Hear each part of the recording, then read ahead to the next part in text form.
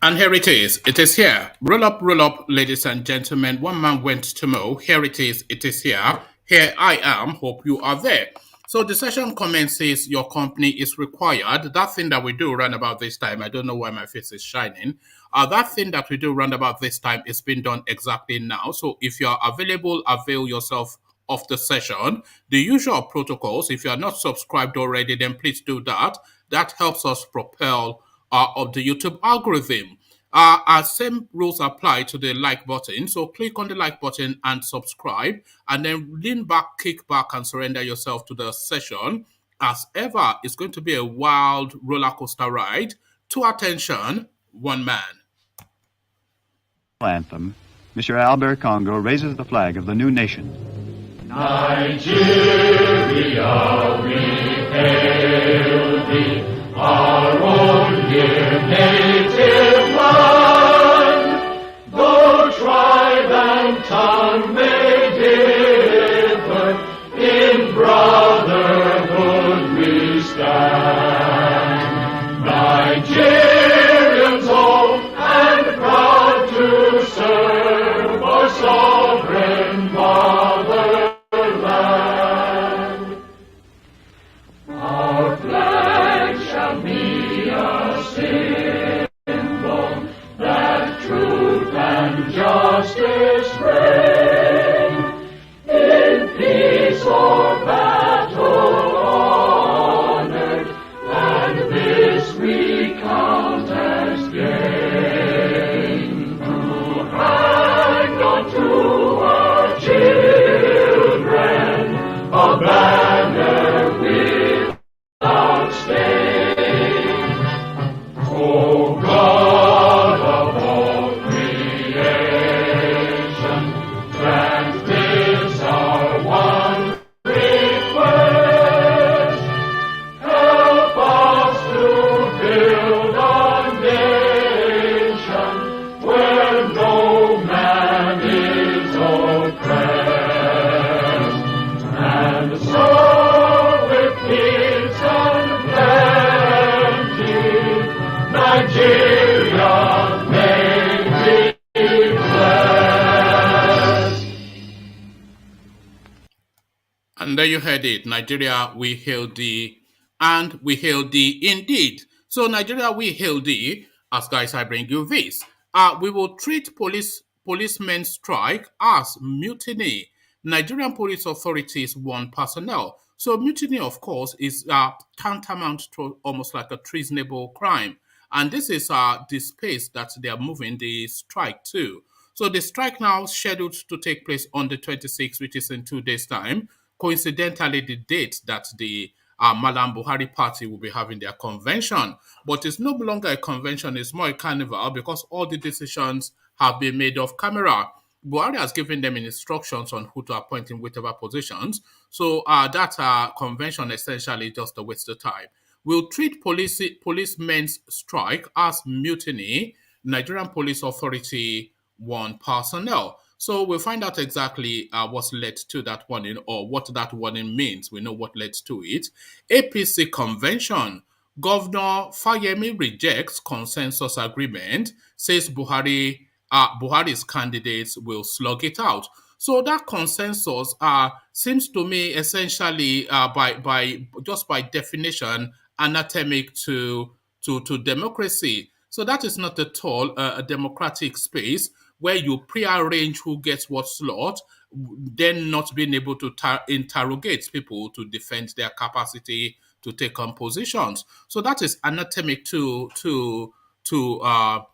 democracy. That is undemocratic, that idea of a consensus candidate. And Fayemi somewhat shares the same view. APC convention, Governor Fayemi rejects consensus agreement, says Buhari's candidates will slug it out. So there it is right there. They will have some sort of a sham of a process and still slot Buhari's appointees in position anyway. EBONYI man arrested for wearing BIAFRAN flag dies in EBONYI man arrested for wearing Biafran flag dies in police custody. So there it is right there. This is not the first time that we've come across this narrative. Somebody positioning themselves in alignment with Biafran space by support of the apparel that they've chosen to wear. I'm talking about really that famous Igbo actor that was brutalized somewhat in the eastern space. So he, by virtue of name recognition, was able to escape. But it looks as though this young man was not so fortunate. He lost his life to just wearing for no higher crime, for no higher a crime than just wrapping a flag around his body. Ebonyi man arrested for wearing Biafran flag dies in police custody. So that's essentially the narrative that we've been hearing out of the eastern quarters throughout essentially the Buhari administration. 2023, I will move Nigeria forward if voted president. Peter Obi now throwing his hat into the ring at the 11th hour. They've been asking him for long enough, and he said he was waiting to see if the presidency will be zoned to his own local authority or to his own home, even to his own very front gate.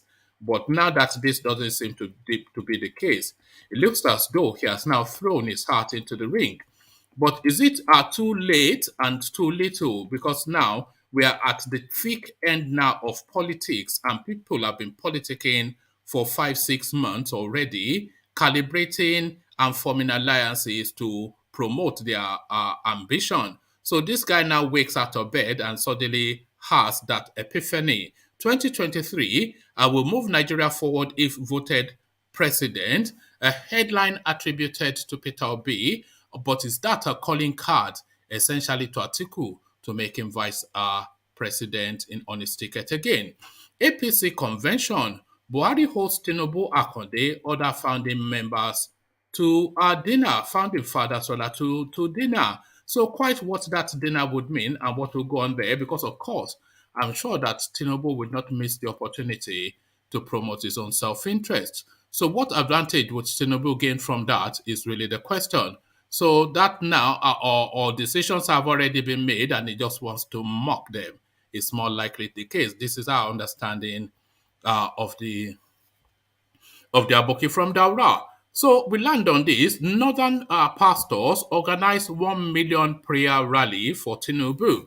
So this is it now. The one name that recurs as a constant decimal within the Nigerian presidential space is Tinubu. That is the foremost name that has been discussed, and then followed by Atiku. So if Tinubu does not get the ticket and subsequently does not become the president of Nigeria, it would not be for reasons that he did not try. Because there is very little more that this guy could be doing to propel himself forward and present himself to the people. He's covering every single base and is trying as hard as he knows humanly possible. So if he does not become the president, then that is essentially the will of God. So it's not willed to be the president. That will be the case, because there's absolutely no thing that he could be doing that is not already doing. So I was just looking at another headline to see if I should bring you it or not. That was why I paused for a moment there. But let me bring you the headline anyway. Opposition parties are disunited because they lack father figure like Buhari. Ahmed Lawan, of course, calling his contemporary or his father. So I'm not quite sure.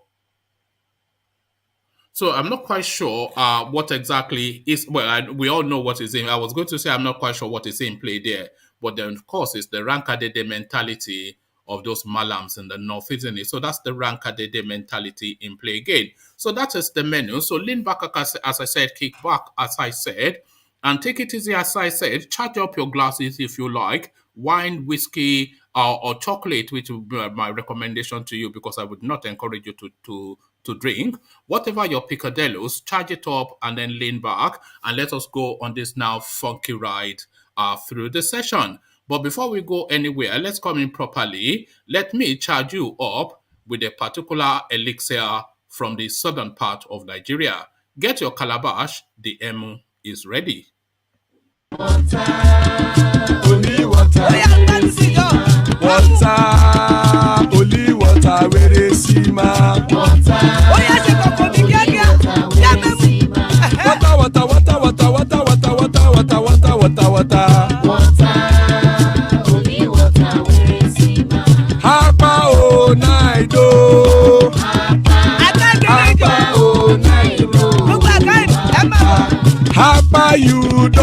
come o.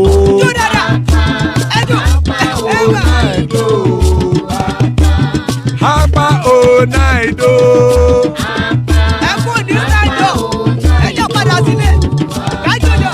Oro kẹ̀kẹ́ ẹlẹ́mùrè o. Ilé sọ́díyà kẹ̀kẹ́ ẹlẹ́mùrè o. Bobby Master kẹ̀kẹ́ ẹlẹ́mùrè o. Chief Wáìlà tí kẹ̀kẹ́ ẹlẹ́mùrè o. Eruku lẹ̀lẹ̀ ẹlẹ́mùdé.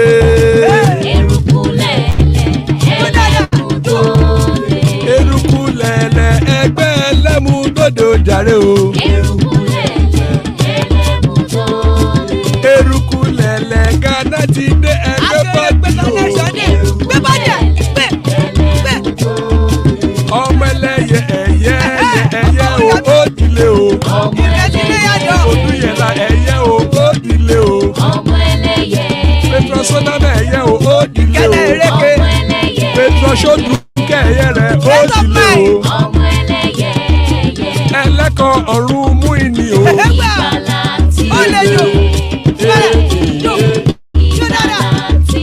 Àkùkọ ọ̀run mẹ́kọ̀.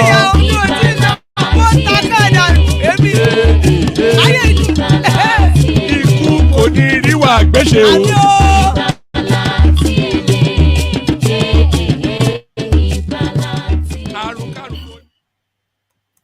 And there you heard it from the Kegites. Iku Kodinriwa Gbeshe, may death have nothing to do with us. That is the simple prayer, but probably the most foremost prayer of all. So you start with death not having anything to do with you, and then you cascade your prayer, or then you maybe cascade or de-escalate your prayers from there. But your starting point is always may death have nothing to do with us. Iku Kodinriwa Gbeshe. So Iku, pardon me. So, Iku Koniriwagbeshe, as guys, I bring you this. We will treat policemen's strike as mutiny. Nigerian police authorities,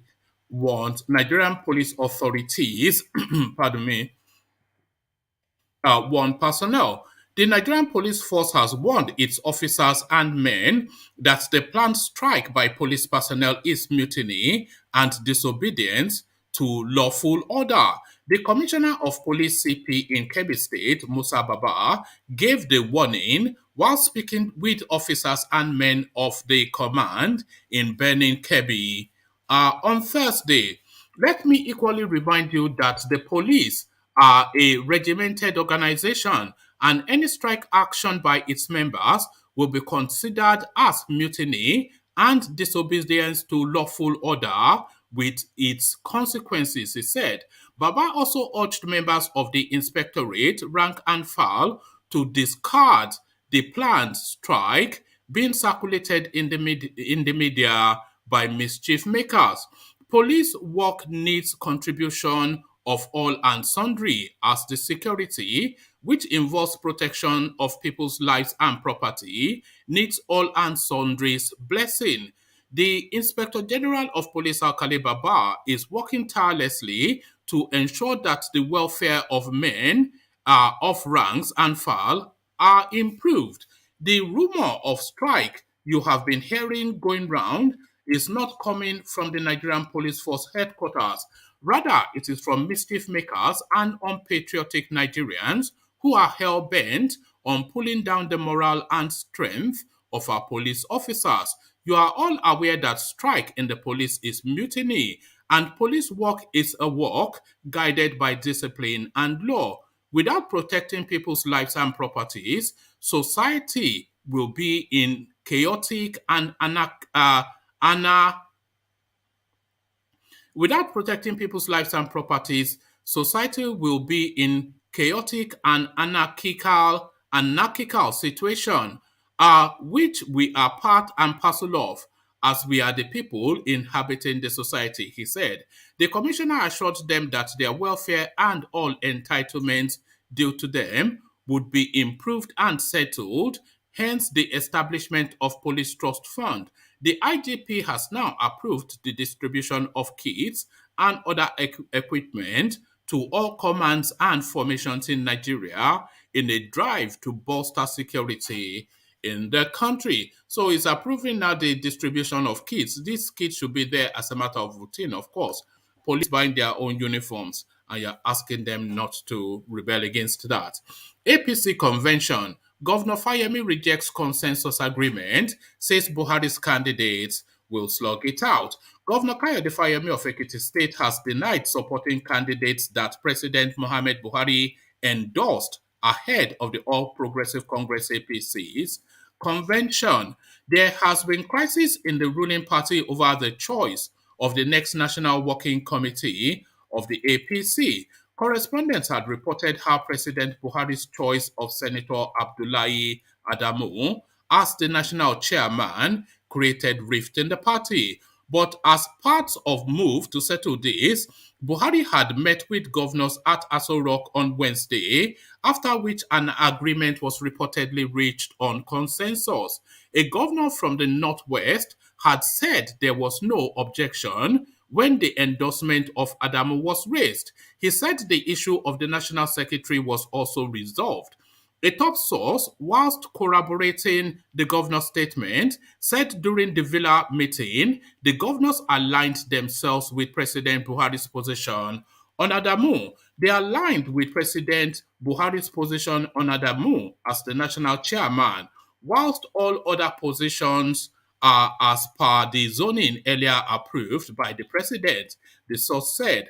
Briefing journalists after the meeting, chairman of the Progressive Governors Forum and governor of Kebbi State, Atiku Bagadu, said a truce has been reached to fill the NWC positions through consensus. He said the PGF was in support of the chairmanship candidate being backed by President Buhari, although he refused to name the candidate.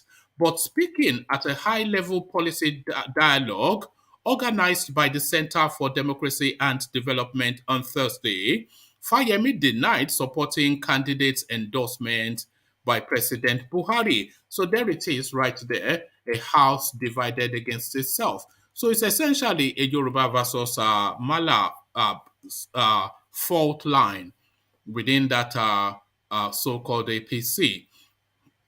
Ebonyi man arrested for wearing Biafran flag dies in police custody. A man, Ozuma Bright Chimeze, who was arrested by police over an alleged connection with Biafran agitation, has passed on in police custody. The information was made public by Kanunta Kanu, brother to the detained leader of the indigenous people of Biafra, Nandi Kanu.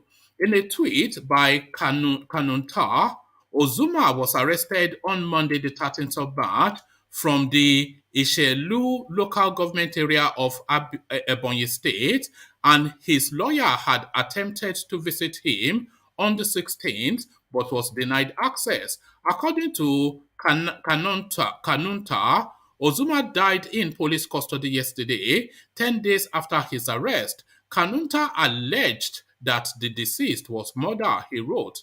At State Department, at Leah Harding, Bright Chimeze of Netsi in Isheolu local government area of Ebonyi was arrested on the 13th of the 3rd, 2022 by the Nigerian police force. On the 16th, his lawyer went to see him at the police headquarters in Abakaliki. He was denied access. Today, he was murdered by the police at their station. Reacting in a post on his Twitter handle, Special Counsel to Kanu, Aloy Ejimako, challenged Igbo politicians to fight against injustice in the region rather than engaging in talks about election. He tweeted, "They are in the Igbo, especially politicians. Why are you talking about 2023 elections and not the rising violence and injustice in the Southeast, plus the militarization of the Southeast? Who will vote for you? The thousands that are either in jail or dead," and then it ends that with a question mark. This comes hours after the release of Gloria Okolie, a 21-year-old lady who was detained for 150 days over alleged links with IPOB. Okole was arrested and had been enslaved since June 17, 2021, by operatives of the Inspector General of Police's Intelligence Response Team in Imo State. Okole was illegally detained and held in a cell by the Inspector General of Police Intelligence Response Unit of the Nigerian Police Force for months on allegations of spying for the indigenous people of Biafra IPOB. Okole on Wednesday perfected her bail conditions and regained her freedom, human rights lawyer Samuel noted. So there it is right there. They continue to savage and to ravage within the eastern quarters. But it looks as though hope is on its way. Rescue is on its way for the east. Rescue is on its way for the east. 2023, I will move Nigeria forward if voted president. Peter Obi finally gets out of bed.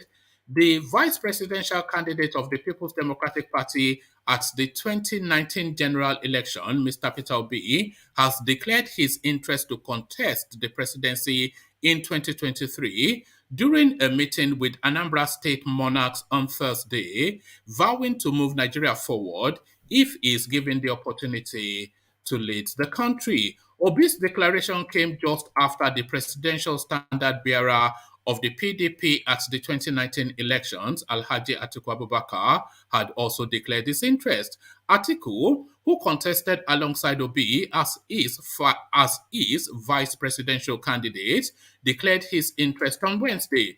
Obi, who made his declaration known before the traditional rulers in Akwa on Thursday, said he decided to tell the monarchs first in order to seek their blessings and prayers. I am talking to the traditional rulers because if somebody begins any journey, he must first tell his fathers. I am telling you, as my fathers, that I am coming out to contest the position of President of Nigeria. You know me, and you know how Nigeria is today. In 2019, I went with Atiku as the vice presidential candidate, but today I want to come out on my own. I just came to seek your blessings as the traditional rulers of the state. I am here to tell you, as my own fathers, that I am aspiring to be president of Nigeria. The former Anambra State governor said that after carefully evaluating and analyzing Nigeria's current challenges, he discovered that the country what the former Anambra State governor said that after carefully evaluating and analyzing Nigeria's current challenges, he discovered that the country was at its lowest ebb and needed somebody like him to move it forward. He said that he strongly believed in a united Nigeria and came into the race to move the country forward and secure it. If I am voted as the president, I will secure Nigerians, create jobs for the teeming youth of the country, and pull Nigeria out of poverty. Everything I have done regarding resources, I have managed them proudly. I want to move this country forward. I am a Nigerian. I believe in one Nigeria. I want to secure it. I am not just aspiring for political position, but to serve and move the country forward. I have all it takes to be president and move the country forward, he added. Speaking at the session, the senator representing Anambra Central Senatorial District, Uche Ekwenife, called on the royal fathers to endorse Obi with their royal blessings. This is to inform the traditional rulers in the state to pray for the Peter Obi presidential ambition. She added, she urged the traditional rulers as the custodians of the tradition of communities to tell their people that Anambra was in the presidential contest, adding that it was not only Peter who is in the race, but the entire state and the country. So there it is, right there. The Eagles finally birth into the presidential race. But too little too late, or is it just in time? You tell me. APC convention, Buhari hosts Tinubu, Akonde, other founding fathers to dinner. President Muhammad Buhari on Thursday President Mohamed Buhari on Thursday night continued his consultations with critical stakeholders of the ruling All Progressive Congress APC. He hosted the founding fathers of the party to a dinner. In attendance were the national leader of the party, Asiwaju Bola Ahmed Tinubu, the first interim chairman, Chief Bisi Akande, Minister of Science and Technology, Dr. Ogbonnaya Onu, former Imo State Governor Rochas Okorocha, former Kano State Governor Ibrahim Shekarau, and former Sokoto Governor Aliyu Wamako. Others were Governor Nasir El-Rufai, Aminu Masari, and Minister of Transportation Rotimi Amechi. So I wonder if the decision is then being made to pick the candidates. So present yourself and tell me what you have to offer is what they are looking to discuss there. Because those are the runners and riders right there. The president comes out of that mix as far as the APC is concerned. But who is Buhari going to tell them that he has picked is the question. So after that meeting, by the way, if Tinubu resigns, then we'll know that Buhari has told him then it's not no can do. But Tinubu continues to push though. 2023, Northern pastors organized 1 million man prayer rally for Tinubu. Some Christian clerics under the aegis of Northern Clergy and Christian for Tinubu 2023 on Thursday staged a special prayer rally for the national leader of the All Progressive Congress APC and 2023 presidential hopeful Asiwaju Ahmed Bola Tinubu at the Unity Fountain Abuja. The Christian preachers said the decision to pray for the presidential ambition of the former Lagos State governor was informed by the Holy Spirit. The clergies offered prayers for the will of God for Senator Tinubu's presidential ambition to come to fruition at the rally, which was also attended by their followers. Speaking to journalists shortly after the 1 million man prayer rally, the convener, Bishop Sunday Garuba, said God expressed it in their hearts to pray for Tinubu's presidential ambition. He said it was the culture of the organization to always pray and intercede for Nigeria.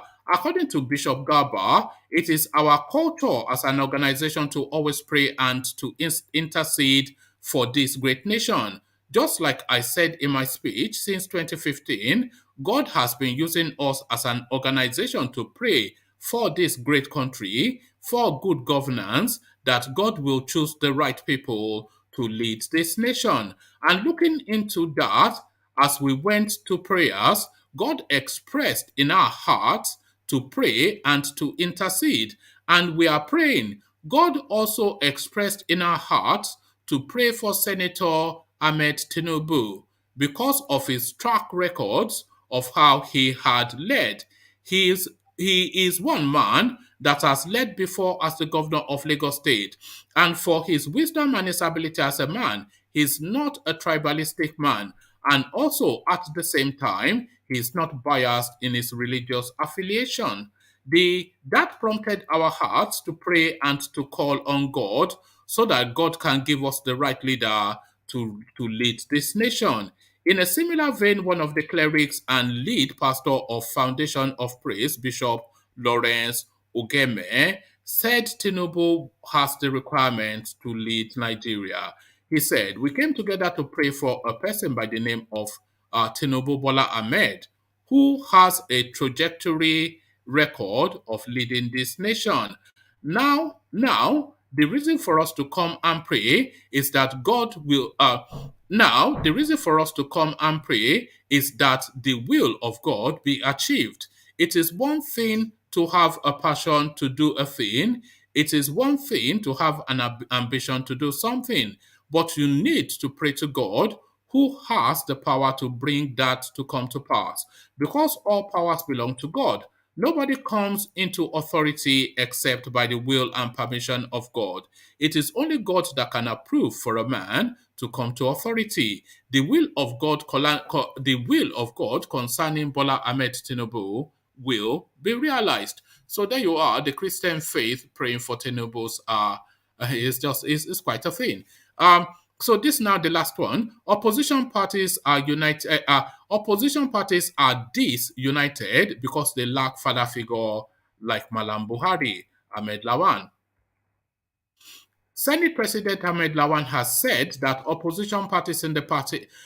Senate President Ahmed Lawan has said that opposition parties in the country are disunited because they lack a father figure like President Mohamed Buhari. Speaking on Thursday, March the 24th, after the leadership of the National Assembly met with President Buhari ahead of the All Progressive Congress APC National Convention, Lawan stated that Buhari has been able to ensure that rifts within the party were properly mended. He said, I want to say this morning. I want to say that this morning with President, let me try that one more time. I want to say that this morning with Mr. President has given us more energy. We believe that there is a father, at least in our party. There is a president who will ensure that once there are disagreements, is able to call everybody to order and ensure that the family continues to remain united. And that is what we have been able to achieve over the years. Well, I don't want to be very partisan, but of course, when you have a father in the family and a mother, I wonder who the mother is. That would be Rotimi Ameti, because we heard that he has a particular, we heard that anyway, he's a particular sort of a guy. So if Buhari is the father, then Rotimi Ameti has to be mother. I need say no more. Well, I don't want to be very partisan, but of course, when you have a father in the family and a mother, then you are likely to have a stable family. And when you have only one or none in the family, you are not likely to be successful. The family is likely to be disunited. And that is what other political parties are probably facing. And I want to add here, finally, to say that we are committed to ensuring that this political party does not only have a successful convention, but a very successful, peaceful, and safe electioneering campaign during 2022-2023 general elections and the general elections during the 2022-2023 general campaigns and the general elections by the grace of God. We'll see Nigerians voting once again for the APC because we have so far done so much in the areas that matter for people of this country. But that is not to say that we are not facing some challenges. We are. But we are squaring up to ensure that we deal with those challenges. Lawan also said that they are committed to ensuring that the APC has a successful and peaceful convention, and as such, a unity list of officers to be elected for the party is expected by Friday, March the 25th. He added, we hope to achieve a consensus in selecting and electing officers for the party. We are prepared to come up with a unity list. So there it is right there, a unity list. And now the discussions ongoing for the president that they are going to just pick from a hat. So, Prof, we see you. Ovie, we see you. Ajale Koko, we see you. Thomas, now Mazi Thomas, we see you. Ete of Africa, we see you. Thank you for being here, gentlemen. So, pardon me. Let's come first to Prof. So Prof, are you ready to go, or do you want me to? Yeah, I'm ready to go. I'm ready to go. Brilliant. Good to have you, Prof. So let me take you first. Let's start from the beginning. The police threatening to go on strike, which will be on Saturday because the 26th is the date that they've picked for the strike, which coincidentally is the date of the convention of the PDP. But the police authorities are now claiming that they are going to treat that as mutiny. What are you then making of this, denying these people their rights to go on an industrial strike? But then, of course, I've never really known the police to go on strike anywhere. So is there a law even that prevents them from doing that? What is your understanding of that space? My understanding, number one, them treating it as mutiny is wrong. Number two, I won't call this number two. There's a time in Nigeria the police went on strike, if you could remember. I'm trying to remember the year. Trying to but I know that thing happened before 2010. You understand? And I remember there was some police superiors that locked up the juniors because of doing that. I don't want them to see. There's one thing our nation should start doing. There's a reason for this strike. This guy just didn't wake up to engage, to embark upon this strike. There is something. There's a reason behind this. There's a problem in our nation that pains me. They should try their best to address the problem, not trying to address, or let me not use the word address, but use the word activate punishment for something of this nature. You understand? I don't want the nation to continue at mutiny. No, no, no.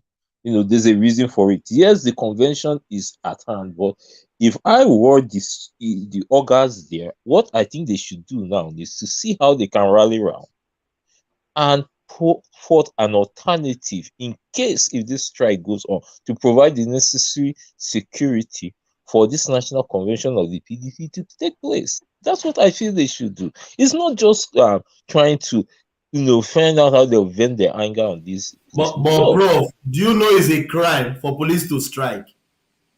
my brother, I agree. But I don't know, but I'm not surprised because It's a crime. It's a mutiny. It's a crime for police to strike. they can see it as mutiny. But when you look at the position they are taking, you go ask yourself, is it fact or not? Police too are tired of securities.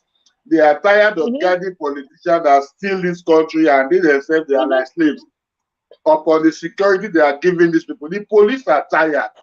So they must try to look their grants in which then they come up with this striking level and forget about this issue of mutiny. All those are way to silence the right of this police, not to voice their grievance with regard to how they live their life as security forces. What are we talking about? They should allow them speak to their own life for this Nigerian space. Let us see if they are being treated fairly or not, than for them to tell us that they want to commit mutiny and silence them so that they themselves cannot voice out their common human rights. I don't agree. They should ensure they should go ahead with their protest. All right. The ground in which they are going. All right. Thank you, Igor. But yeah, I too feel that I'm not sure it should. I'm pretty sure it should be, and if it's not, then I'm certain it will be against the law for the police to go on strike. Do you know what it means for the police to go on strike? That means the country has no protection. What will be the consequences of that? People will just be entering people's houses to. I agree. I agree in all these things, but that's what I'm saying. That's what if I were these superiors in police, this is what I would do. That day is critical. Then they should come into a round table. Sorry, Ego, and Prof. Give me a moment. Bia, I'm surprised to see you here after the demonstration you put up the last time. Excuse me. Do you want to apologize to the space? I'm not first apologizing. For coming here to screech and squeal. Do you want to apologize for that? I'm not apologizing because then you were rude to me. Then you are excused. If you don't want to apologize, then you're excused. Can you leave? I'm not leaving. You can block me. I'm not saying that. What? No, I'm not going to tolerate that sort of behavior. And in CBD too, you are part of it. I won't put up with it, so don't do it. So sorry, back to you, Prof. But Prof, there was an incident though that she went over the line. But carry on. Okay, it's a pity that such happened. I just wish you treat it well. I still welcome her back here. The thing is, I wish people should realize that I know there are some things being said. One man, can we apologize on her behalf? Please. No, don't worry. Just leave it there. Let's just okay. I'm not apologizing on her behalf. The only thing I want to say is that sometimes I believe in one thing. I believe anywhere I am, I try my best to put forth an environment that will tolerate in a conducive friendliness. That's the type of person I am. Yes, but I'm of the thought that she and maybe some people, they're actually out to sabotage the platform. This is what I've concluded, and I cannot let that happen. I've put in enough effort to build it up to allow it to be sabotaged. by anybody. So I won't allow that. Okay, woman, let's go on. So Yeah, so this is the what I police have to say. to the police mutiny, yeah. Yeah, that's what I have to say about that mutiny. I know there's a high tendency. I don't know if it's a crime, but I believe strongly it tends towards being a crime. Let me just use this set of words towards it. No, Prof, it's not tense. I It's think a there should be a crime. roundtable discussion. The Okay. authority It's a should call the crime police. for police to strike. I like what you said. Oh, no, It's it's a not crime. tell that it is a crime. You understand? But the government should realize they should allow these people exercise their human right, opinion, express what their intention. You understand? So Yeah. that's it. That's what I have to say concerning that. Yeah. Hello? All I'm right. still here. Yeah, I'm here. Thank you, Prof. So, Prof, let me acknowledge Alexander Gomez's super chat and then we carry on. Folks, we need to appreciate the moderator by hitting the like button and subscribing simultaneously, says Alexander Gomez via super chat. So, follow Alexander's direction and do exactly that. So, let me take you now to the next talking point. Actually, let me take you to this space. Peter Obi finally declares for the presidency. We've waited for him long enough, and he was showing off and saying that they have to come and come to his own front door and offer him before. So now he's now stated his intention to run for the presidency. But then a lot of people have been already campaigning heavily for 3-4 months. So is it already too late for him even? Or is his declaration even just to alert to the space that is still available, only to settle then for the vice presidential slot that he had with Atiku in 2019? Is his declaration actually a come and get me to Atiku to make him vice president again? What are you making of What I will have to say about that, I think the man, his intention, as you said, is to allow the spaces available. But it's not that I'm wicked or I wish him bad luck. I remember listening to Maegu today. He said it's just a pity that he mentioned names of people. He said out of these people that some people will still go and settle. Either no, he didn't use the word settle. He said they will either be settled to leave the space. Let me use my own words, to leave the space so that the big guns will move forward. Do you understand? That is what it tends towards to. I think this word tends towards to is suitable to be used.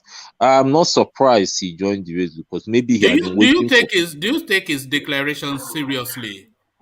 Yeah, I take his declaration seriously. You understand? I take it seriously, even though I still see him, either settling for vice president or anything. But to me, if he settles for vice president, I don't see it as being bad. Because what I'm concerned now is this nation needs to be fixed. There's so much going on in this nation. And I believe he can be part of those that could fix it. If he's truthful to himself. He did that in Anambra, the state I'm from. Everybody knows that. And that's it. I wish him the best. I'm not surprised. He's coming out now. It's not too late. It's not too late. Yeah, go on, Charles. I think PDP is the best guy for the job. Mike, he's the best guy. He's likable. He's fairness. He's strong. He's not weak. He's the best guy for the job. If Najib realized PDP is the best guy for the job, look what he did in Anambra State. He's the best guy for the job. What did they do in Anambra State? He's better than Tinubu. What did they do in Anambra State, Charles? He built good. He's the most popular guy in Igbo land. He's popular. He's the most popular guy. That what makes him the best for the job? He's popular everywhere in Nigeria. He's the most likable guy. If you like him, Tinubu is the worst guy. Tinubu is just a guy that just pay him to be president. That's a fact. Tinubu is liked by the youth and the people. You see, that type of only guy. Tinubu is liked by the youth and all the people in Nigeria. He's likable. You see, that's the guy we need. Not like the guy Tinubu who isn't liked by the evil politician. We don't need that guy. All right. In Nigeria, we like. Okay, so it's nothing to do with the fact that it's an Igbo man. It's just the best man for the job. Okay. But one minute. Okay, so that is your unbiased opinion, Charles. You see, one minute, you gotta listen. One minute. In Nigeria, let's say the truth. If a guy is likable by the youth, liked by everyone, Tinubu's only likable by the politicians. That's a fact. How many Yoruba youth like Tinubu? None of them. Nobody, not even Yoruba adults, like not even old people. Nobody likes Tinubu, but he will still be president. That's just the thing. It's a fact. Tinubu is a pawn used by the North. Don't you think that's a pawn? That's a fact. No, I think so somewhat, but we see how the game plays out. Then we can really say that. I'm sorry to say for Yoruba brothers. I'm sorry to say. No, there's nothing to do with the Yorubas, by the way. He's a man pursuing is not a Yoruba champion. It just happens to be a Yoruba man. Like you said, the Yorubas don't like him. Nobody likes Tinubu. That's why I think Obasanjo is the best Yoruba president, in my opinion. Do you know why I say that? Why? Because he know how to handle the North. He had to go toe to toe with them. Oh, all right. Tinubu is just a pawn used by the North. Because the North know that if they pick Tinubu for 8 years, they pick another after that. They know what they're doing. We need a guy who's elected by the youth. If you guys want to change Nigeria, we need a guy like Peter Obi. He elected, but everyone liked him. You see, he's smart, he smiles, he's happy. He's not weak. He's strong. That's the guy we need. We need a guy who's sick, who's shaking his hand. We don't need that. All right. Thank you, Charles. So let's get back. Let's have Prof round off his thoughts on that space, and I'll take him to. Yeah, so that's what I have to say concerning that of Obi. You understand? I wish him the best, but my advice to him is, if he's thinks he's going to do that, he should make sure the party he is quite popular. The two popular parties we have here is PDP and APC. He's no more an ABGA, so that means he's in PDP. Unless if you go back one to man, ABGA, please bring Bia back. What do you mean bring Bia back? She's left. Look, let Bia go, man. There's nothing to do. Just no, we won't let her go now. She's the only female among us. No, it doesn't matter. She wants to sabotage. She wants to sabotage the platform. Should I allow that? Should I allow her to sabotage the platform? No, she's trying to rile tribal people against the platform, which she succeeded in doing. But I won't allow it. I won't allow her to. No, it was, But just leave it, man. Don't worry. I don't think she's being malicious. No, she was, and you were part of that little cameo that we had the last time as well. When you tried to ambush the platform with ethnic tonality. Gender bias, one man. No, it's not gender bias. Whatever was said, it's not like it's the first time. This guy is back. No, it was. Just leave it now. Just leave it now. On behalf of the house, we are saying please. Let her she's gone now. What do you want me to do? Just leave it, please, now. Send her a notification. You're drinking One man. Sorry, excuse me. Sorry, what I'm trying to say is that I understand what you mean, but you see, it's not like that was the first. On this platform. No, that was a deliberate. No, I've noticing a trend that. There are times. Sorry, if you want us to address it frontally, we can address it frontally. Okay. I have noticed a trend that people from your quarters are trying to sabotage this platform, and that's been going on for long enough. We had an element called Rowley.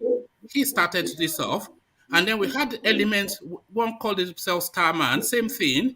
Another one, Morris, same thing. And then we had Pansat, same thing. We had another one who called himself Emeka, same thing. Bia, same thing.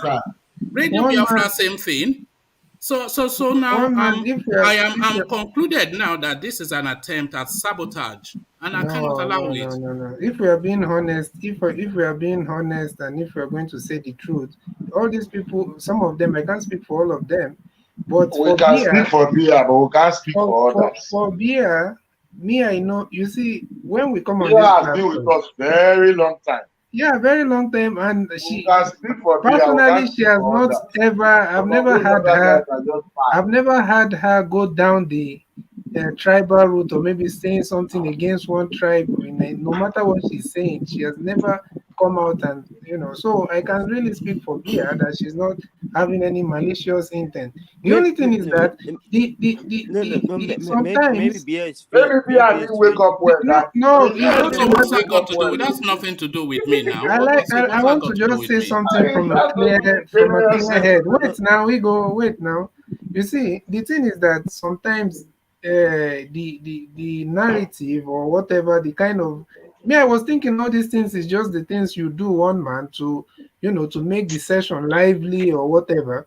But you see, sometimes also these people will see it as depending on No, their no, level you of guys understanding. went too far that day, oh. Screeching and squealing and just Yeah, charging up, you know, and if then we're being honest, you also admit. and I'm starting to notice it as a trend that if you somewhat, No, no, one man, you yeah, always because usually I'll give sometimes you the trajectory now, and it's always the same you people. always spoke on this Igbo thing, and you know that I poke everybody at can, everything. I poke at everything. I poke at everything. everybody knows that if we are being honest, you always spoke at this, and so you sometimes maybe she reacted, overreacted, or whatever, but you know that you always spoke on this Igbo. You always like, you know, you know what you do, one man. But the only thing is that. Yeah, you know what you do, and the only thing is that probably she did not now. Well, now you are even laughing. You are smiling. No, I'm not. I'm Bia not was laughing. unable to Because bear the rhetoric of one man, and then she responded. That's why I'm saying that we should No, not use it really, against her. we love Bia. Okay, Because certainly. Bia, Okay. Sorry, guys. I'm going to. to. I'm going to. If you want us to end the session, let's just end it. Let's just carry on now. What are we doing now? So let's just carry on. You know, let's just carry on. It's not really about it. It's not even about me. We have to Let's keep it move to the forward. Let's move forward. let's just go on. So let me move you on. So we're still with the East, Okay. by the way, Prof. No problem. No But problem. we're speaking to this is a recording decimal. I can bring you 1,000 stories of the East, but if you are saying that the East is being circled for especially brutal treatment, there's certainly sufficient enough evidence to conclude that a EBONYI man arrested for wearing Biafran flag dies in police custody. So remember, just a few months ago, when we had that senior actor who was arrested just for draping a flag around himself and handing out breads on the street, he was brutalized by the army, who then warned him that he was being a secessionist. So I'm not aware that the Biafran flag is declared illegal in Nigeria to the point that you pay with your life. So what are you then making of this narrative of this man? I can bring you 1,000. It's just to the same story in the East. What are you making of that?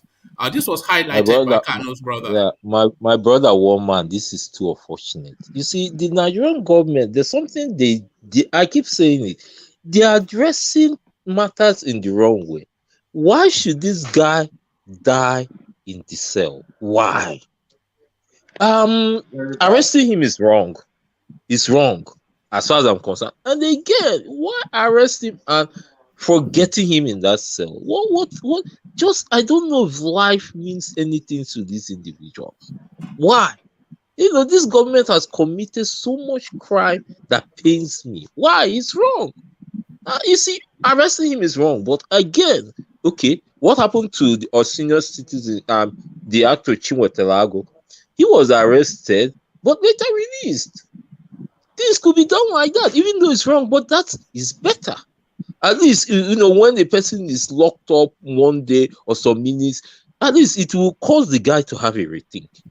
You know, they should try to. I suspect that they tortured him to death, you know. This is what I imagine that they would have done. Of course. It's not the same. There's one I came across that was last year on YouTube of a singer in the East. I don't know the state.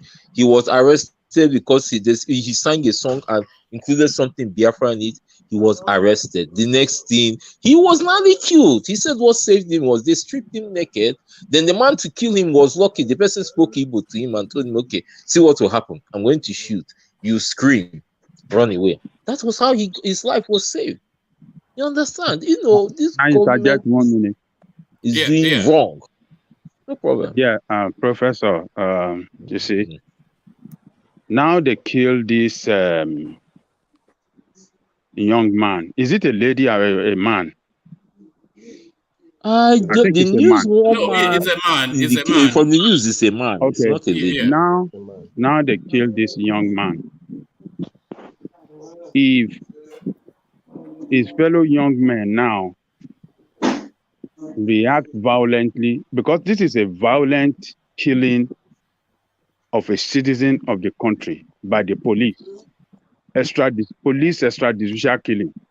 If these young people now comes out tomorrow and react violently and they start killing police, they will say Igbo people have started. All these young Igbo or these stupid people, they have started again. They don't love peace. They don't love their land. This is the way Nigerian state using this criminal police officer to kill the citizen everywhere. Are you going to tell me that people does not have right to react violently against this violent killing of a citizen? This is the way, this is what they will do. And when it turns to violent, some people will start talking, some people will start blaming, oh, they destroyed things, they do this, they do this. This is what they did. This is what Nigerian state did to the leader of, what do you call it? Boko Haram. Exactly. This is what the state, this is what they did to that country. Look at what we are going through in that country today as a result of killing of one person in the north. They killed the leader of this Boko Haram. And look at what this thing is costing that nation today. So if young people now gather themselves, arm themselves, and start killing the state, I mean the police everywhere in the east now, they've said, oh, Igbo people are violent people or they are criminals. And they will declare them as terrorists. This is what they did that turned Boko Haram into a violent group that we saw. Look at thousands of people that have been killed, thousands of police officers, thousands of army, thousands of innocent people, people that have been displaced from. Look at the way. So this is the way Nigerian state causes, when they cause the problem and it will boomerang and they will start blaming people. So I just want to chip in that point, Professor, you can continue. You see, that's why I know why the Igbo people are mad. And I know why they're mad. Because Nigeria have always been doing this, killing people for no reason. You see, it's not unique or peculiar for people to be tortured or sadly to death within the Nigerian police system. Yeah. But the reason why they pick this guy up is really is topical somewhat, and it's wrong too. You cannot say because he's just draped a flag around himself. That's sufficient enough reason to. It's just wrong. To die, yeah, my brother, die in the police custody. It's bad. And then now, the same police are telling us they want to go on strike. The country is saying they should not go on strike. These same police, see, the government should negotiate with the police. Yeah, that is what is going on. You see, that's what I keep saying. The nation is high time they address things the right way. Yes? Can I advise our people too? Maybe they should stop wearing these things so that they can live. That is, maybe they should stop wearing it. No, you can't ask them not to wear it now. It is their right. What of this killing? What of these killings? What of this arrest? They should stop wearing it so that they may live. Because now they are incriminating wearing BIAFRAN stuff now. Maybe they should stop wearing it. So when does it stop? When does it stop? Where does it stop? If they stop wearing it, then what next would they concede? No, they will not be arrested. Have the issues been addressed? That is the problem. If you say they should stop wearing it, have they addressed the issues that they actually? They haven't addressed the issue. The people are still agitating because they believe that this is the only way out. Not until the federal government address this issue, then the people now realize whether or not they want to stay or leave. If they still have this notion that they want to leave, they still will continue wearing it till their demands are met. The demands are not met, so they are still. Look, freedom is something you don't just get. You fight for it. This is a way of showing that we need this thing. At least the issues are addressed. If the issues are not addressed, then the people will continue to die until they get it. If they don't get it, God forbid bad thing. Ukraine and Russia are there doing their own. Let's not go back to 1960s. It will be a repeat of that time. Let the issues be addressed. If the issues are addressed, then the people would know where they belong. Now they don't know. They are just hanging. They are still sending the message. They are still sending the message. You see, Ugo, for me, it's two separate matters. The Biafran agitation is one thing, but this guy's right to dress as he will is another thing. And if he It's still wants the to wear, agitation. yes, It's why they are still wearing that clothing is because they are agitating. They are passing a message.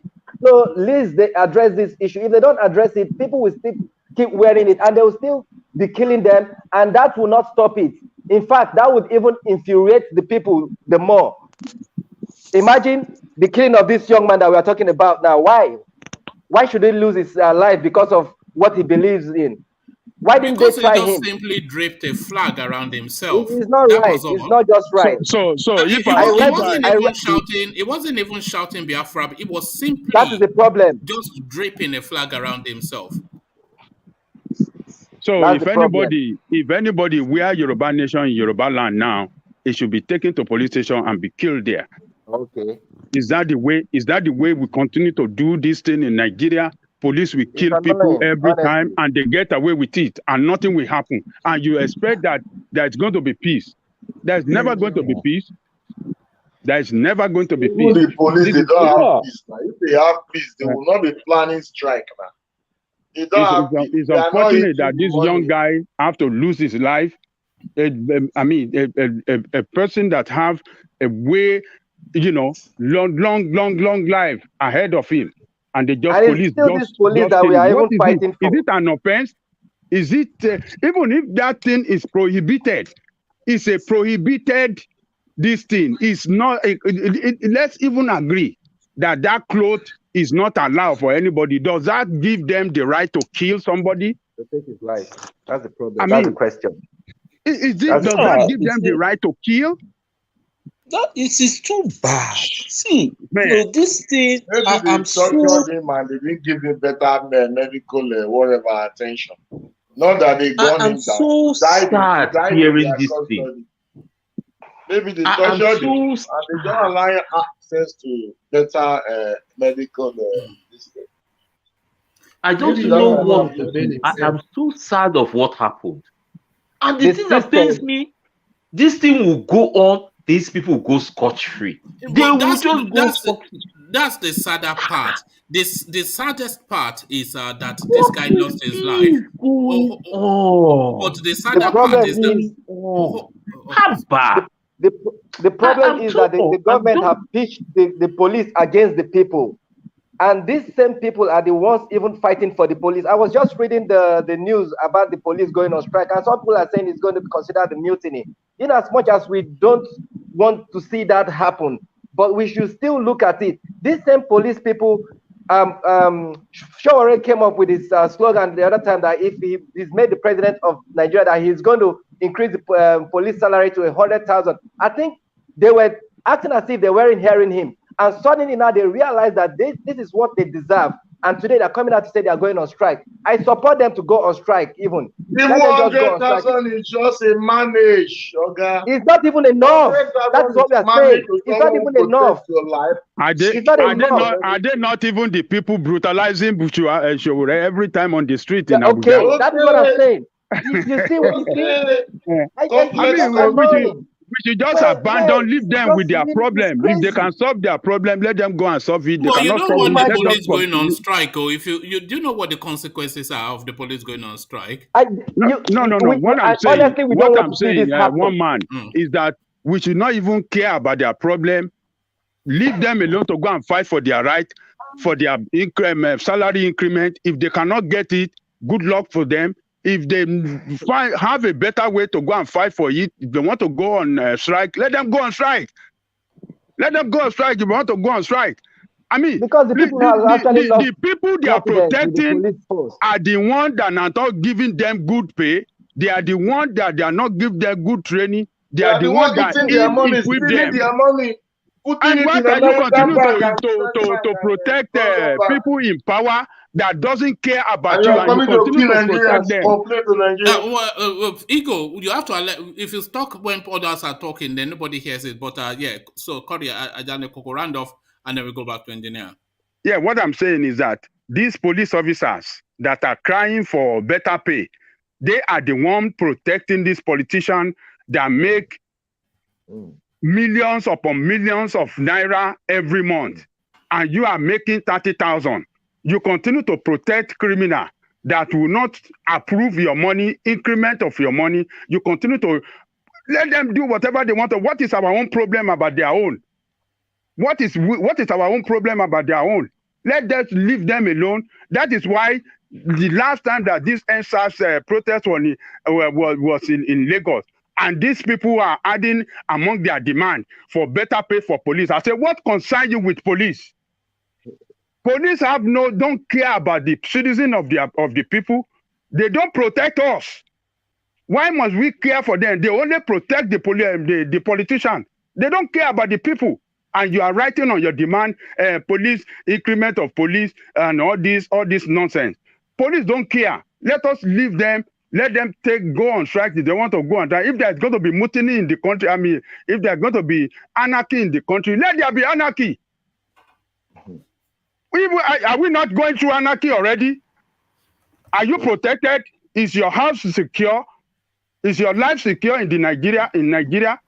It's not secure. We are going through anarchy already. So let them strike if they want to strike. Who is going to lose? I think the citizens will lose, but I say the citizens are going to bear the brunt. Yes, the when poor there's no people police. that will suffer. No, citizens don't get protection from police. Citizens don't get protection from police already. It is the rich people. It is the politician that will lose. The citizens do get protection from police. The police present itself a deterrent to criminality. Where is police presence in Nigeria? Tell me. You mean if they removed the police from all of Nigeria for one day, you think the country will not cannibalize? I want it even be removed for like 30 days. Oh God. Let it be removed for 30 days. Let's see who is going to suffer between poor man and those rich people that have their protection. Everybody will solve. Don't worry. Everybody. It's not every rich man is a still have criminal. The military. They still have some soldiers around them. Well, let them. Okay, why are they not interested in solving their problem if they are that important? If police is if their service is that important to the country, why are these politicians not doing something about it? I mean, we are. It's true. It's true. It's true. Yeah, go on, Nigo. You think it's so easy in Nigeria, and you see an inspector or a commissioner of police or inspector general, AIG or whatever, Abakari dealing on drugs in a country? You think it's easy with them? A police officer is on drug business. You think he's the only person? So we are in a situation in this country where in this country they need to repackage the country in a better manner. Not what we are doing now at all. It will not help us. Yes, of course, the police people should be well paid. Because if they are not well paid and they turn against government, then there will be anarchy in the full country. When there is no law and there is no order, everybody begin to go after who they want to go after. Policeman, 100,000 naira is not too much for the police. It's not even enough. It's about $200, $280. It's nowhere near. It's nowhere near. We know it's nowhere near, but we are just saying, let them be in between that range of 100,000, 120,000, 150,000, and they should get their money on time. On time. As small as it is, they will not pay them. They will steal 10 billion. They will use the police to guide themselves. They will not give them money even to put in their pocket. And you expect the police not to revolt. If they want to go on strike, let them go. There is nothing like mutiny. Either they go on strike or you look into their complaint and solve it for them. That is the issue. If they do not come up with any reasonable or meaningful approach to their demand, I support them 100% to go on strike. Let there be chaos. Let anything happen. I support them. Even 100%. By law, for the federal government not to be caring for the police, taking care of their needs and paying them their salary, is a crime against the police also. It's a crime against them. Of course. And against the nation as well. Of against course. the nation. What are you talking about? You what know, are we you talking say that about? you're mutiny, blah, blah, blah. No. It's time we begin to do the right thing in this country. I know the court is there. The court will help us fix things right in this country as we move ahead. Okay, one man. Yeah. What other point will I speak on? Because I think I've trashed this matter of the police. I support the strike. I support it. Sorry to say it. I support it. Despite whatever mutiny they call it, because there's sometimes things go on wrong. Another law will be brought up to counter that aspect of the mutiny, because the government is not caring for these police people. A policeman will be lost in battle. There will be no compensation. Nothing. No insurance. Nothing. For goodness sake. Even as well as they're committing their evil, because this man that died in this custody in EBONYI state, I'm very, very unhappy with what happened. What is this? Someone will die, even dog. I remember some days ago, I was moving on the road. I say a police car stopped. What happened? Another policeman was holding a dog not even dog, I think squirrel that got wounded. I said, oh man, you're protecting animals. Is this kind of thing? Can it happen in Nigeria? But this one, be life of a full-blown man, a head of a family with children, he will die like chicken. So the nation, it's high time they come on to address matters very well, not pursuing means to stop, people crying out or to voice out. It's not going to lead us anywhere. All right. So, Prof, let me take you to this space. The APC, they are trying to pretend as though there's harmony in the house, but the last thing, of course, that they have in APC is harmony. So it's anatomic, even is the antithesis of our democracy to have a consensus process, because it doesn't then allow you to interrogate somebody that is saying they want a position. It's like advertising for a job and then just go and pick in somebody without interviewing anybody. So that's essentially what this consensus, just in colloquial terms, plays out as. But this now seems to be how the APC wants to fill their administrative slots. So Buhari gets to pick the number one, and then he concedes all the satellite positions to others to go and just pick somebody and put in there. So this completely, as I said, the opposite of democracy. And so they said they had a consensus, but Fayemi said, no, we are not all in agreement. He's still retaining that anybody that wants to occupy any post within the party must present themselves at the convention and slug it out. So what are you then making then of this fraction within the APC? And do you think the fault line of that party really is a Yoruba Northerner divide? I would say the divide much more has to do with how the president, the entity in Asorok is handling that matter. You see, when you begin to pick people and put into positions, the people around the corner will never be pleased, because as I think is that Fayemi that said that it's better that they come out to contest it. Yes, because people know that, okay, if one may know he's a better candidate for a position, but just because someone somewhere has the power to handpick people and put in position, things will all go well. It will never all go well, you understand? And I'm not surprised such a thing is happening. You understand? I'm not surprised. I don't think okay, maybe we're noticing this because the party is the ruling party now. We call it the ruling party because the president is from that party, you understand? I think we're noticing it now. Like, maybe I don't think it was there then, because this APC, we know it just came to be a party after before the 2015 election, when some parties like the AC, I've forgotten the other party, they combined together to form the APC. I think there were about 3 parties, you understand? So now, CPC. CPC, I think Action Congress, I think there was one other party now that formed the hand. So, maybe we're just noticing this because, they're the people in power. And I'm not surprised such a thing will happen, because we have a president that, he doesn't follow the due process. It's a pity that entity now, sorry, he just doesn't follow the due process. Sorry to say it, he doesn't follow it. And that's not how things should be run. He's just teaching people growing up a bad precedence. People will think of, okay, this is how this man acts. Okay, when we come into power, we do the same way. That is just the way things are done, because they have seen how this entity, about the Buhari of an entity, is operating. So, it's not the right thing. It's not the right thing. And as I said, the divide, to me, I see it much more as what he's doing.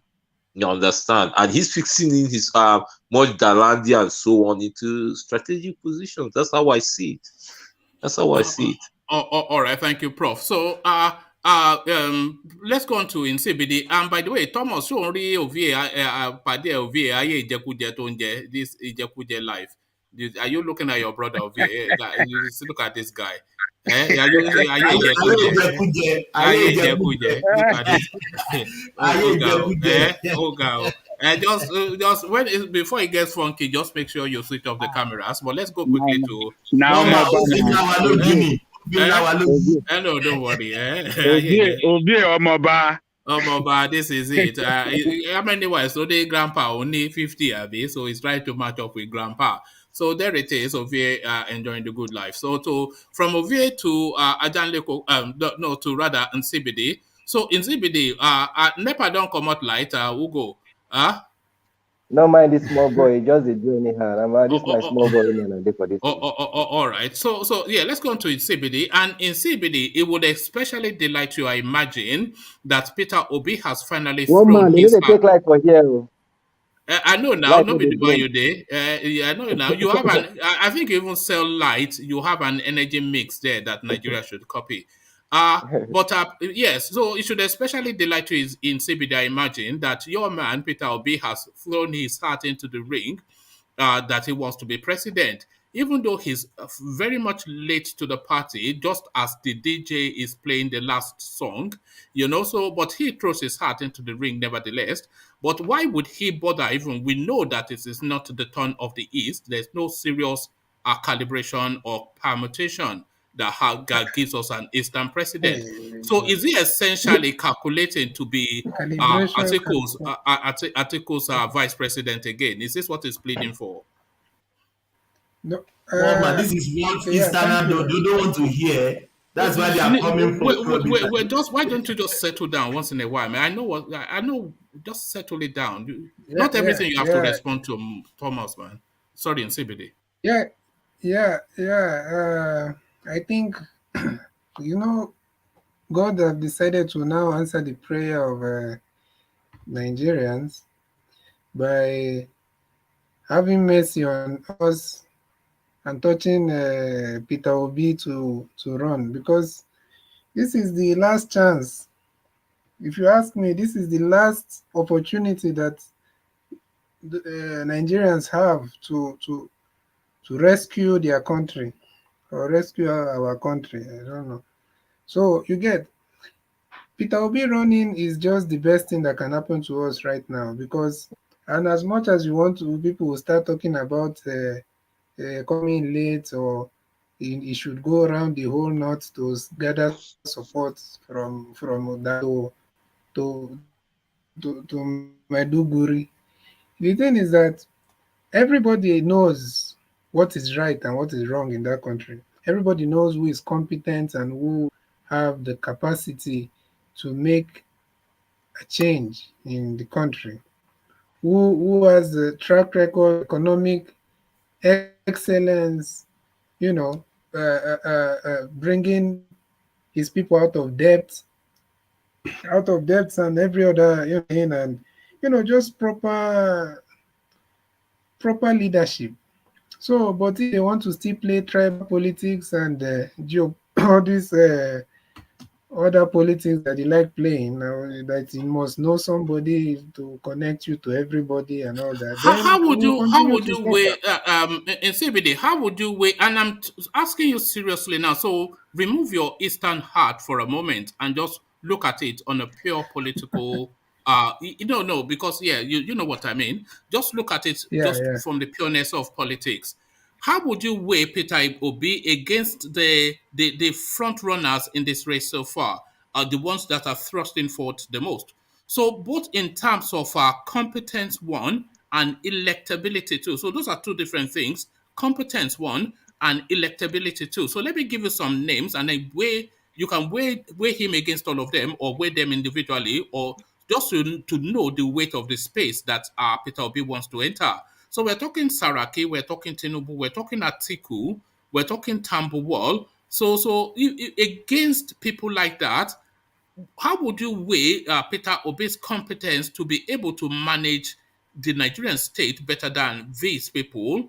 And more importantly, how more electable do you imagine Peter Obi to be in comparison with these people? Yeah, all these which people you said Saraki, Tinubu, Saraki, you've just Tinubu, mentioned their name. Atiku. Yeah, the Yeah. usual suspects: Saraki, Tinubu, Atiku, Tambuwal, Oh, all the usual name, Oshibanjo. All these names. How would you weigh or okay. be against all of those in terms of competence and electability? If you ask me, okay, I think for someone like Saraki, I don't think he's part of. Is he this time around? I don't think is he running anywhere He as declared in president Benue. or vice president? Yeah. Oh, he did. Yeah, okay, I don't Mm. know, but in terms of electability and competence, electability. In fact, to be honest with you, none of those two uh, categories are on the table because if it's for electability and competence, I think any proper reasoning Nigerian will go for Peter Obi. But unfortunately, though, if it's the usual politics that we play in the country with godfatherism and uh, geopolitical, whatever they usually do, yeah, then obviously you will have a very hard time, being elected because you will need some kind of backing, the usual politics that these people do, and that's why Apart from you the that's why backing, you will people think it's too ethnic? no, unfortunately, the man has never aligned himself Because into you, to you don't you any. don't when you see Peter Obi, sorry, you don't see him outside of his region, but you see Saraki outside of his region, you see Atiku certainly outside of his region. The Tinubu, man you is don't living in really see. Tinubu is Abuja, even one man. yeah, no, you know what I mean now. The coloration of his presentation is essentially of a Eastern hue. No, It's too Igbo to okay. be president. Unfortunately, I totally disagree with you on that because it's not a matter of being too Igbo or being in his region. It's just the same, um, the same anti-Igbo politics that they've been playing. So they always look for just the same way, the way you're putting it. That's how these guys will always try to sell it to the Nigerian people. That these people, you don't know, they might decide to do Biafra with us. You don't. It's just that it's just that strategy they use to make sure that the Igbo How deep do you contendants. think? Sorry, Izebede, because I think you somewhat wanted to mention it just then. But how deep do you think Yeah. Igbophobia is within Nigeria? And place it within the geographical spaces. How deep is it, do you think, in the north and then in the southwest? Because that's a If there's contention any for an Igbo president, for an Igbo candidate, Igbophobia. Ibophobia is in the political, is among the political class. And if you're yeah, because if you look at it, I mean, I grew up in Lagos. I've lived in the East. I've also been in Delta and all that. But you see, all the people I've dealt with, this Ibophobia is just a political construct to make sure that these guys keep. You don't think that's the lived experience? You don't think the I, common man on the street has Igbophobia? You don't think that? Igbophobia, maybe not for political reasons. Then maybe the Igbophobia is that they will. Is it? I don't think. To be honest with you, I don't think someone like, for example, Ovie that is from Edo State No, is it's not. having one Igbophobia that if he sees an Igbo man, I don't think so. But for politics, No, obviously I'm there talking is. about Mukhtar, the meat seller in Kano Central Market, and Mutiu, the pomo seller in Ibadan. Do they have Igbophobia? Would you say? Yeah. To be honest with you, those guys don't have Igbophobia. If they have Igbophobia, maybe social. Are you talking about in the social maybe setting? Maybe these guys are. No. Because of business or what? No, not because of business. What I'm trying to sound you on is that is there still a residue of I won't say distrust or maybe concern. Let me say distrust of the East, off the back of still the Biafran narrative, to the point that people will just want to pull back to have an Eastern president for reasons that you've already mentioned, that they will Biafrafy the space and start this you know what I'm saying. But they can't Biafrafy the space, because we have seen it that if it's possible for any region to the thing is that if the man becomes a president, he's the president of Nigeria, and there's a structure in place. And I don't think anybody, no matter where you're from, can all the things that Buhari was accused of. At least he still did not turn Nigeria to an Islamic, an official Islamic country. So there is a structure in place. Do you think Peter Obi's voice? Do you think his voice is too squeaky to be a president? It has this. Do you think his voice is too squeaky? Do you think he needs to have a? Don't listen to that his voice. So that's what we thought before he came into power, and we found out that his voice is deceptive. You know what I mean? Yes, his voice is deceptive. If you listen to his voice, that's what we thought. We were calling him Adobe, but when we came into power, he came into seat. We found out that he is Adaka. What does that one mean? What does that mean? What is Adobe mean? Adaka? Ada is a woman name now, so I know. Like a daughter, yeah. That's his voice. Yeah. Don't we have Like lady boy. Even my voice, if you're not careful, you would think that I'm some kind of you see, the thing with the voice is that we know you are some kind of now. We know. No. What I'm trying to say, these names that you have mentioned that are contesting for this race, the only person that is even close in terms of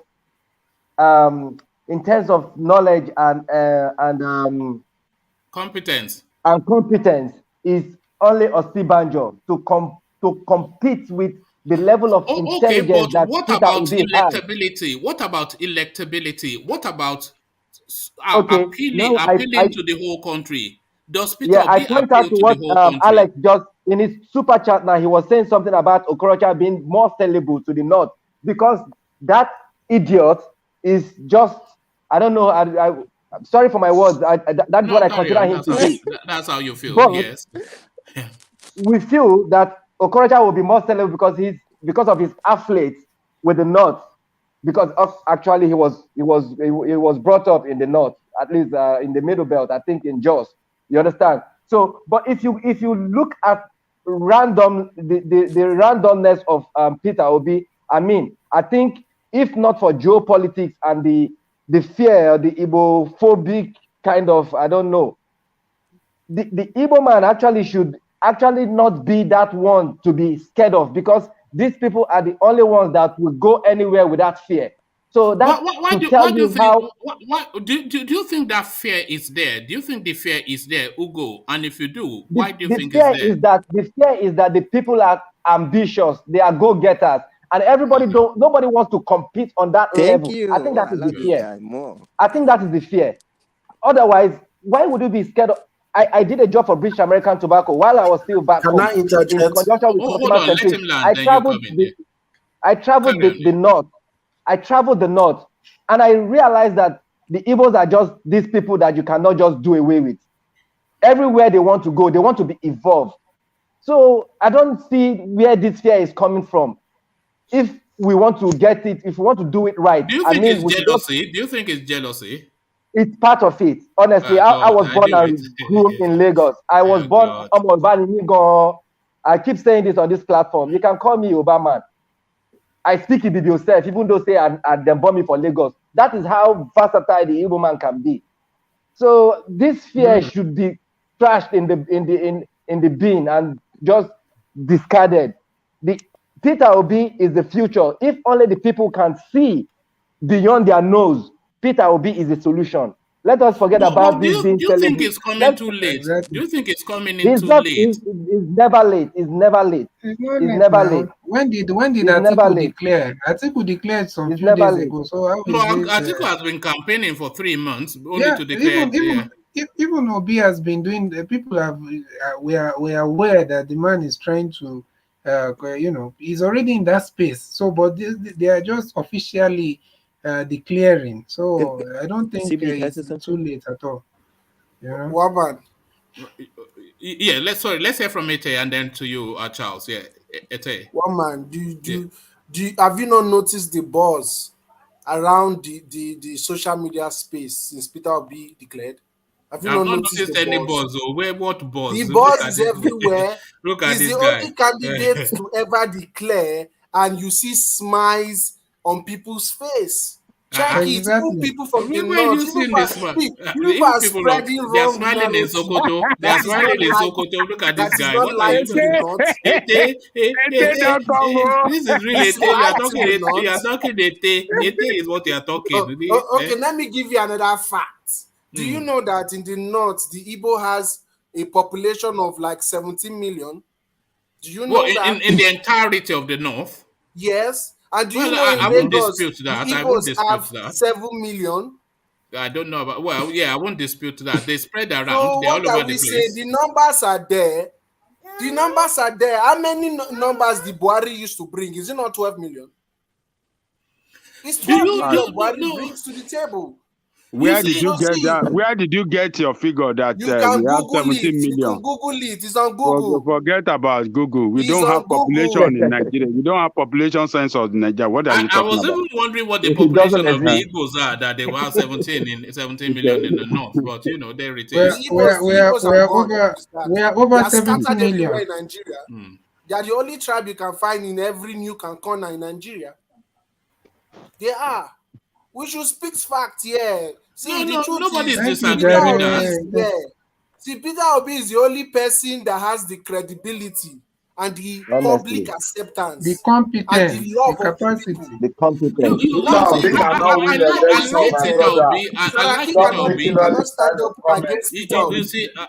I like Peter Obi. My only concern about him is that maybe he's too Igbo. He's too Igbo. That's just the thing. What is too Igbo about him? Unfortunately, the man has never been. The man has never. Do you know why we don't use that against Nigeria is in debt. Are you aware Nigeria is in debt? Also, one man, you cannot even use these two Igbo against him. The man has never been tribal. He has never been. He has never aligned himself to any movement. He never gravitates politically, except when it just came out of yard to come and stand by Atiku in 2019. The man has run before as a vice president. He never gravitates outside of the eastern space. Someone that has run before as a vice president, someone that no, we can't say that now. I think it's just the man already is known. Familiar to that space. He's known. Nobody can say they don't know Peter Obi. He's known. But they need this kind of narrative to derail his campaign. And I just hope we are not with them also. No, CBD has a problem in Nigeria. The way Nigeria like evil guy. If you have the noise and do good thing, they talk jealous to evil. They're jealous because the evil, because the evil people are smart. That's a fact. This is it. No. One man. Look at LP. Hold on, Nico. Let's hear from Ajale Koko. Thank you, Charles. Let's hear from Ajale Koko. You see, Peter Obi is not a noise maker. He's a low-key man. He's not a politician that move around and show picture or show video or running propaganda. Man, quiet, a low key. If he's traveling, he travel with economy class. Not, he's not. It's just a very, when you're talking of a simple man, a man that is very simple, that brings himself to the level of just a middle class man, even though he's a billionaire. It doesn't show off that he's that too rich or throwing money or wasting money. He invests in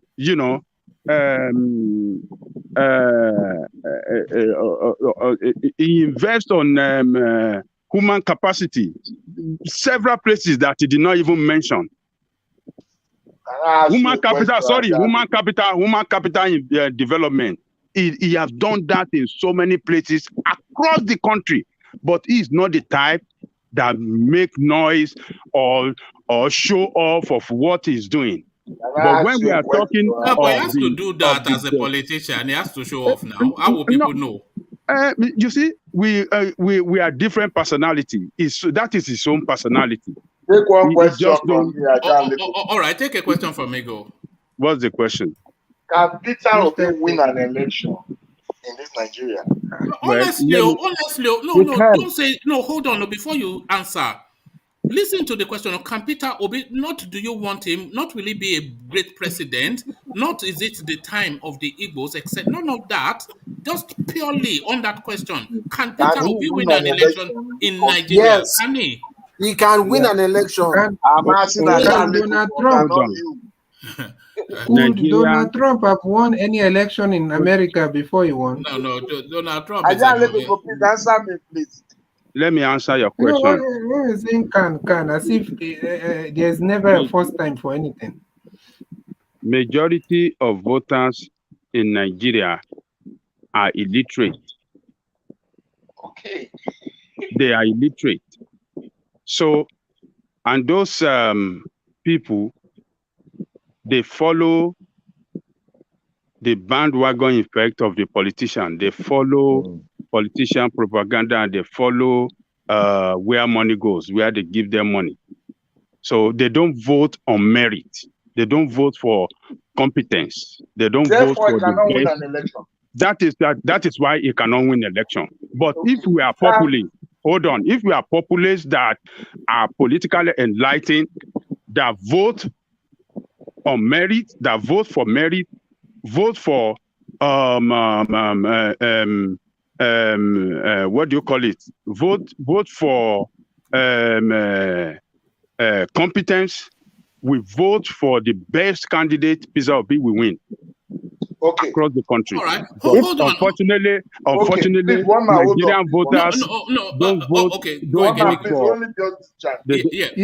Anthony Coco, is it even by vote? Is it by voting that the presidents people win election in that country? Peter Obi and Donald Duke. Who did better? Who is the best governor? Donald Duke now. Donald Duke. No, that's not true. Peter Obi was the best. Peter Obi was the best. Let me tell you why I will tell you that Peter Obi was the best. When Peter Obi took over government, he took over an empty treasury. Nobody handed over to him. Ngige was chased away from the state house. He handed over nothing. And this guy started from the scratch and built up that economy of that state and make it one of the best economy among all the states in Nigeria, and was the only state, as at the time he was living, that had money in savings in terms of investment and savings in bank account. Development. And when he ended over to what do you call this guy? Obiano, the drunkard. Obiano, he handed over surplus. When you are talking of when you open the balance sheet of the state, he handed over surplus upon surplus for him. Donald Duke ran for president, he didn't earn more than 30,000 votes. Peter Obi will not win an election. All right. So sorry, gentlemen. Let's do a quick round. You know those snapshot things that we do. Let's do that very quickly now, just off the back of our Eagles question. So let me repeat the question, but let's put a bit of proviso just to clean it up and tidy it up. So Eagles question is: Simply put, it's just a straightforward question. No ambiguity. Can Peter Obi win an election in Nigeria as it is now? As at now, can he win an election? So not do you want him to be president, not is it the turn, not is it the right thing, or none of all of that, just as a standalone question, knowing the landscape as you do, just a very, very, very short snapshot answer, because this is just a snapshot vox pop. So we do just that round robin and then we go back to Nsibidi. So we start from Prof. Can Peter Obi win an election today in Nigeria? Can Peter Obi win? Yes. After you ask me why, go and ask another person. No. I say yes. Give us a quick why. I say yes. My reason why is this man, when he vied for the governorship, people thought he won't win. But he was able to, he was someone that went on and strategized himself. That's the same thing he did when he competed against Ngige Soludo. People were thinking that he won't win. He did the same thing. And he was the same person that localized. That's in the. I understand. Yeah, that's why I say he can. If he can do the same strategy in the nation, he can still win. I still believe that. All right, thank you. So let's go to a VA. Maybe we don't have a VA. Do we have your VA? I was here. I am here. I will be here. Did you hear the question, or do you want me to just give it to you again? Give it to me again, please. So we're asking, leaving aside, is it right, is it wrong? Leaving Biafra, leaving everything. Well, the question that Ego posed to the platform is, can Peter Obi win an election in Nigeria today? So not is it the turn of the Igbos or any of that. Can he win an election in Nigeria today? So what would you say to Ego? I say no. He can't. Regardless of who is contesting it, I don't see him winning the election. He hasn't played. He hasn't next person. Hold on. Yeah. He hasn't played his politics to that level yet. He can't. All right, thank you. So let Alexander Gomez make his comment via Super Chat, and Alexander Gomez also thinks a no, definitely not.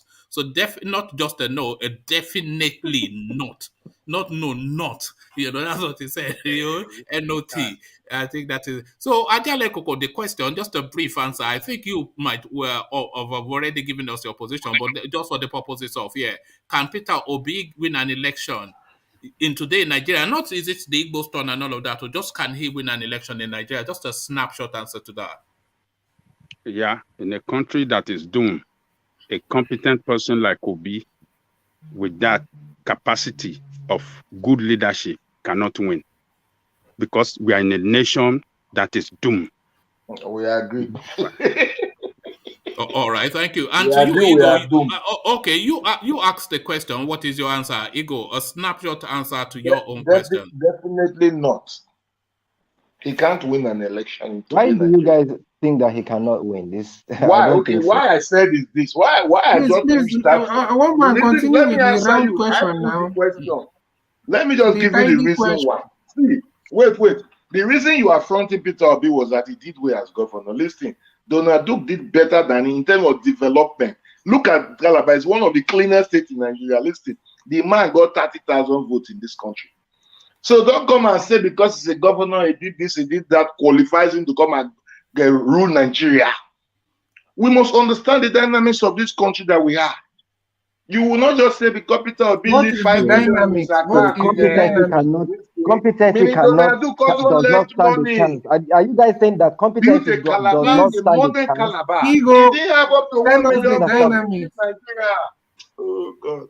All right, thank you. So you in CBD surprise us as if we don't know your answer already. The question, your answer. CBD. No, but can he win? Obviously, he can win election. All these things we are talking about, all these. No, the presidency in Nigeria today. Yes, he can. Why can we say? Why would you say someone cannot if he has not? If he has not run for the position and if the results has not come out, he can win. Anybody can win. But if you're talking about the likely, like even when you're like in football, the guys who are betting, they have these people with odds, that they calculate the odds. If you're doing all of that, obviously, sometimes you just say, yeah, it Okay, doesn't look likely. give us his odds then. Give us his odds losing that betting No, analogy. obviously, from the way the political everything is set up in the country, as Johnny Coco have stated, like, because some of us, we are doomed, not just the country, but even the citizens. We are now, like, we have embraced that brainwashed mentality. So But so is your answer a yes or a no? no, obviously the man can win. The man can win if everybody right now, including the illiterates that we are calling some of them illiterates, include all those people, they know that this whole thing has not been working, that the country is going down the drain. So All right. everybody now would want to see I think your someone answer is really that can. no. You are giving us a no. No, I'm I'll saying take your that he answer as can a win, no. and I'm telling you why he can. And I'm telling you, it's not about somebody being educated and knowing what is happening No, in you the are telling country. us No, that he should, it's but you are about not telling us that he include. can. You are telling us that he should, but not he can. Should and Why? can I'm is saying are he two can. different things. No, I didn't All say right. he should. I said he can. And he can, because you don't need to be educated right now to know that there's a huge problem in that country. You don't need to be educated. So if someone is putting to you Tinubu, or somebody else that has just been there, just known with name, and they have money, and you're in the village, it doesn't matter if you're in the village and if you're uneducated, as long as you know that there's a problem in the country, you should be able to vote for someone who is competent. Is it not the All same? right. Is it not the same? Poor and Sorry, uneducated, it was a so-called. snapshot. It was a snapshot. Okay, I'm still sorry. coming back. Let me just close You with have the this. floor still. Yeah. Let me close with this. Is it not the same? Poor and so-called uneducated people that made Donald Trump win the election. All right, the So I don't know what we are deplorables. talking about. All right. So yeah, let's go on to Thomas. Thomas, the question, your answer. Oh no, not Thomas. Ete, the question, your answer. Yeah. Sorry. See, the truth is, Peter Obi can win, and I'll give you my reasons. These are the reasons. First, Nigeria is in a point that everybody is feeling it. When I say everybody is feeling it. It's going to be more difficult for APC to win this election than any other person, because you're not seeing the Northerners online crying. Doesn't mean they're not crying. You see what happened the time that one of APC candidates went to his ward and he was stoned and nearly mobbed in his hometown. So they are angry. These people are angry. And in anger, they will turn to the east for rescue. Now, let me give you why he's going to be the best and the one they are going to choose. We all know, even in the north, the core north, everybody is looking towards moving the presidency to the south. That is public knowledge. And even different groups have come out to say that they are supporting southern candidates to rule Nigeria, which is a fact. Now, who is there to contest against Peter Obi in the south? Is Tinubu? Is the only one that have declared Tinubu, and Tinubu to me will lose against Peter Obi because he's not loved in his base. Southwest don't love Tinubu. That is a fact. And a lot of Southwesterners even love Peter Obi more than Tinubu. Is a fact. You can check it. No, I won't dispute that, because I don't think Tinubu is loved. I don't think he is. I think people will vote for him for ethnic reasons, but I don't think anybody likes Tinubu. But I think let's hear from Thomas. Thomas, the question you answer. Are you still there, Thomas? Yes, I'm here, one man, please. Yeah, carry on. Peter Obi is capital no. My reason is that yes, the Mama Silifa in Oyo Alaafin doesn't know who is Peter Obi. Maybe Mutar may know who is Peter Obi, but we don't let us deceive ourselves. He cannot win election, one man. Let's continue. Oh no, hold on. We'll hear from Ugo and then you come in. So Ugo, yes, the question, your answer, Ugo. It's very funny that people think that Peter Obi cannot win an election. Cannot No, the win that presidency, number not one an seat. election, the presidency. The presidency I'm talking about.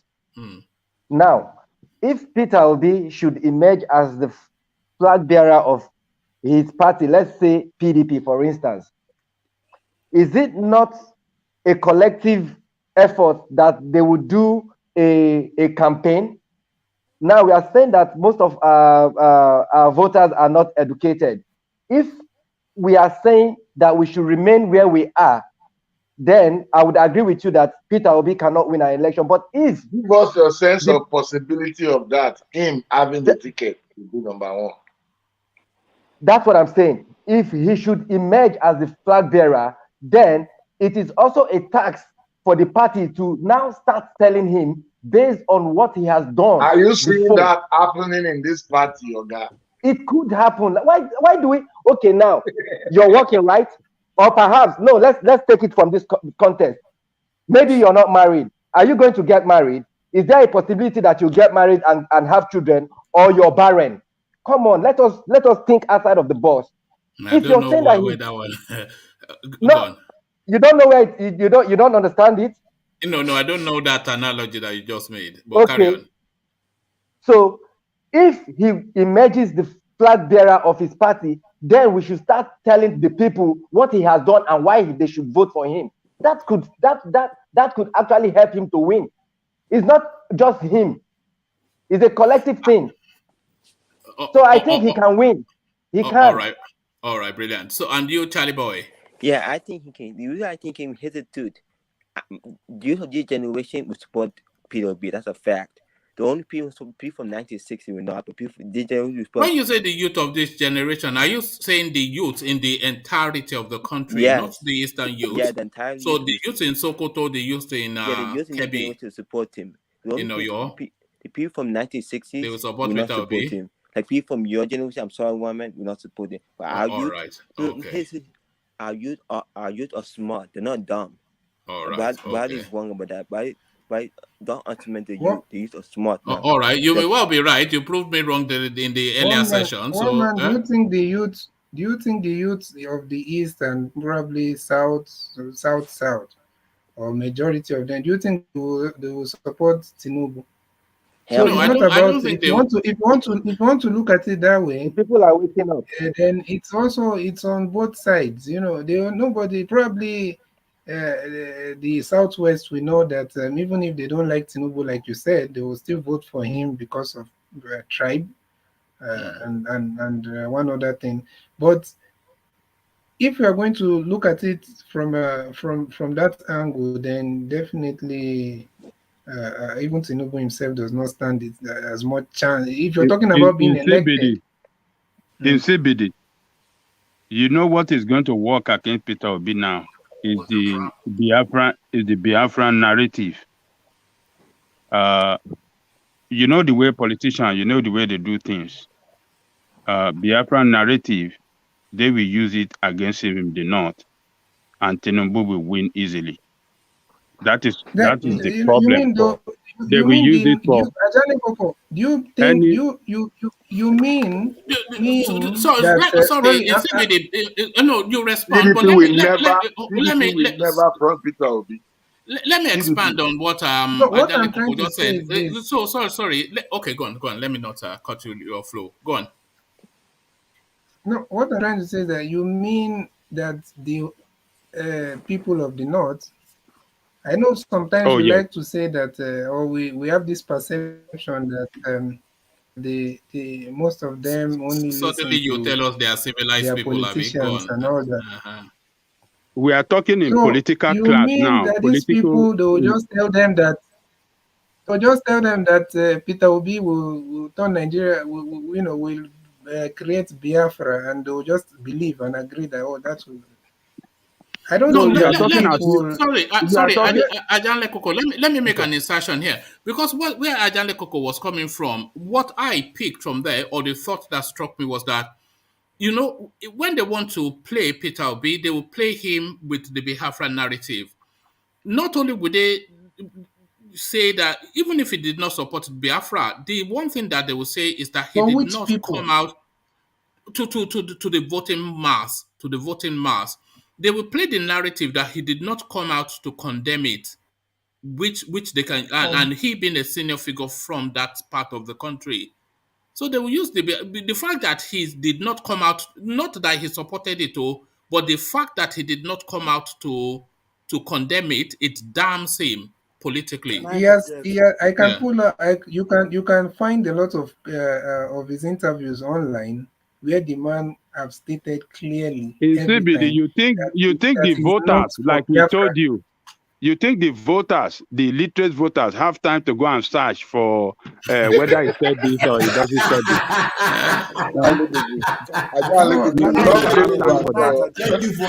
Thank you for that statement.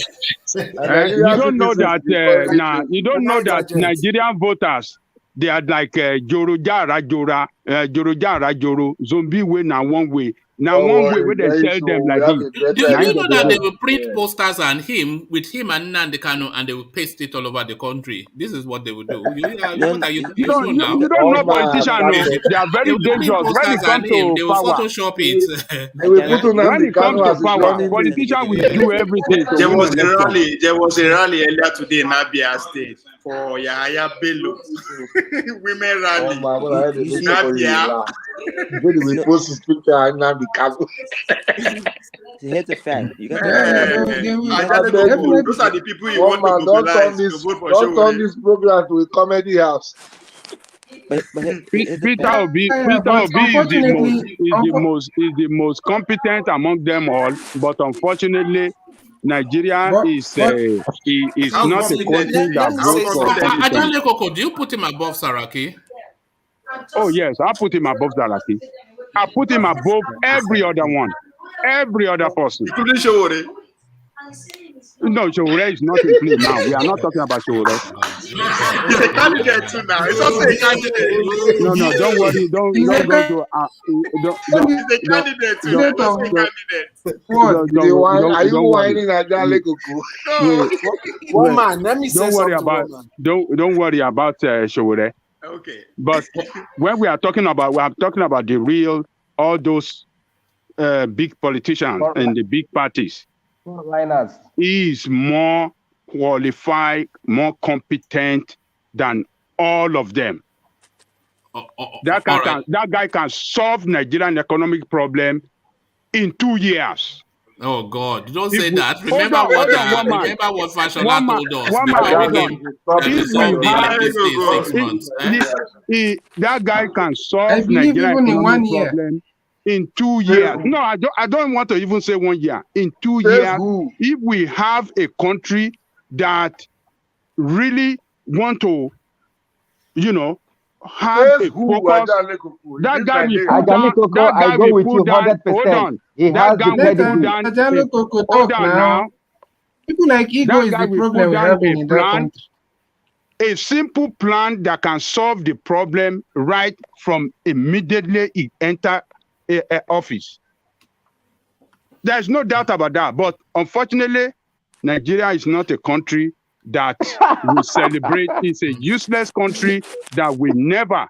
They will never. This platform that attracts the never go for competence. On this. All right. Let's hear from. Let's hear from Egyptian Ashish. Ashish. Is that not Igbo? Let's hear from Ete, who wanted to come in. Can I close? Can I say something? No. You still have the floor. You still have the floor. But let's hear from Ete. Yeah. You see I hear a lot of you people saying that Peter Obi can win an election, this and that. See, first of all, if Peter Obi comes under PDP, he's going to win. Nigeria has 6 geopolitical zones. He's going to win Southeast and Southwest, hands down. God bless you. Sorry, he's going to draw in Southwest. He's going to win South-South. He's going to share North Central.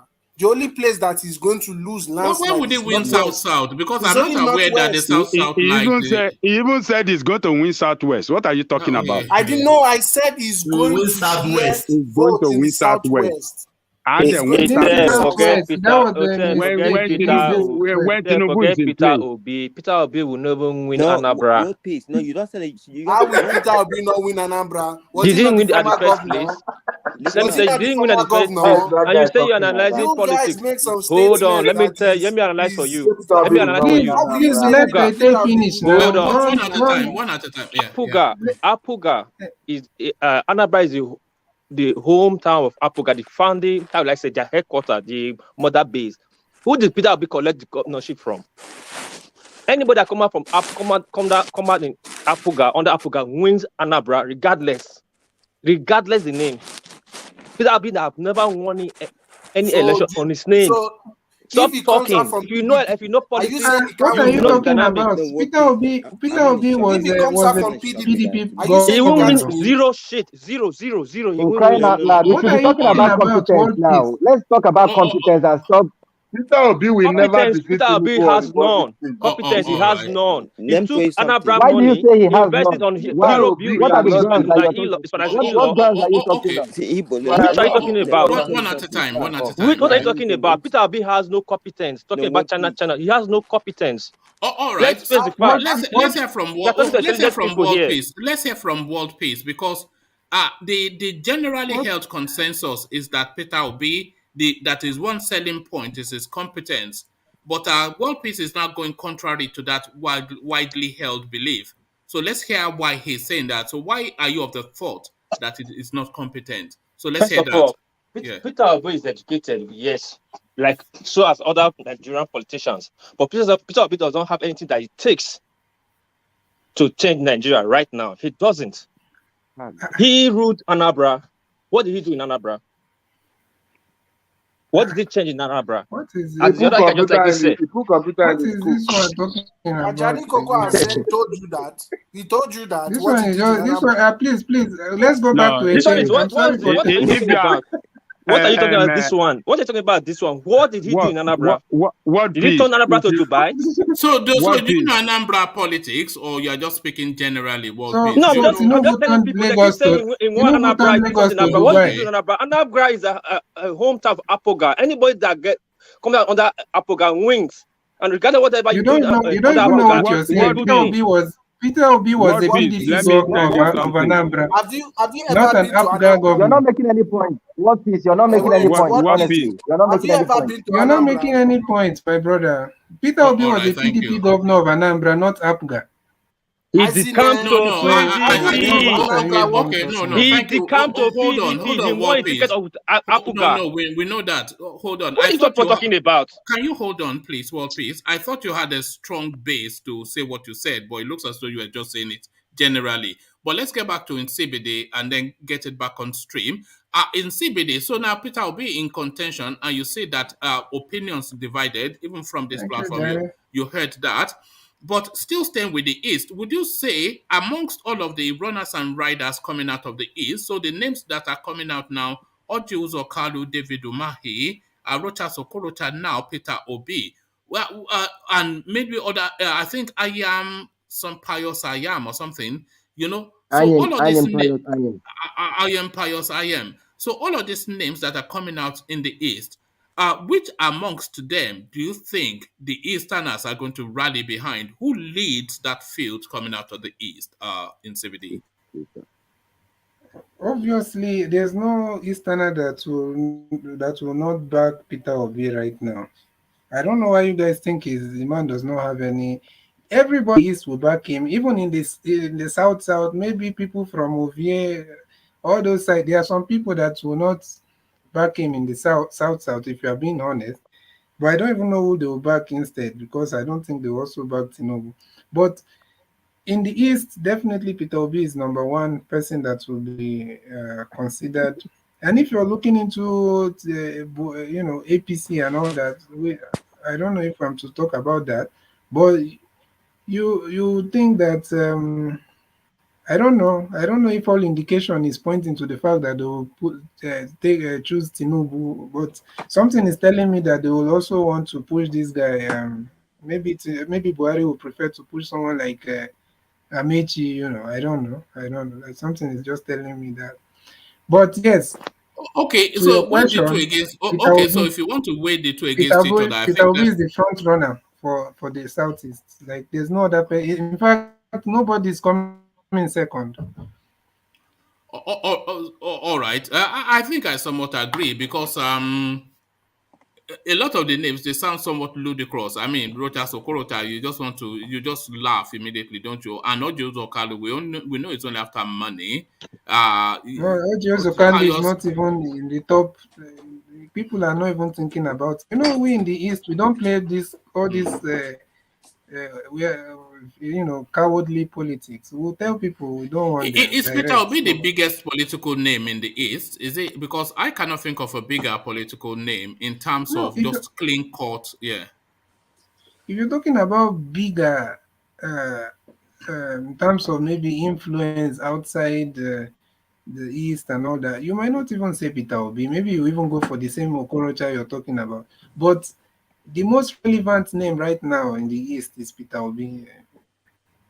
If you ask But me. if Rotas has broader appeal, then why would you not rally behind him?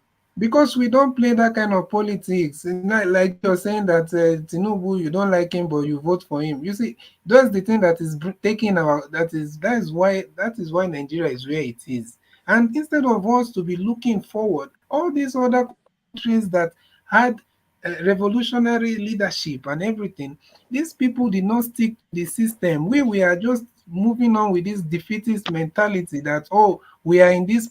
This is where we are in this country, and this is how it's going to be. We should just continue. So how will that change come? So that's what I'm telling you, that most of our problem also is coming from the citizens, from me and you. No, You understand? So it's not a matter of just. Go on. Yeah, that's it. Most of our problem is coming from the general public. We are just there. This is how it is. We cannot do anything. So you think these people will just wake up and decide to be good? They will continue like and this you for don't think, eternity then. in CBD, you don't think it will aid Peter Obi's cause if he got himself a voice coach to learn how to speak properly? Do you think it will aid his cause if he learned how to No, speak properly?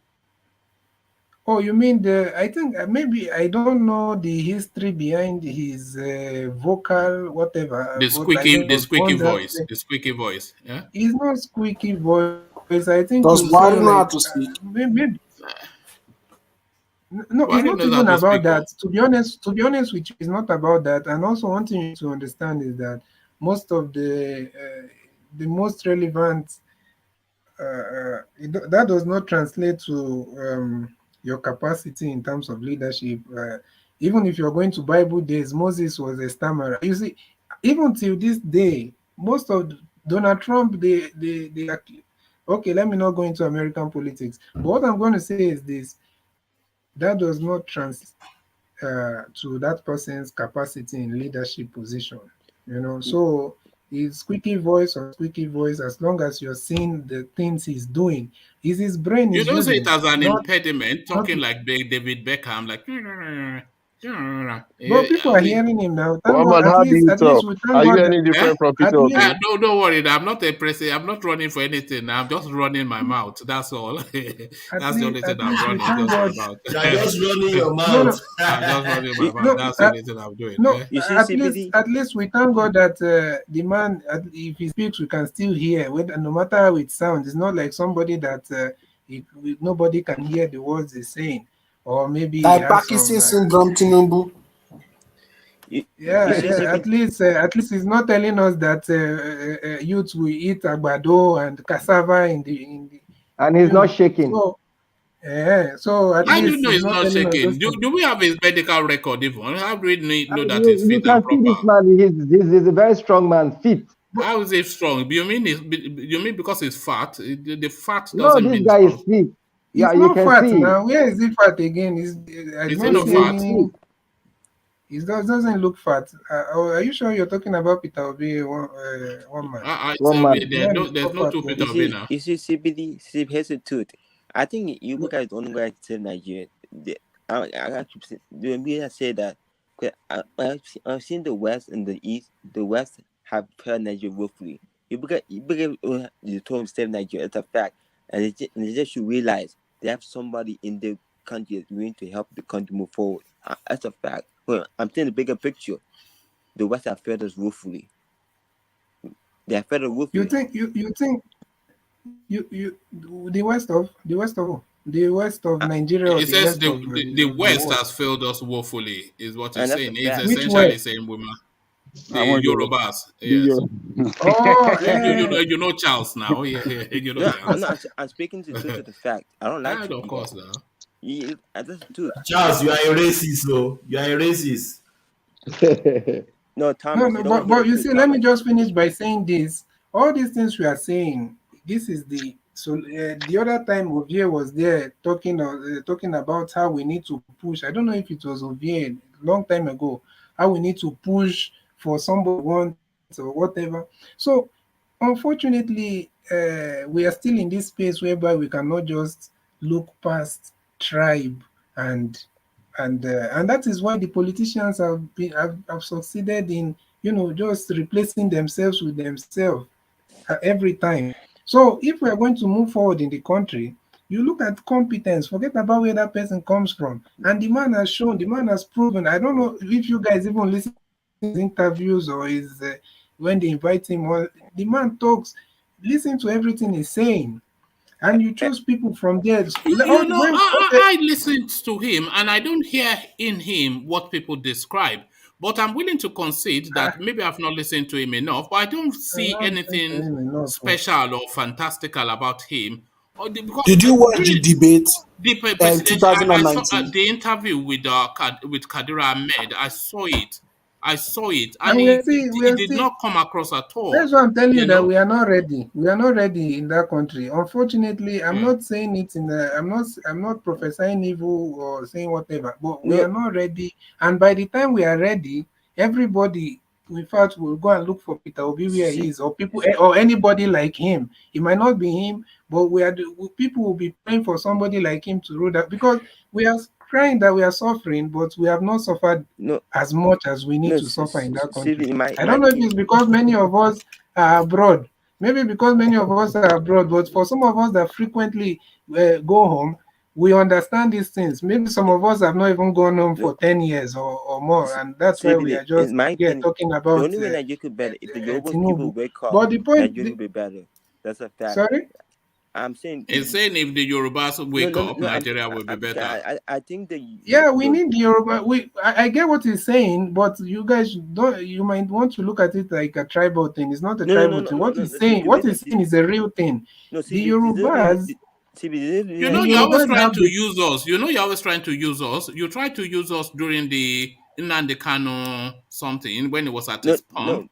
And you were asking us to come on the streets and be sparking cutlass. What are the Fulani doing to you? Now you want to use us again. What are the Fulani doing to president. You? Don't worry. What are the Fulani doing to you? Okay. Why are you choosing the place that is not the people that are not moving the country in the right direction? I'm not saying the whole Yorubas. So why can't we just do the right thing for once? Because the Yorubas have the population. The Yorubas have the capacity and everything. The Yorubas have everything that anybody will need to win. You understand? So we need to say the thing the way it is. So we just need to unite ourselves and transform this country and stop playing all these politics and all this dobale politics that we are playing some of us are playing in the West. We don't like you, but we respect you. We can't be doing all of that. If somebody is not good for you, you denounce that person, you get somebody that is good for you. All right, let's hear from Charles, and then I'll take you on to another talking point. Ovie, pick your call according to engineer. No, let me explain why I said engineer is just trolling everybody. Engineer, take time. No, let me explain why I said that. I think the reason why I said that is that the Yoruba people are good people. It's just that the poor Yoruba people are not speaking up to the politician. They're scared. I know that the Yoruba people are not speaking up to the politician. And the politician usually using you guys. I'm sorry to say this. Your politician are using you guys like chickens. And you guys don't realize that. You have a thing with chicken, Charles. You have a thing about what I'm saying. No, Mama, that's the truth. I think I don't know why, but I feel like you guys are scared. You guys are scared of your politicians. You guys are not speaking out against No, the politicians. no, Charles. Let me explain. We're not scared of the politicians. I wouldn't say that, but I think we just think differently. And that is not to say we think better or worse, but we think differently. We look at things differently. We look at things in a Yoruba way. So that's just, I think, where the thing is. Can you tell us, give us an example of a Yoruba way for some of us that don't know? No, the Yorubas, I think, they think long term, and they think wider beyond their scope, and they think in broader strokes. I don't think the Yorubas think ethnically. The most non-ethnic person in Nigeria, I would say, is the Yorubas. And I think, because I think the Yorubas, this is just my own personal, this is not me stating categorically for the Yorubas. I'm not in a place to do that. But I think the Yorubas, I think they think the Nigerian project is something that can work if it's handled properly.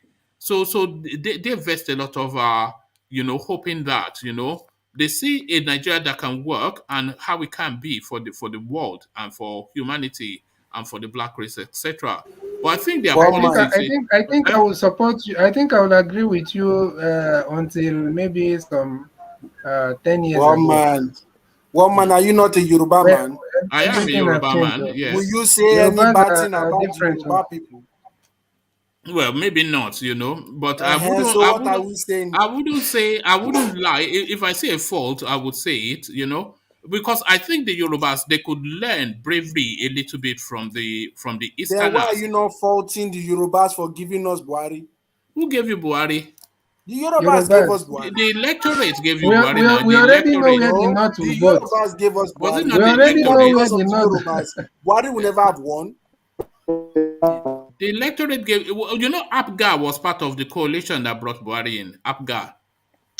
Can I respond 1 minute? Yeah, go on. Actually, if we really want to break it down, you cannot hold Yoruba people responsible for bringing Buhari to power. It is PDP that brought Buhari to power. The Sarakis, the the Atiku Abubakar, the Tambuwa, the Numulaye, and the Kwankwaso, all of them that broke out from PDP, those are the ones that brought Buhari to power. If they are remain in PDP and voted for Jonathan, there's no way Buhari would have won the election. So don't blame it. Why is it that it is when it's convenient to give Tinubu credit for supporting Buhari or for bringing power? It's easier to do. When it's easy to put the distance ourselves from him. I don't understand. No, hold on. They give Tinubu credit for every day for actually. Hold on. Who is that person? Have you ever seen me? Have you ever heard me giving the credit? Well, I understand your answer with Tinubu. I don't think you want Tinubu get one-on-one fight. What I'm saying, the Yorubas, even one man is quick to give Tinubu credit for giving us Buhari. Oh, hold on. If you even look at the vote, even the last election, you look at the vote between Buhari and Atiku, it was very close in Yoruba land. It was a very close election in Yoruba land. But that of Tinubu then, in 2014, it was PDP that killed themselves from within that gave Buhari that power. Tinubu, we saw him that he played a role by merging his party with Buhari's party from the north. That is why the noise of Tinubu is so loud, as if, it is Tinubu that campaigning for him also in the West. Yeah, he campaigned for him. Yes, we can that one. Yes, but it was PDP, and why PDP did that? They belong to the same party now. Why would not campaign for him? And why did PDP did that? Was Jonathan greed that did not allow Northerners to have that slot that time. So let us look at the root of the problem. Can you agree that Buhari will never won without the Yorubas? Or the Igbos? What about the Igbos? Simple yes or no? Would they have won without the Igbos? Yes or no? Can you agree that the Buhari would Obviously, have he never would won have. that election without the Yorubas. Buhari wouldn't have if Yoruba did not vote for Buhari. Yes, he wouldn't have won. Yes. So what are we saying? So what are you saying? Why do you want to hold Yoruba? Why do you want to hold Yoruba responsible for that? Because of they are our brothers. Hold on. You don't stop that. Are you telling me that some Igbo people did not vote for Buhari there? How many? Or some Southerners did not vote? Did you see the landslide in Enugu? Did you see the landslide in Enugu? How many people voted for Buhari? We are telling you that the majority of the vote that in gave my Buhari state, the victory come to my state, it was a came from landslide. the north. Buhari barely got a vote in my state. Which of your state? Is it which of your state? Lagos State, which of your states? My second state. Buhari got 400,000 in the 5 eastern states. See, let me tell you, when you guys keep running this thing, you want to keep blaming Yoruba. That is the tribal nonsense that you are playing right there. You can't blame Yoruba people for voting against PDP. When PDP was playing that politics of how do I call it? Politics of exclusion against Yoruba people. Why were you people not talking? Why were Igbo people that were corrupting? Hold on, let me speak, man. Hold on. Buhari administration, Hold on. Let us stop. When PDP was playing that politics with Jonathan as the head of PDP, when he was playing politics of exclusion against Yoruba people, when it was only Igbo people and his own people and the Northerner were running the show, and then why were you not saying that Yoruba were excluded? You think Yoruba people are stupid? Where do you want them to play? When you excluded them in the scheme of things, you don't want them to go the other way. You want them to be follow. What I'm telling you is that. So what is the way forward now? What is the way forward? How do we address this issue going forward? You guys are shouting against Buhari today because you think Buhari excluded you in the scheme of things. So no, we are past exclusion. We are now we want to survive. Forget about the inclusion of this. What I want you to know is that, hold on, right from the beginning, PDP is not Yoruba party. You should get that clear. Yoruba did not even vote for Obasanjo. They don't have a Yoruba man there even today. Even today, they don't have a Yoruba man. Even vote. Even Obasanjo that is a Yoruba man, Yoruba did not vote for him because that is not their party. PDP is Igbo party, is the party of the South, and is the party of the Northerner. So that is the way he went. So don't be blaming Yoruba and say, it was Yoruba that caused this thing. Obasanjo did 2 terms under PDP, and we are saying that is a party of the Yoruba is not part of it. It's the narrative that they are pushing. We all know that. We all know this. I mean, okay, hold on. When Obasanjo came to power, did Yoruba vote for him in 1999? Yes. No. So are you trying to remove Obasanjo from being a Yoruba? I am asking you a question. Did Obasanjo win in any state in Yoruba land in 1999? When he became the president, the first president of this Fourth Republic? Did he win in Yoruba land? Obasanjo is a Yoruba man. Obasanjo is a Yoruba man. That is not the question. That is not the question. VA, for God's sake, when we are having a civil discussion, let us just let it go peacefully. My question was choosing because of death of Abiola. Is Abiola not a Yoruba man? That was the compensation, for God's sake. Why would they talk forget about it was given to them in their doorstep. I am establishing I am Ajale Koko, establishing the to truth you. remains I that am establishing a fact. Obasanjo Let was us a speak Yoruba one man, after was a the other Yoruba now. candidate. No, don't deny that. He's a Yoruba candidate. That's a Yoruba. No, I am he not wasn't saying a that. Yoruba candidate or he's a Yoruba man. You can't say he's a Yoruba candidate. He's a Yoruba Yeah, I man. agree with, okay, I agree with Yes. that. But that was a So Yoruba who was the slot. Yoruba That was candidate? the Yoruba One man. slot. Oh, it was That was the Olufalaye. Yoruba slot. Olufalaye was the Yoruba candidate. But it was Yoruba on to is that song. Yoruba in our It eyes. was on to Southwest. The Look at presidency that. You was on see to now, Southwest by the all black people are the same. This is it. This is the Yoruba is Yoruba. We always want to say fact when it is good for us. When it's not good for us, we don't want to say it. Exactly. That is the problem. When it is good for us, we want to say it. Oh, this thing. When it's not good for us, we don't want to say the fact. Exactly. That is just the problem with Nigeria. Let me ask Ete a question. One man, can I just finish, please? Oh, okay, go on. Yeah. See, I think we should not blame Yoruba people for whatever is going on. Everybody should stand up and face their problem. And the Yoruba people should be grateful that if the rest of the country stood together to put their own brother, whether they like him or not, Obasanjo was a Yoruba man, I believe they have to still thank people and they owe us that to put somebody else to support somebody else that is not of your tribe. So let us not blame Yoruba people. More especially and at the the same Igbo time, people, because let the us Igbo see how people we can voted en support masse other people too. for We have to Obasanjo. be inclusive. No, I don't agree with people blaming anybody.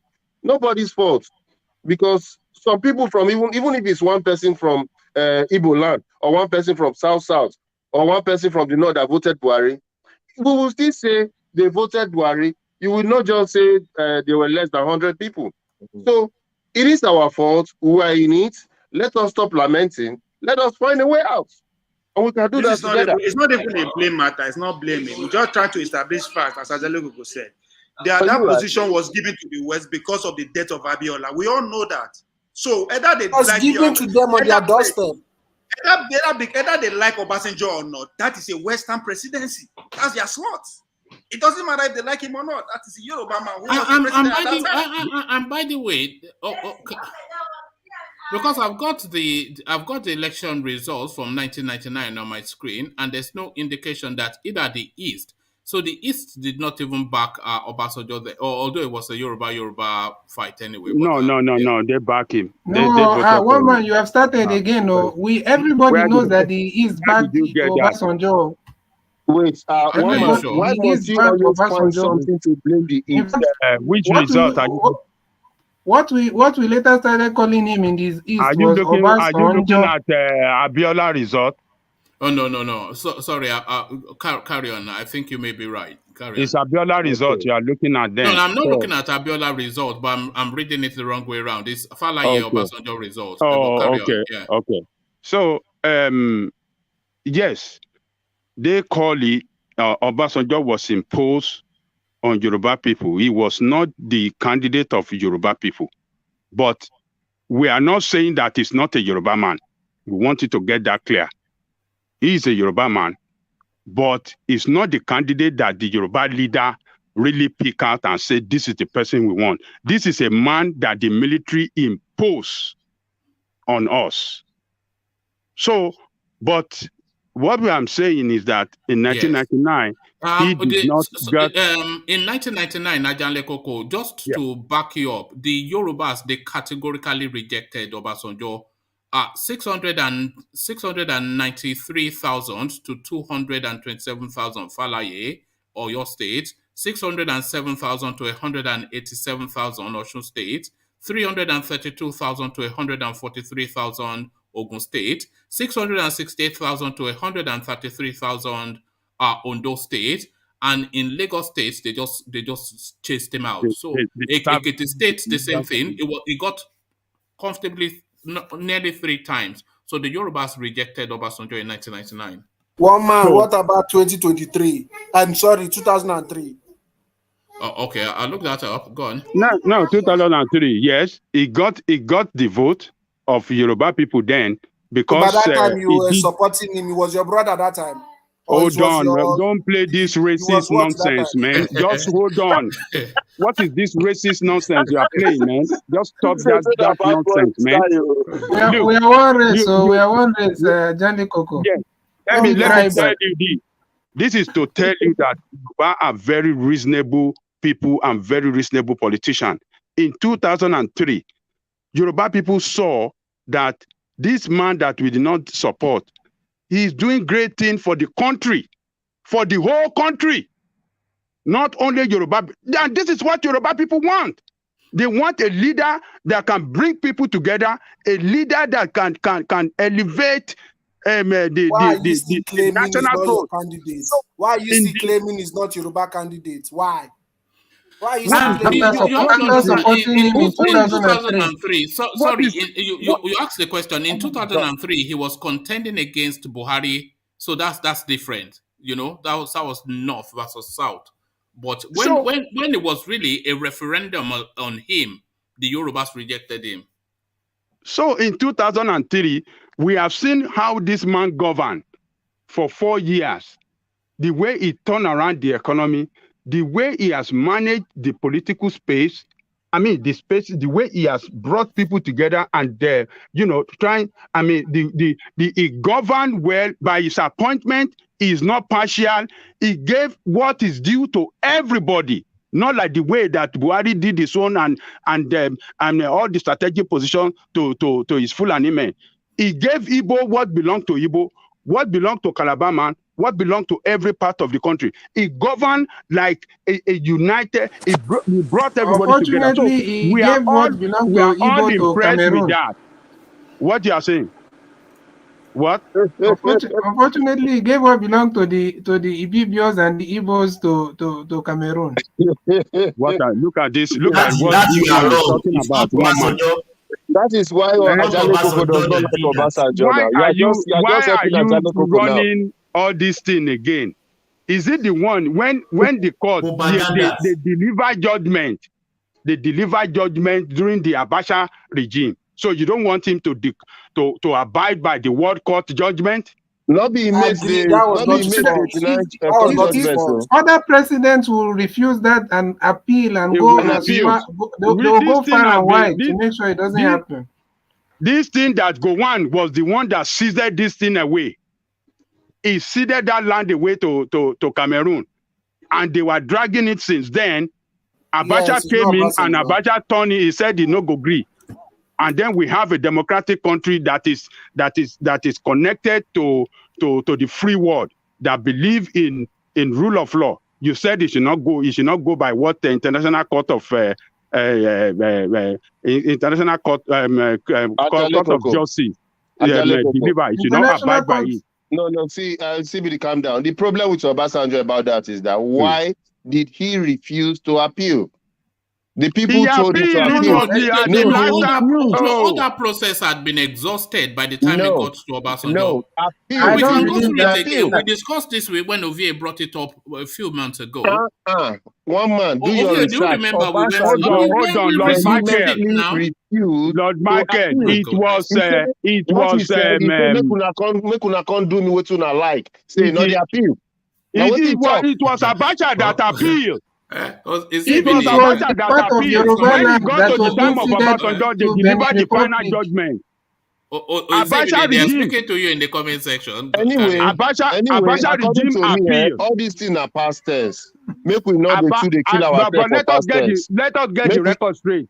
Abacha regime appeal is there. It's public. If it was part of Yoruba land that was being ceded to Benin Republic, will he have let it go like that? Oh my goodness! Oh Lord! You know it's an oil-rich space. It's an oil-rich space. Yeah. See, you know what? I don't like to open old wounds because it really hurts. Sometimes let's just think of what is in front of us and move on. All right. So let's follow your recommendation and move on and move in CBD on to. Although people are wiring you in the comment section in CBD. No. I know they are the type of people that are disagreeing with what I'm saying, and I'm not worried about those ones. They are the ginger whiz, Abi. Ginger whiz. Okay. Please don't insult my people. I love the people in the comment section. I will fight for them any day. Let me no, move not you all from... of them, not all of them. Well, not the ones that say the CBD lacks capacity, but let's move you on in CBD to show your capacity. No, let's move you from the east and take you completely away from there. APC convention, Governor Fayemi rejects consensus candidates. Governor Fayemi rejects consensus agreement, says Buhari's candidates will slug it out. So I'm just saying it's anti-democracy, this idea of a consensus candidate, because it goes against, it's essentially advertising for a job and then just, without going through the interview process, just picking somebody to fill in the slot. So it's anatomic to the democratic principle that the idea of a consensus candidate. Arrogancy. Yes. So what is the purpose of that convention then? They should just cancel their convention if they've already filled in all the slots via the back door. So what are you making then of this act of rebellion by Fayemi to say that no, he's not in agreement with this consensus nonsense? Is there any? Do we have any idea who this consensus candidate will be? The chairman of the APC will be a guy called Abdullahi Adamu. So that will be the chairman. And then, so Buhari gets to pick the chairman. So he's then seeded all the NWC slots along zonal lines. So each geographical zone will just agree a consensus person to slot in to whichever positions. So no election, no anything, just, they just pick and choose, pick and mix. No, one man, you are getting it wrong. There will still be election, but people will queue at the back of that consensus candidate, and they will count the votes, and that one wants. There will still be election. Right. So more really a selection. An election. I mean, the more is selection than an election, but there we are. They will still do election to ratify. What I'm interested in, honestly, to be honest with you, one man, all these things, is there any idea who Buhari is going to recommend or field for this presidency? That's what all these other things you're mentioning, party and all that, I know it's important, but I'm not really interested in that. But also, before I go on, I would like to say all these things we're talking about, Obasanjo, Yoruba, this thing, it's just that we are trying to, I think for me, I don't know for others, we are pulling Ajanle Koko's legs and also your leg too, one, because this is the same thing you people always do to us. So once in a while, we do it also to you. No, it's fair game now. It's fair game. It's fair game now. So that you can understand how it feels when one of us is here trying to defend the whole East and all of you are throwing bombs. Yeah, but this consensus, whatever. Like I said, me just thinking that personally. My God, there's a guy gunning for you in the comment section. His name is Babati. He's gunning for you hard. I know the Babati. Let the guy come in now. I've sent him a link if he's brave enough. Tell him to join. Tell him to join. Let me answer Babati. Want to come and slaughter to be in CBD. Yes, Babati, you should be the God passing to our head by spying. Is it Senator Adeleke Star? Is that the Babati? Are you Babati? And I don't think this is Babati. This is this is BO. He has been commenting too. Oh, okay. Okay. Honestly, what I'm trying. Yeah, I sent the link for him, but BO clicked it first, so it's an open mic. So yeah, I'm just trying to clarify that I don't have any. I'm always on Ajanle Koko's side because I've said, Ajanle Koko is a very balanced man. Although once in a while you'll always be Thank you, guys. Can I just have 2 minutes and I'll jump off this call? Thank you very much. I appreciate all of you. Your contribution has been fun, and I've made some comments there. This is my first time joining this forum. I'm calling from the United States. First of all, let me appreciate the moderator. I love your voice. I've never seen your live show, but I saw some videos in the past where I heard your voice and I was like, "Who is Thank this you. guy?" I'm more handsome than you imagine, Dabi. All right. Sounds good. Sounds good. Sounds good. I can see that. Sounds good. Anyway, pardon me if I have a misconception of things. I know I joined at the time. You guys, I'm not. By the way, I don't support whether Igbo, Yoruba, or whoever. I don't give a damn about tribe. Okay. I'm neither Igbo nor Yoruba. By the way, so just to hold on, my brother, please. So just to clear the air. So, but there's something I want to say, for those who are saying that maybe Peter Obi cannot win election and all that, we must understand that in the Nigeria politics, 99% of the time, winning an election depends on the party structure you're coming out from. Anyone on this platform today, anybody on this platform today, if you win a mega party ticket, you have already 50% on your way to that presidency. So therefore, it is irrelevant for anybody to downplay anybody. And by the way, 100%. Like I said, I don't care if it's Peter Obi or whoever. Do you think Peter Obi has nationalistic appeal? Do you think he appeals in the north? Do you think he appeals in Yoruba land? I think you didn't even get me, because I'm saying that I'm not even interested in Peter Obi. Are you understanding me? Yeah. Like, I'm not even here to tell you. No. I get your point. You are saying the country is equi split, two parties, APC, PDP, and anybody that gets the ticket for either party, they stand a 50% chance just to defeat one person, and then they will become president. So if you are APC or PDP, you only have one person to defeat to become president. Right. So the point I'm saying is that the structure is already there. If not, even if Tinubu or Atiku go and get ABGA tickets, they can never win presidency. That is the bitter truth.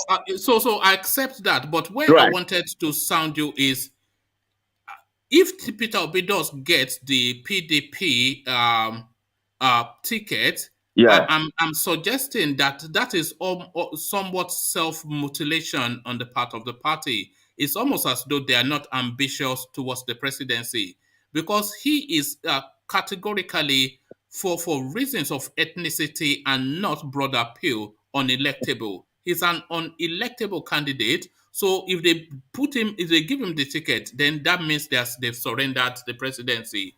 Nobody in Sokoto or Kebbi will vote for Peter Obi. Of course, I can agree with you on that, on your own view. I totally agree with you on that, even though I don't know the facts on which you are basing that, because I don't want to damage anybody's character. But my point here is that as young men that we are today, on ethnic grounds. Yes, I understand all that, my brother. But what I'm saying is, I'm a seasoned professional here in the United States. I want to tell you something. I know that a lot of people on this platform say, let us discuss based on the way the average Nigerians think and all that.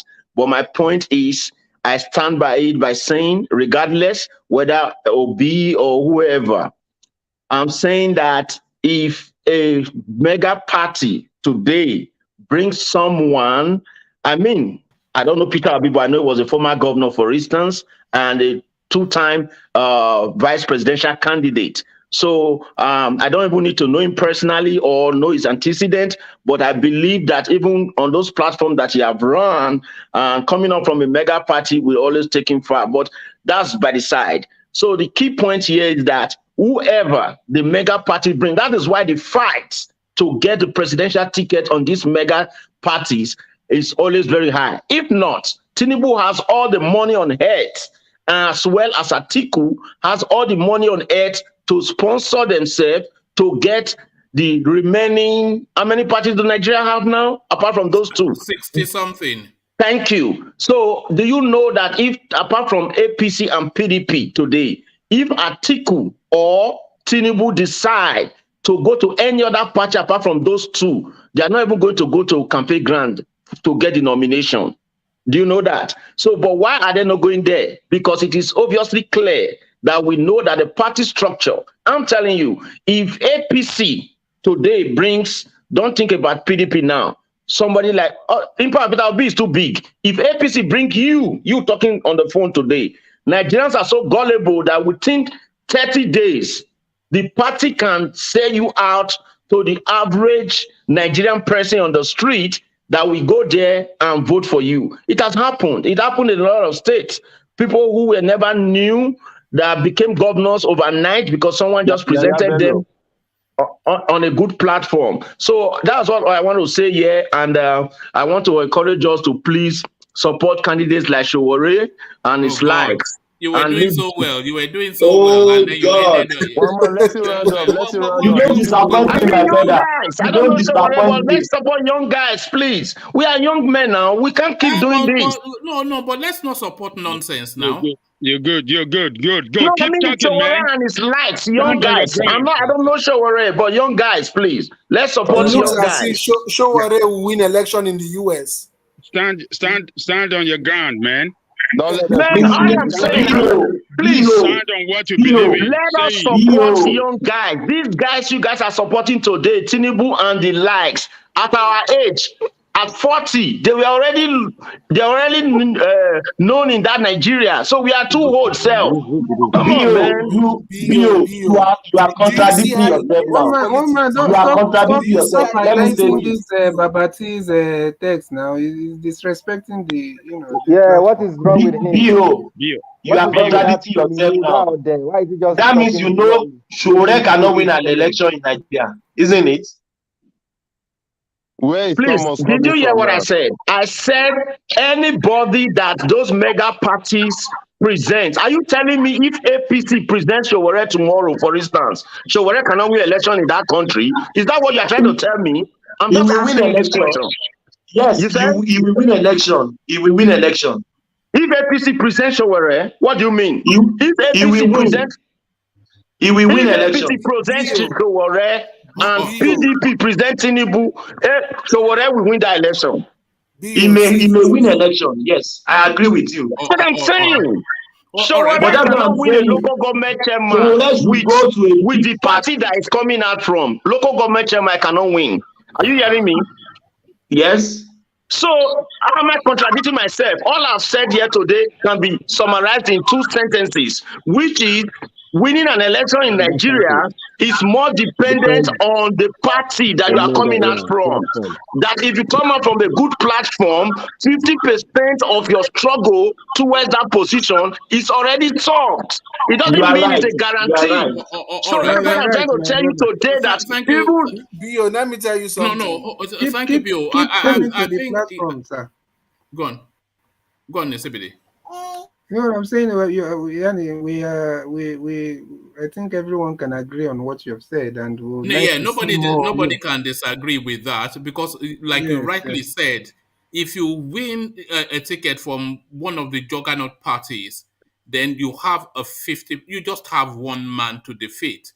You know, but anything outside of the 2 parties, you are just an ideologue now. You are just preaching ideas. You are just, you're mantra chanting. You're just, So, yes, but you are right. So, if Peter Obi wins the ticket for PDP, then of course, his chances is just a flip of a coin, because it's either heads or tail. So, it's either him or APC. So that's it. So, nobody disagrees. Yeah, that's what exactly I was trying to say, that no matter what you think about whoever, whether Peter Obi or Sowore or whatever, like maybe it's not a nationalist or whatever, as far as they get that major party ticket, I'm telling you that 99% of the election is being done by your local party structures, because those communities, the APC in every local government, in every area, they will vote and enlighten their people about their presidential candidate. That is all it is. So do all have a nice night and continue your show. Thank you. Can I ask him a question? Yeah, ask me a question. Yes, please go ahead. Yes. Okay, let me ask you a question. So you don't think of the BIAFRAN narrative that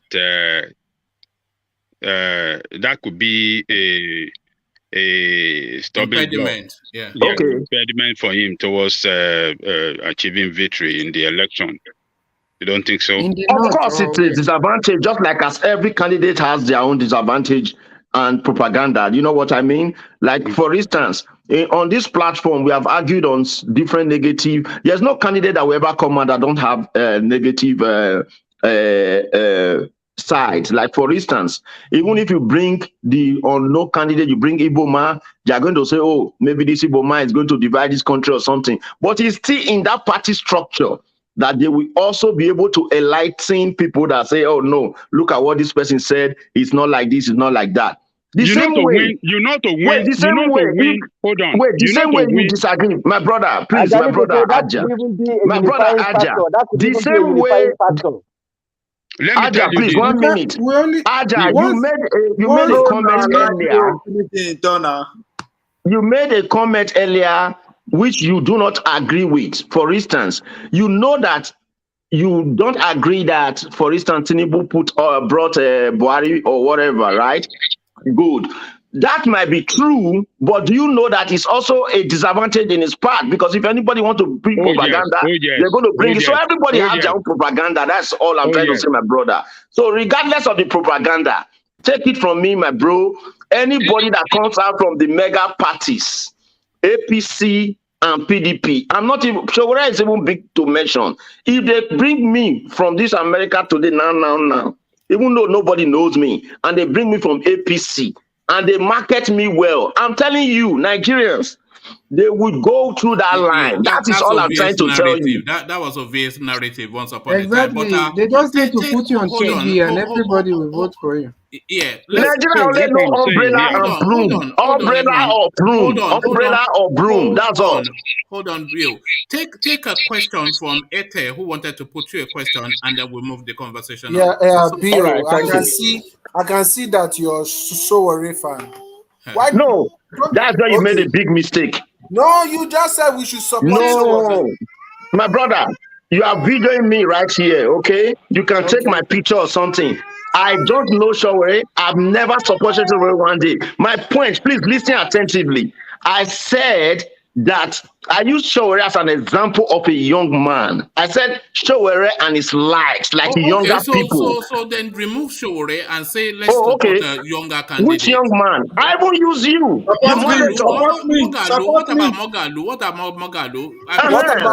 Yeah. You know, like I said, if I mention somebody's name, I'm not mentioning that person because of his character. For instance, Mogalu as a young man, right? But I don't know if he's your right candidate or whatever. But what I'm saying is, if you bring Mogalu to APC today, present Mogalu as APC candidates, and you present even Tinubu as PDP candidate, it's going to be a talk of war in that election. It's just the truth, because 99% or 50% of that election will be more dependent on the party structure. That is what I'm saying. Do you feel like there can ever be a third force in Nigeria? Please, my brother, a lot of voters that go there and press umbrella and broom, they don't even know who the presidential candidate is. All they know is umbrella or broom. With the proper structures, do you think there can be a third force in Nigeria? What's the time span for that question? Is there a time span? Within how long? Within the next 8 years, with the proper structure, do you think there will be a third force? So there can only be a third force if the third force is broken out from the current two forces. I agree with you. So do you believe that voting against these two parties could be a solution to our problem, or we still have to vote for any candidate of these two parties? Obviously, even the blind man on the street knows that voting for someone that has no background, no ties with these two parties is the best solution. But it's a solution that the equation can have not even be written. That's just the truth. So how can you come for, unless there's a revolution or something, you know what I mean, or revelation or whatever? Otherwise, with going by the Nigerian structure that has to do with the people, because every society, every leader of a society is a reflection of his society itself. Okay, so you cannot produce a leader that does not represent a majority, the mentality of majority in that society. That's just the truth. Regardless of who the candidate is, all right? If it does not reflect the majority of the mentality of the people in that society, then definitely that leader cannot emerge. So every society my brother, gets. you have done well. You have done well. Just leave her for there. You see these people for this place, so that they always find the way they go to bring you down. You have done 100%. If they ask you the one way you don't understand, tell them say, me they not worry. No, my That's what brother. we do for here. I'm a very simple boy. See, I use my hand to go and unwrite. I don't hide my face. I'm not joking. I'm not going to come to this platform again, but I've contributed my own honest opinion. Why will you not come again? Why we are... No, I'm serious because I don't have any interest, but I just wanted to make it clear. No, my brother. We need people like you to the so people. Please, and let us just try and make sure I understand. Thank you very much. Anyway, have a good night. Before you go, help us tell them that they should stop thinking that these politicians should just wake up one day and be good. We need to push the people that we want. We need to support people that will make a change. Yeah, even this one now that we're talking, everybody is trying to bring down Peter Obi, and we know very well that this is the type of person that can transform that country. And we're having this defeatist mentality. Thank you very much. Thank you very much. But actually, I don't really see them trying to bring down Peter Obi, to be honest. Okay? I listen to this. Hold on now, my brother. My brother, please. I've been on your side. I followed you very closely on the comment level, and you might misunderstand me what I was trying to say. See, Peter Obi, when they were giving their submission, what they were trying to say, this is just the thing. Like I said again, the greatest mistake a righteous man will make is to follow the crowd. What I mean, there are a lot of brilliant minds here. Even those people trying to talk against Peter Obi, they know in their heart that in their own personal opinion, they will still like somebody like him. But however, they are trying to demonstrate the thinking of the majority, which obviously is not wrong, because they know that Nigeria is so divided between ethnic lines. No doubt about it.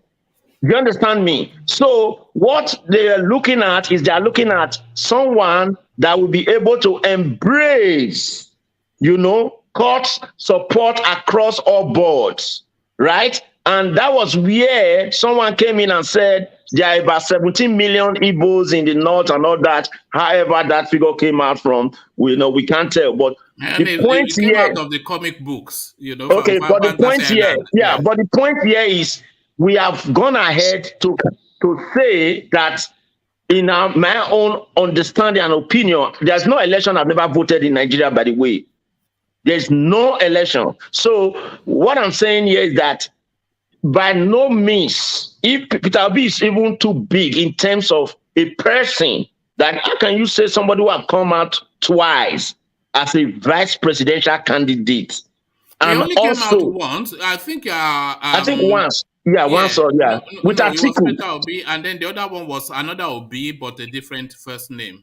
Okay, thank you for that clarification. Yeah. So, coming out once for VP and all that. So what I'm saying now is that even if he doesn't have much fans within the north and all that, at the end of the day, the way Nigerian politics work is this. The person Peter Obi supported for governorship in his state did not win, right? We all know that. Take an example. But that does not mean, listen, let me finish that statement, please. Yeah, but that does not mean the people don't like him. However, if that the same Peter... Exactly that is what it means. When they reject you at the polls, they don't like you. Okay, are you telling me that even if Peter Obi, the candidate he brought out, did not win in his state, for instance, are you telling me that if the same Peter Obi, for instance, comes out as PDP presidential candidate, that state is not going to vote for him? No, they are going to vote for him. Ethnically, yes. Thank you. Yes, that's what we are saying now. So everything depends on the game. Every match depends on the game on that date. Right. Do you understand my point? So definitely, Peter Obi is not. I don't know. He's not a bad person. Good recommendation about him from people and all that. Mongalu and the rest. But that is not my point. My point today is... all right. Before I let you go, one final question. Have you ever heard Peter Obi? Have you heard him? Do you know him? Yes, of course, yes. What do you make of his voice? What do you make of his voice? And what about his voice? The texture of his voice. What do you make of the texture? Is it too squeaky? Actually, I've been an IT professional for more than 15 years. I don't judge people by their voice. Those who are president now, president, not IT, president. So president don't need to shout. The president that shouts couldn't even do anything, you know. So even our present president that they were calling Baba Go Slow, for instance, he still did what he was able to do. So his voice is just enough. You have a beautiful voice today, for instance, you know, which I've admired for quite a very long time. And How long have you been following the platform? How long have you been following the platform? Honestly, I've not followed you live. I've seen your afterward videos. This is the first time I'm catching. I think when you started earlier on, it's been almost last year. You just read. You don't call people into the show or whatever. Yeah, no, I wanted to know if you were that far back. Yeah, so that's back. And are you subscribed? Not yet, but don't worry, I will. Do that. You see this? You know that's the thing that I noticed. People hear me say it, but they are either too relaxed as you are in your seat now, and they are looking at this. Oh, I'll do it later. So just do it now. But good to hear from you. The passion is something you must come again. You must come again. Peter, I have a question for you. I want to say something. I agree to you. I wanted to move the conversation on, but sorry, one man, sorry, please. Yeah. Agabi, I agree to you from Japan. I agree to you, sir. Thank you. It's from your side, though. It's from your side. Yeah, you're from the point where you just make I'm Delta. Yeah, it's okay. We are one. The point where you just make just now. I was trying to make before, maybe because I speak too fast. Hold on now, because I spoke too fast. I speak too fast. I know I'm a fast talker. People didn't really get what I was trying to say. People don't really get what I want to try to talk. I was trying to say. They asked me a question of competence about Peter Obi. I tried to tell people, say Peter Obi has from day one a mega party they win all elections for. When it really boiled down to local or grassroots election, that guy never really win anything as I just studied government reach. Can I correct you on that? Hold on. Let him ask his question now. Hold on. Let him land.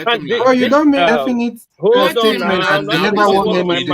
Which is what we do. We have to let people. You might well agree with you at the end, but let him land. Listen now.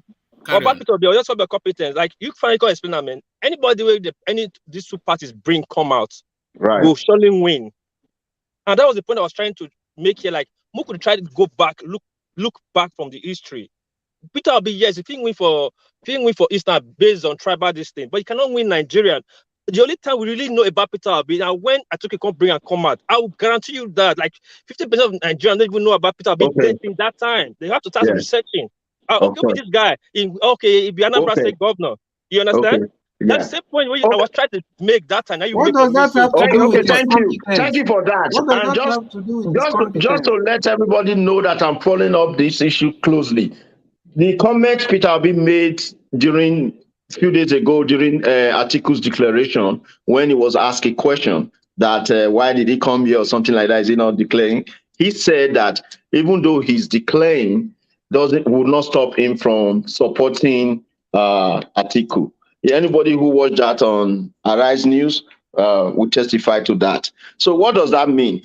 This is politics. Exactly what this person just said, you know.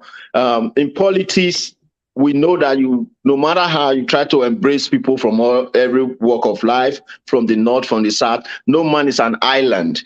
You cannot presume to win the Nigerian presidency because of the complexity of that country and just think that you can gather support from one particular area. No one can do that. Someone just read to us how the elections of how Obasanjo lost most states in the Yoruba nation or whatever, you know, and still went ahead to win the election. That was correct or not. So that tells you that the Nigeria is so complex that you must cut across all board. So yes, to your question, There is no way Peter Obi, neither anyone can win the election by concentrating on one particular area, for instance, So that is why, even if, for instance, somebody like Peter Obi is even given, for instance, is given the presidential ticket, which I don't think he will even get, but I'm just saying, if, for instance, was given the presidential ticket, the party will not be stupid to know that maybe the VP will then come from the north, right? So, if, for instance, if you don't eat yam because of the soup, how did they put them? If you don't eat, if you don't chop and the yam because of the soup, you chop. If you don't chop because of the soup, you chop the soup called and the yam. Thank you. So the same way, if Tinubu is coming out, for instance, if he gets the ticket, he's still not going to take a Yoruba man as a VP. He will also try to take somebody from what? The north. Do you think that is what Peter Obi's game really is, just for that VP slot? No, I don't think that is his game, because there's no way he's even going to get VP this time around. The maths will never favor him in the VP slot. If at all he's going to get anything, then he will better just go for the presidency.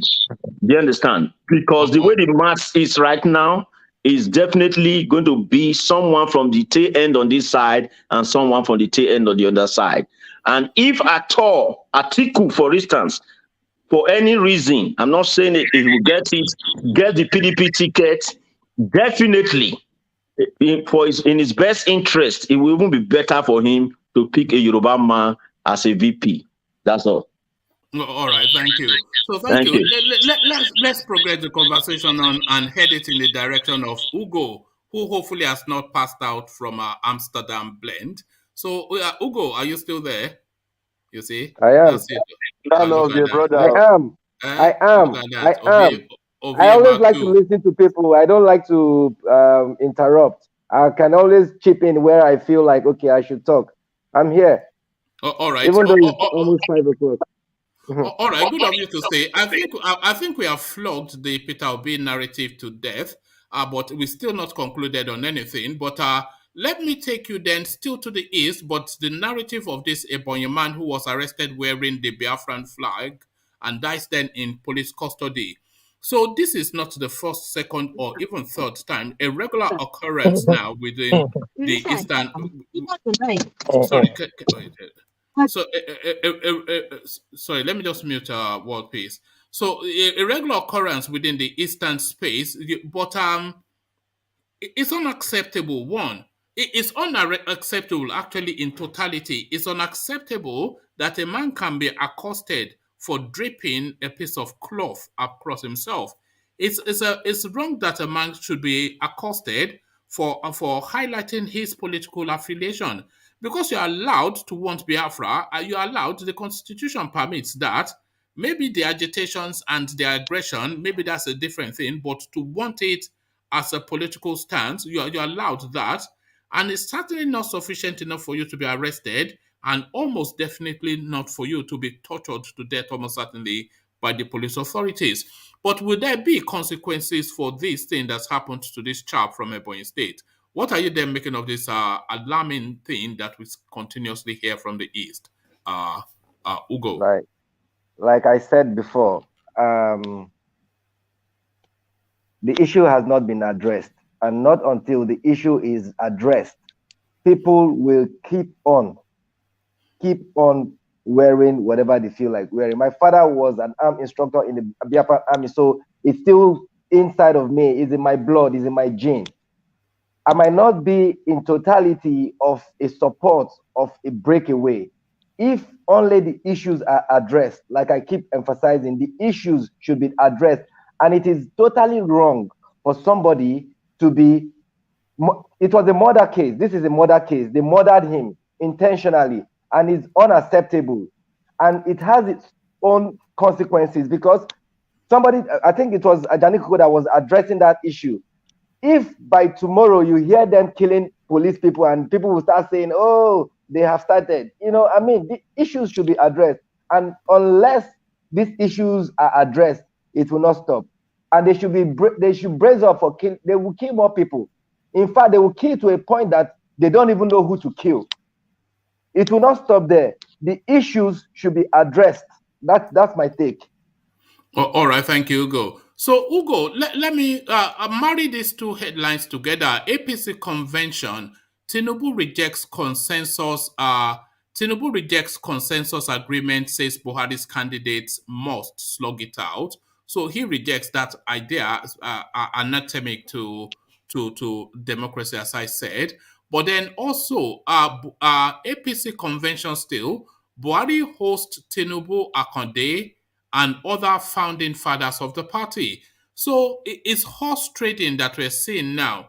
What we're seeing now is Buhari picking the chairman. But what are you even making of it? Because Buhari picks the chairman, Fayemi can huff and puff, but it's not going to blow anything down. But he's now gathering the founding fathers of the party. So are they now going to come up with a consensus presidential candidate, which will be announced shortly after It's a game. It's a gameplay here. That we are looking at. These guys are cartels, and Tinubu pretends to be the chain leader. You understand? So it's just like a drug game going on here. They're actually trying to pick the people that will serve their interests as a result of what comes after the election. Should he get the slot, he wants to actually handpick the people that will do the dirty job for him. So these are all gimmicks, and we understand this game. I'm not an APC supporter anyways, so I just see this game thing going on. It's a game going on. I think Buhari understands what he's doing because he knows that either he cannot trust Tinubu, so it's just a gimmick.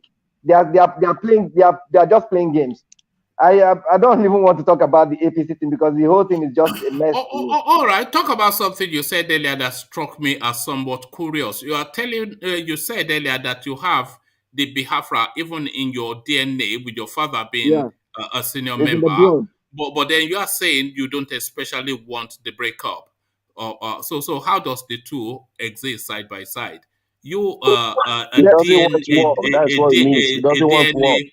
Hold on, he can speak for himself now. A DNA Biafrist not wanting secession. How do you have they chased you out of the community? That's why I said there are issues that should be addressed. And this issue that was not addressed that led to the war is still lingering. If these issues are addressed, Nigeria is just one sweet place.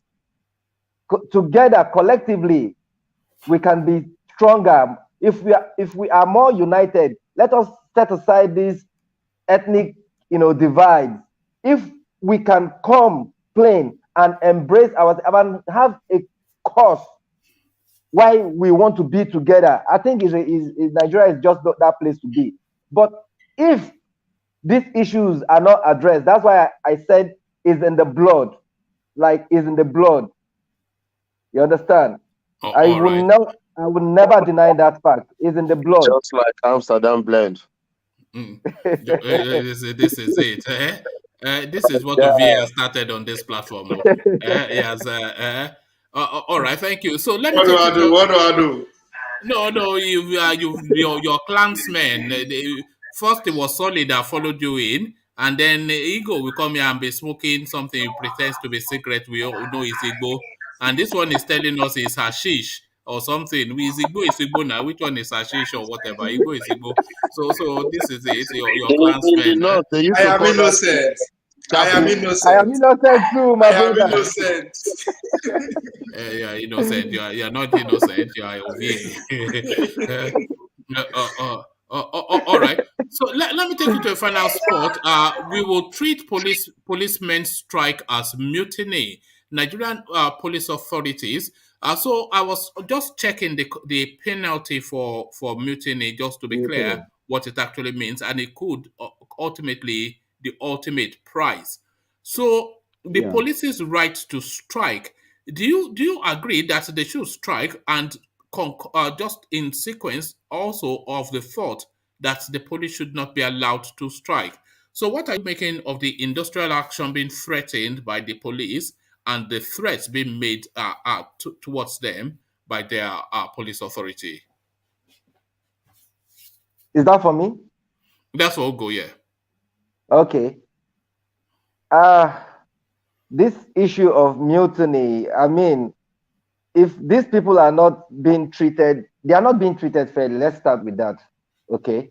Even though we are the people fronting for them, they are not, they actually seeing us as enemies, whereas it's not what it is. You understand? I'm in support that the police should be looked after. They are not looked after. I have too many friends that their fathers are police, and I go to the barracks like, you know, often. So I know what is happening. They are not looked after. They don't pay them enough to take care of their families. I mean, if they now want to go on strike, then you say you treat it as being as mutiny. That's stupidity. We have the Nigerian cabinet as one of the highest paid in the world, where these guys they barely. But should the police be allowed to strike? What do you think the consequences will be? Because you know what a strike is. That means to down tools and damn the consequences. Damn the consequences. If that would allow them to see into their plight, then I don't give a fuck. The assaults, the robberies, the killings, everything that will happen. Let us see what the outcome of the strike would be. Then maybe that will be a wake-up call for them. If the police go off the street, let there be robbery. In fact, when they start killing, let them start killing the politicians and leave my people alone. No, but that's the thing, though. They won't kill the politicians. It's the poor masses. If they don't kill them now, later we will kill them. When the time comes, we will kill them. I'm in support of the police. Bros, we don't advocate killing on L. Just we don't. Yes, no, we don't. You can say pie or one thing or the other. Okay, pie. Oh, I see the same thing now. Pie, I see the same thing now.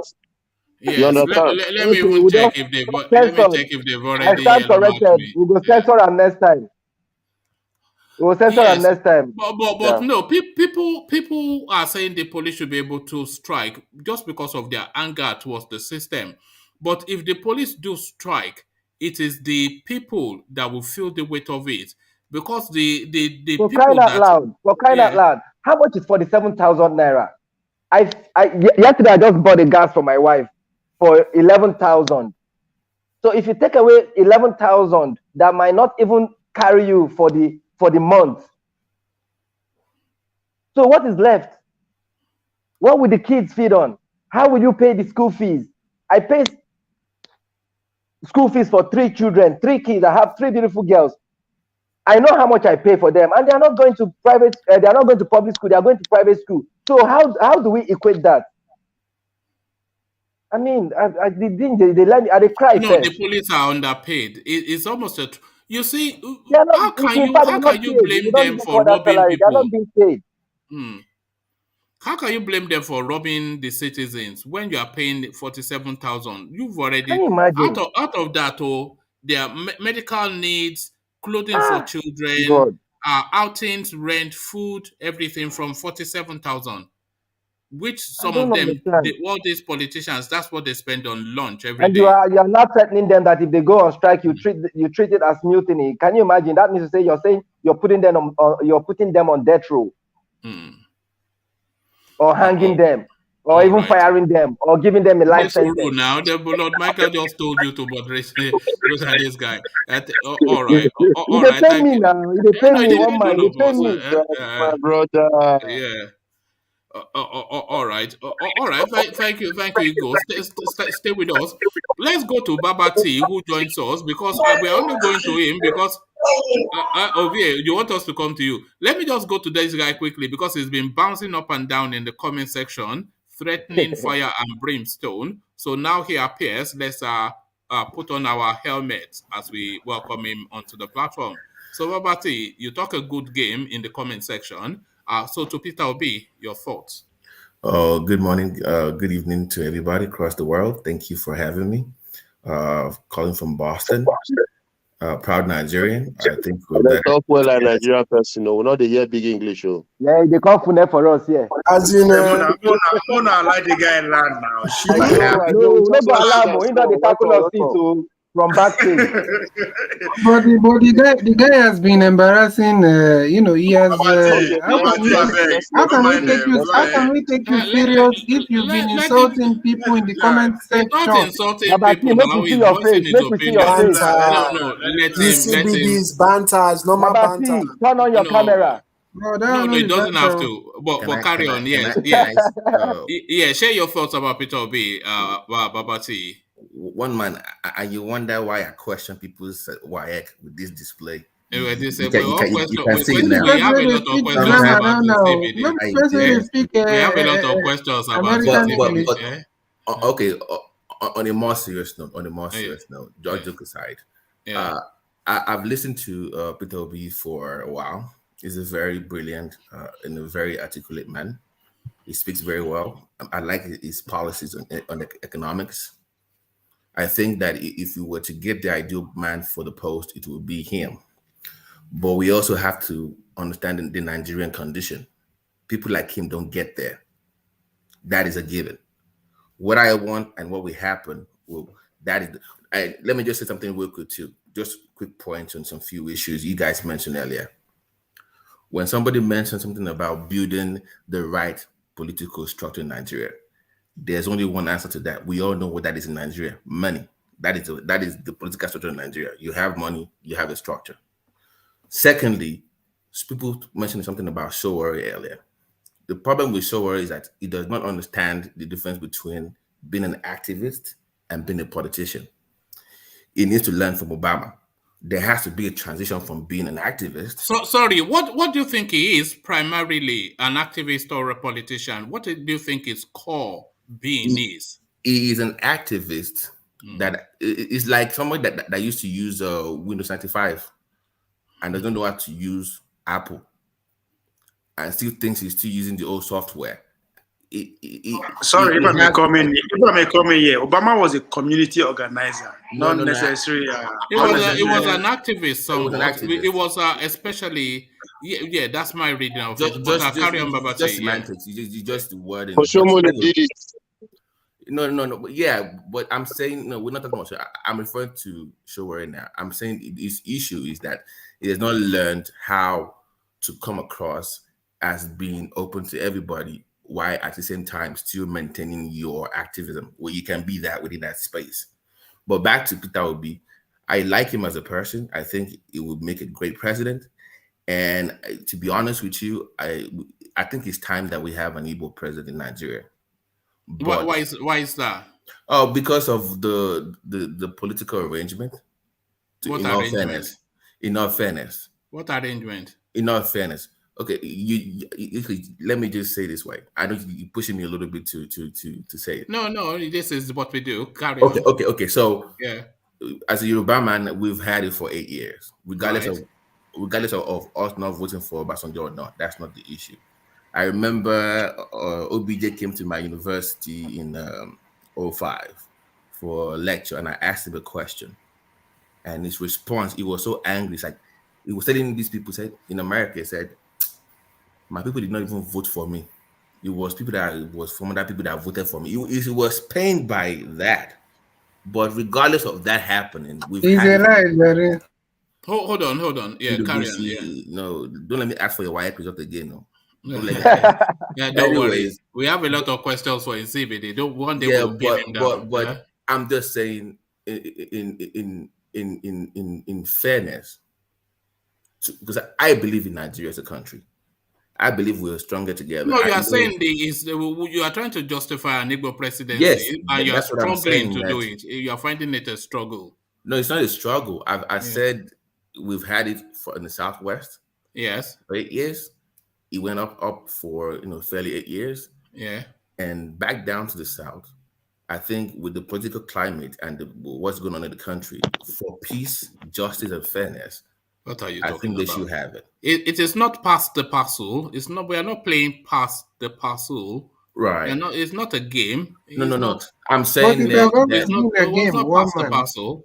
No. What I thought you people say this politics is game. It's about playing the game. So why is it no longer a game? I think what, sir? Go on. I think what man is alluding to is that it should not be given. There has to be some kind of fight for it. Even and are you seeing that fight? Are you seeing that fight in the East coming from the East? That's where I love my Eastern brothers. You know, I do. I am married to one of your sisters, so no gay. This is the same thing racists usually say. I'm married to a black man. My best friend is fly. Let him. I'm interested. I want to see how you respond to that question, Wama. I'm interested. Are they fighting enough? Yeah, are they fighting enough? Yeah, let's hear it because it's a subsisting question here. Go on. But I'm saying that if I know something is my turn, I think you guys are self-sabotaging yourself with the whole IPOP thing. Within this space of presidency, I mean. That's my point. If you know you're gonna be a president of a whole country, then you cannot advocate for separation within the same space. Is Yoruba not agitating? Thank you. Not Listen to me. Did they sabotage themselves with the Sharia law? Guys, listen. Hear it now. You don't want to hear it, but hear it. Guys, listen. Go on. I just said that it is your turn. No, listen, just pay attention. I said something is your turn. Yoruba is not going to, like according to me, Yoruba people should not run for something. I'm saying it is your turn. If it's your turn, then that does not apply to me as a Yoruba man. You should be president. That's my belief. No, but you're saying they're sabotaging because of IPOP, and we are trying to let you know that every other region or tribe have also their own agitations going on at the same time. So why is nobody using that against them? Because I don't think you can equate Yoruba nation to because you're not paying attention to what I'm saying. I said you should. But there's Boko Haram in the north, and yet we see candidates from. Wait now, we see candidates from them being seen as the ultimate one Nigeria candidates, and we have active terrorism going on there. Babati, you people keep pushing the goalposts when it comes to the Igbos. Thank you, my brother. Thank you. What are you talking about? Nobody's. No, I've just let you know that even the north that you believe that they are the most one Nigeria you can think of, they have active terrorism going on there. You're lying now. I never said that. I never said that I want to. See, you keep. It says he wants an Igbo president, but the narrative from the East is somewhat stymieing your opportunities, and you are somewhat self-harming. Why is the narrative from the other side not stymieing their opportunities? Which side? Which side? Which side right now? Which side? Which side? What do you mean by which side? The north is not one side. They are not agitating for anything. Let me help you. They are not agitating, but what is the goal of Boko Haram? Why are we not afraid that? Why are we not afraid that a Boko Haram sympathizer will be the next president of Nigeria? Why are we not afraid of that? That's a different thing. That's a different thing. You are being unpatriotic to the state of Nigeria. If you want to be, you're not serious at all. You are being unpatriotic to the nation you want to govern. You know what is all right. Let's Boko Haram, are they patriotic? Guys, calm down. They are not Nigerians. They are not Nigerians. So what are they patriotic okay, so why are they not the same people we are afraid that they are even coming from another country? No, that's so why are we not using that against Hold on, Ovie, don't respond to that. Let Babati round off his thoughts, and then I'll come to Ovie. We live in a multicultural, multi-tribal state. That should be put in consideration, which means I have to make allies with other people. Even if I think something is due to you, you have to show me that when you get there, you're going to be for everybody. So I'm telling you, Sunday Igboho or not Sunday Igboho, I want you to be president. You have to show me that you want to be president. You cannot be divided within your own house. Your house is divided and it's open and it's glaring. That's my point. I'm saying, okay. Hold on. Just one more question to you, and then hold on. One more question to Babati. Do you think that there is Igbophobia? And this question to you as well, Ovie, but let Babati go first. Do you think there is Igbophobia in Nigeria? And if you do think that, why do you think that is? So just a short response to that, and then I want to hear Ovie's thoughts on that as well. Yeah, that would be the remnant from the Civil War, which is kind of been it's been made worse by the political divide, the religious divide, and with all this like IPOB members and stuff like that. It's kind of made it worse. So that's something that, like a wound that's refused to heal from a long time. So that is from 1966. That's been there for a long time. But my point still remains that regardless of that, as a Yoruba man, that I believe that you should be one as a president of the country, you cannot put yourself in a situation where that phobia is made worse because you are justifying that fear already by having IPOB and other systems of the movement. It makes it obvious. So if I don't like Igbos in the first place, I can go and say, okay, see them all. See the reason why I can't vote for them. See what they are doing. You are making it easier for those people that don't like you already. That's my point. So if you like look at don't let me do this tribal thing now, but you can say white people are like, don't vote for somebody, but when it's time to go behind somebody, they come together. People in the north, they come together. I was thinking that by this time you should have a candidate from the east that you will all support. Can I ask you a question? Because I think we usually interject. Can I interject a little bit? Go on. So let me ask you this as my interjection. Now, why did, before this Russia-Ukraine whatever started happening, why did the people of Ukraine elect Zelensky, who is from Eastern Ukraine, the same Donbass? Just no, wait now. I don't care about Ukraine. Don't make it a different. Wait, guys. Let's stop this. What is all these things now? So Zelensky, an American president. Zelensky, an American president. Forget about that. Forget about that. Take us to another Forget direction. about that. Okay. Let me not ask that. So, all are right. you trying to tell me that? You heard what he said, so it's quite clear. Let me ask Babati one question. No. So sorry. Let me move the conversation on because they won't allow you to. Okay, go on. I'm not afraid to answer any question. I'm being open to you. Babati, would you agree with me? Would you agree with me that the Fulani in the north has caused more harm to Nigeria than the so-called Igbo? Would you agree? First of all, and yet we are not, and yet they are not a political risk. Any candidate from there is not political. Is not a political risk, right? So that's what I'm telling you, that you people argument is baseless. Thank you, Sibili. But don't respond to that, Babate, because I want to push it for reasons of the time. I especially just wanted to hear from you to see if you were brave enough to back up. We are all to be blamed we are all to be blamed. We are all to be blamed. We are all Nigerians and we are responsible, regardless of the time limit. People have been in charge from in the 60s, 50s, and 40s. So if I have a family, we are all family. We blame each other and we get better as a society. We are still going to live together regardless. So I'm not going to do this whole banter back and forth because it's not productive. It does not go anywhere. You keep feeding into this narrative, and that's the problem. You cannot feed into this notion of division. It does not solve any problem. And if you cannot get past that, we will keep having problems like this. Go ahead, Ahmed.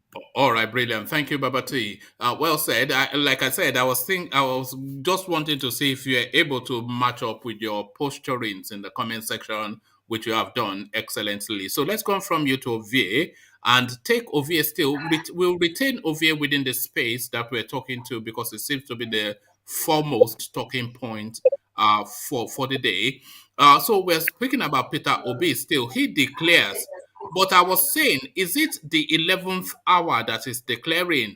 And is his intention really to vie for the presidency?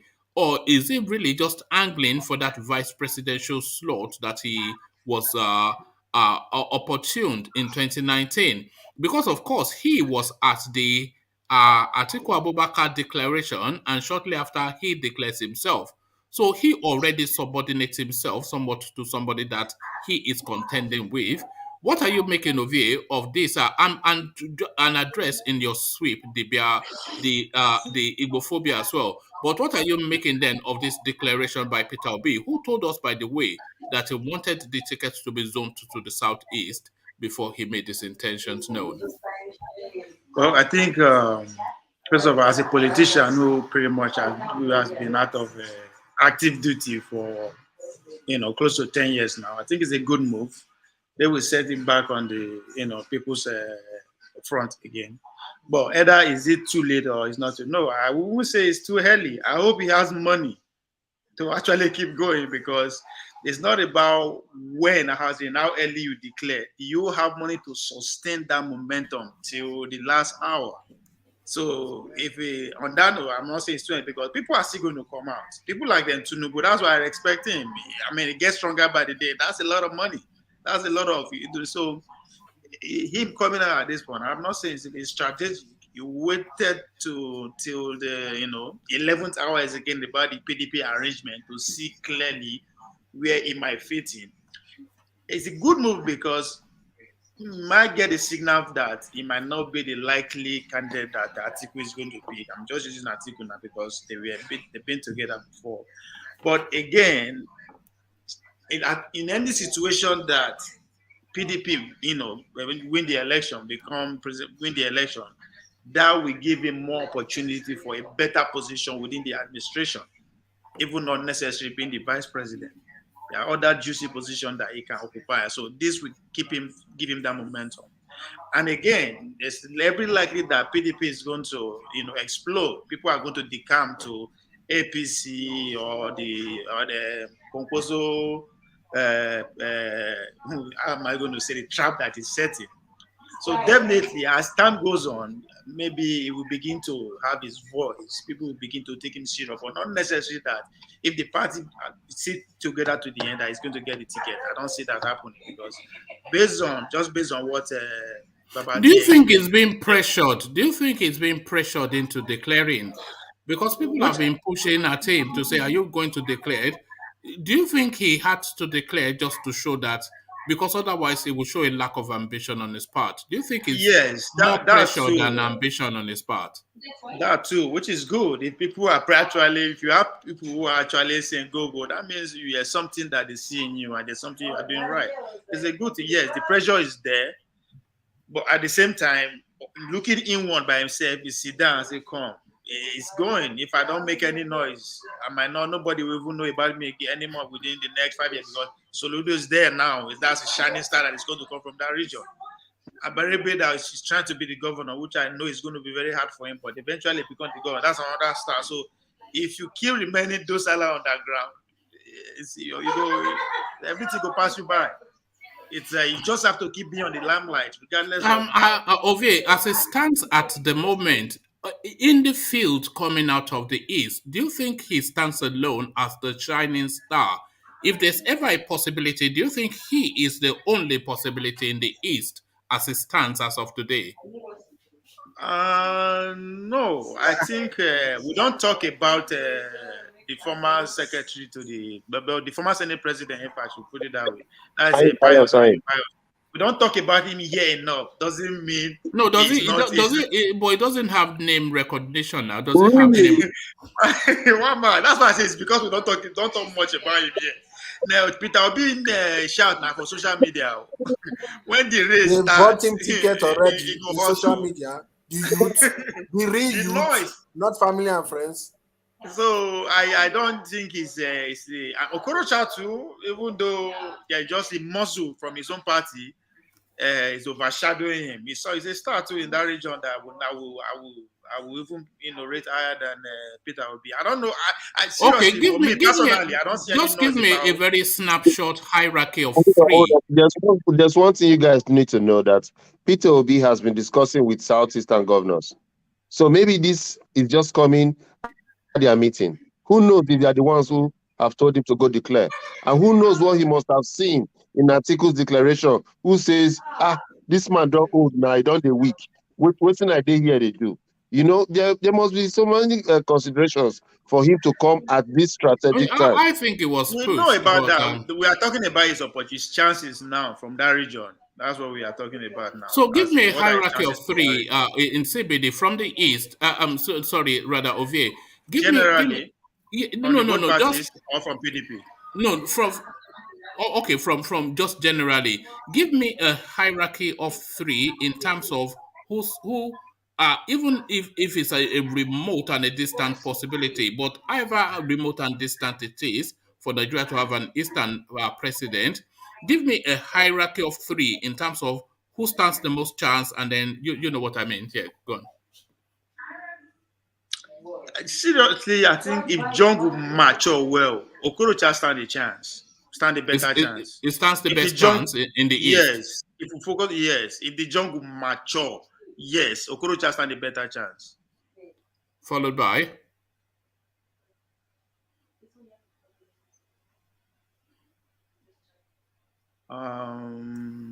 Eastern politics is not like that. Now, the way you guys are thinking. We go for people that has been, with some kind of maybe credibility with the general mass. We don't care about those big names that you guys with respect and CBD, it's not when you're talking about the Nigerian president. It's not just what the East wants, but what the whole country will accept. Yes. So it's more a national question. So you may well I think Ovie was talking about. I think you guys are talking about the shining star from the East. No. What we're talking about is the person that stands the hierarchy of who stands. Okay. But I think charity begins at home now, so we have to accept that person first before we send him to you guys. No, the country, it doesn't really matter if you accept him, so long as the country accepts him. The Yorubas did not accept Obasanjo now, but he became president. So, but give us that hierarchy over here. Yeah, give us that hierarchy over here. Yeah. Where I said the Okorocha. So there's no talent at all. You can't think of any. No. Because there are so. The former president, Senate president, what's his name? Ikeremadu. I'm not putting because we are saying generally now. Kenny Namani. Then Obonaya Onu. No. It's a hierarchy of 3. No. You have So run through it again.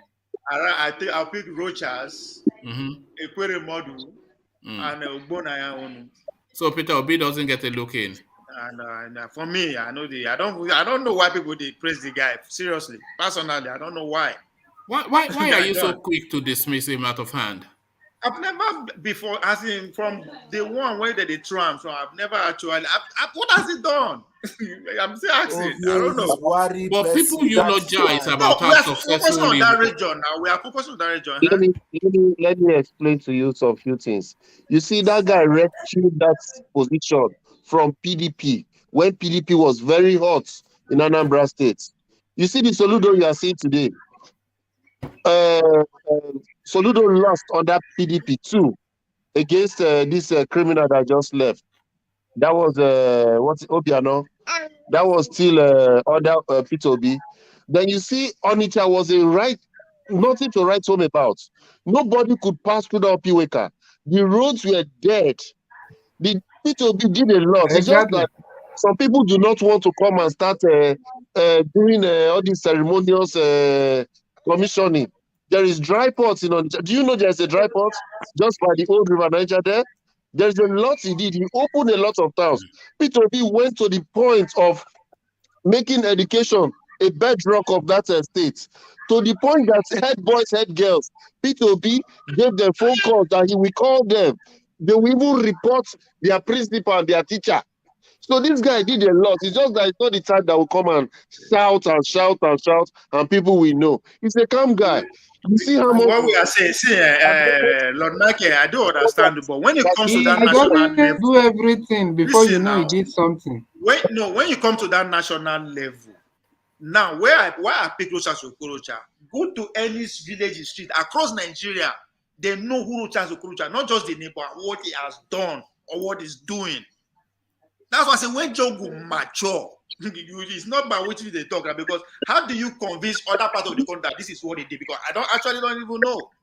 See, that's where the political party comes in, like Bio was telling you. When it comes to that level, the national acceptability is very important.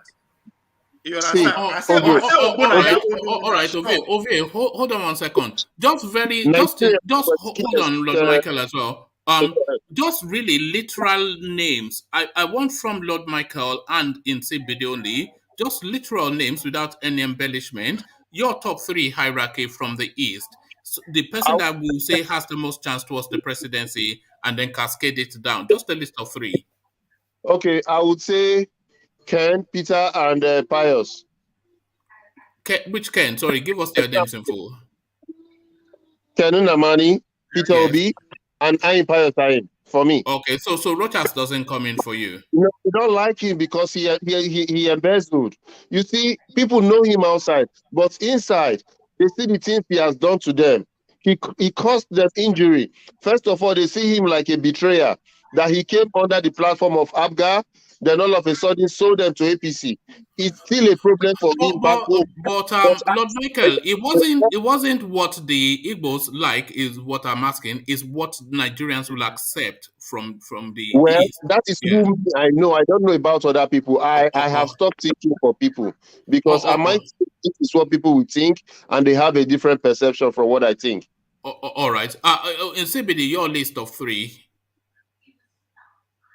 Yeah, obviously, Peter Obi. I would even put Ayin Pius before Okorocha. I would still put Okorocha there just because of as much as everything is going on, even in Imo State, as much as many people feel like he embezzled, he still has supporters. It's more like a 50 something or a 60-40 something. So he still have some kind of supporters there. So I would just put him there in fact, if we're being honest, I'll put him as number 2. I'll take Ayin Pius to number 3. Then Peter will be number 1. All right, brilliant. So back to you, Ovie. Round off your thoughts on Peter Obi, and I'll take you on to another talking point. Yeah, I think it's a good thing for him to just step out. As I said, I hope he has money and the followership, just to keep going, because once the big boys when the door is fully open, you see other guns come out. So is he going to fade out at that time? So, but I applaud him for saying fuck it, excuse my foreign language, say and put his stay out there and see how let's even test out. I hope it go all the way. Let's put this argument to rest once and for all. So yes, I think I support it. Do you think his candidature will go as far as the primaries, or do you think it would have been settled before they even get to the primaries? That's a good one.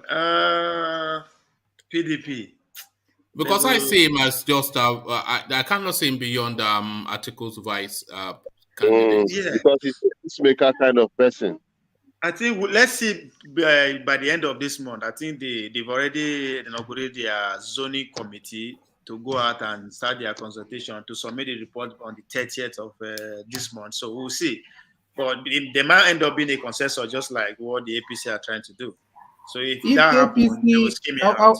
If that doesn't happen, he can go all the way. Sorry, let me just say this because I might just leave right now. If APC gives just my own perspective, if APC gives Amechi a ticket, because I know definitely they don't have anybody from the East right now, or from but if they give someone like Amechi the ticket, they stand a very high chance of winning this election. Why? That you mean APC? Yeah, because you see, it will be like killing two birds with one stone for them somehow. Because they somehow, as much as you might think is from this south or all that, the Igbos also still feel like it's part of them, and also the south will also feel like it's part of them. So it will be like just getting some kind of and Yoruba too will vote for him. Yoruba will vote for him. Yeah. Because his name is Rotimi Abi. No, yeah, you see, that is only an Igbo man that has named his son a Yoruba name without even none of his parents coming from the Yoruba side. So you see how stop this tribal talk. We're talking Forget about the tribe. I'm not talking about anything tribal. I don't know which side part of the bed you're what is the only Igbo man will name his child the Yoruba name?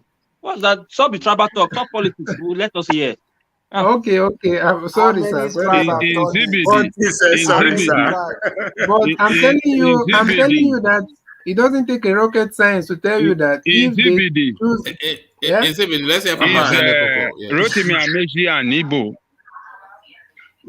He's an Igbo. The man said he's an Igbo. Do you want us to tell him he's not an Igbo? The man is saying he's an Igbo. So Rivers State is an Igbo land. No, Rivers State is not just one tribe now. Rivers State is not just one tribe. They have Ijo, they have Kalabari, they have I don't know other people there. They have Igbos there. They have Ikwere. So and the Ikwere people there. You get my point. So when APC give it to this thing now, when they hold on. So when APC give it to what do you call? When APC give it to Rotimi Amechi, Igbo people will go and vote for it. I'm telling you, if we do not see any other, if you guys are insisting that our man Peter Obi cannot go anywhere, and if that's the only man we are seeing that is there, I'm telling you, Igbos would vote for him. There's no doubt about that. If we can vote for Jonathan, that is Ijo, why won't we vote for CBD? The only way Rotimi can win that election is if Atiku is going to contest against him, which is going to win the entire South because he's a Christian, and also he also appeals to the entire region. That's just it. Exactly. Let me give you send off. Una vote no count. It no matter. Nobody is really threatened. No candidate is really threatened by Igbo vote. That's a fact. Nobody is shake. People don't go vote for you. None. What this is happy. When you see the brought his own. I'm not happy. What I'm trying to say is this. See, Lord Michael. See, most people did I don't even understand what hold on. was saying. The vote don't count as how. I'm not against you. Which vote are you talking about? My brother, whatever you are against does not matter. What I'm trying to say is that I don't think wait now. I didn't get what Ovie said. I want to just understand. You said which people's vote does not count. No presidential aspirant is banking on Igbo people's votes to win an election in Nigeria. None. Yeah, but it matters if obviously one man just told you that how the full Yoruba no vote for Obasanjo boy still end up winning, and that is a very large. I'm trying to tell you that large photo. I never told you. Wait. I never told you. Your submission is wrong. Are not even getting my point. I never told you that. I said the southeast and the south. Did I ever mention only the Igbos? No one region can win election for anybody. Everybody knows that. That's why I said, let me send you off. Then even Ajali Koko now added that even the Yorubas, some of them will vote for him. That's what I'm talking about. Who is talking about just one region producing a president? I didn't say you said that. I just sent that to send you off. I didn't say I'm not attributing. Yeah, but obviously everyone knows. In the CBD, my brother. Igbos, Buhari got 400,000 votes in the 5 southeast region. That means he doesn't need Igbos to get to win an election. Exactly. Nobody is arguing that is it. So, yeah. What is Thomas? You're not even understand. Are you even part of this conversation? Why not? You. So you're not getting what I'm saying. No, we understand. I do understand what you said. So obviously one region cannot. You prefer to vote for Amechi or anybody? And that's what I'm saying, because Amechi, you will get the same Igbo vote. Even if Igbos cannot single-handedly give him this whatever, which is obvious, but he will still get the Igbo support. He will get the South support. He will get some. Obviously, if Tinubu is there, then obviously if they are giving the Amechi the ticket, then it means Tinubu is not there, right? So he will get also the Yoruba vote. Then he will also get some support from the north, and it will be just easy for him. That's why I'm telling you that if they give it to Amechi, it is more realistic for APC to win this presidency again. So don't even. Anyway, that's not going to be possible. In Let's APC, go to Ekiti, where I have a breaking news. Go on. I have my sources are from the state houses. Somebody left a stinging comment for you on that last session when you were making us about gone. Oh, so it still come to pass what I said yesterday. So the breaking news that is coming out is that what you attributed to Fayemi, it was misconstrued. I don't want to say it's a fake news. It was misinterpreted. It backed out. It backed out of it.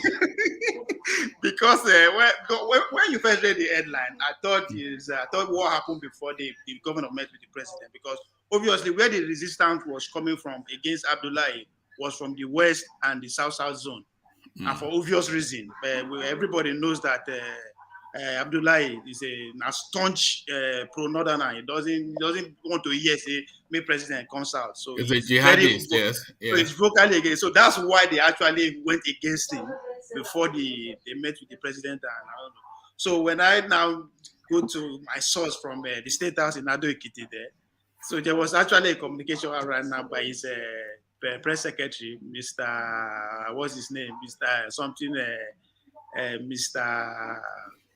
Let me remember his name.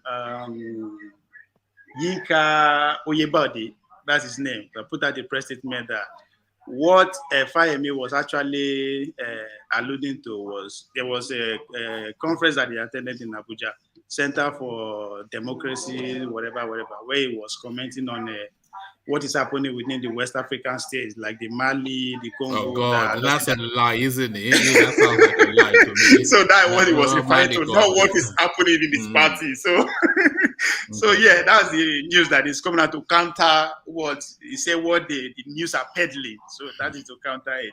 So, all right, I was going to take you to that space, but it looks as though you've debunked it. So thank you, Ovie. So Ovie, do you want to run a quick commentary? I'm not sure if it's anything that especially interests you, but the narrative of that EBONYI guy that was wearing wrapping around the Biafran flag, arrested by the police, and that was the last that he was ever seen on this planet. When was he arrested? Was it now or during when there was all furor about the whole thing? I mean, I'm not sure that it states. I think this is fairly recently, though. It says he passed away 10 days ago. It says, according to Kanonta, Azuma passed away in police custody yesterday, 10 days after he was arrested. So he was arrested within the last 2 weeks, and then subsequently, he I think we should be more concerned due to the fact that somebody died in their cell, not necessarily why he was arrested. Because should that concern us too? Why he was arrested? Should that concern us too? Yeah, but I mean, it's. I'm not going to say it's not the first. It's not going to be the last. I'm not saying it's a good thing or they should keep doing that. We all condemn it when it happened to the famous actor Asiebo. So I'm surprised that such a thing is still going on. But for the man to die, what kills him? That's what we should be asking about, because there are other people there in the cell who didn't go through that process. They could be at risk too. So I mean, I wish there would be more outcry against the police. Are we just too lackadaisical in our response to these things? Because it happens so often. It doesn't even. It's a little bit sad, but we just make a snap comment on it. No, we condemn it, and then we move.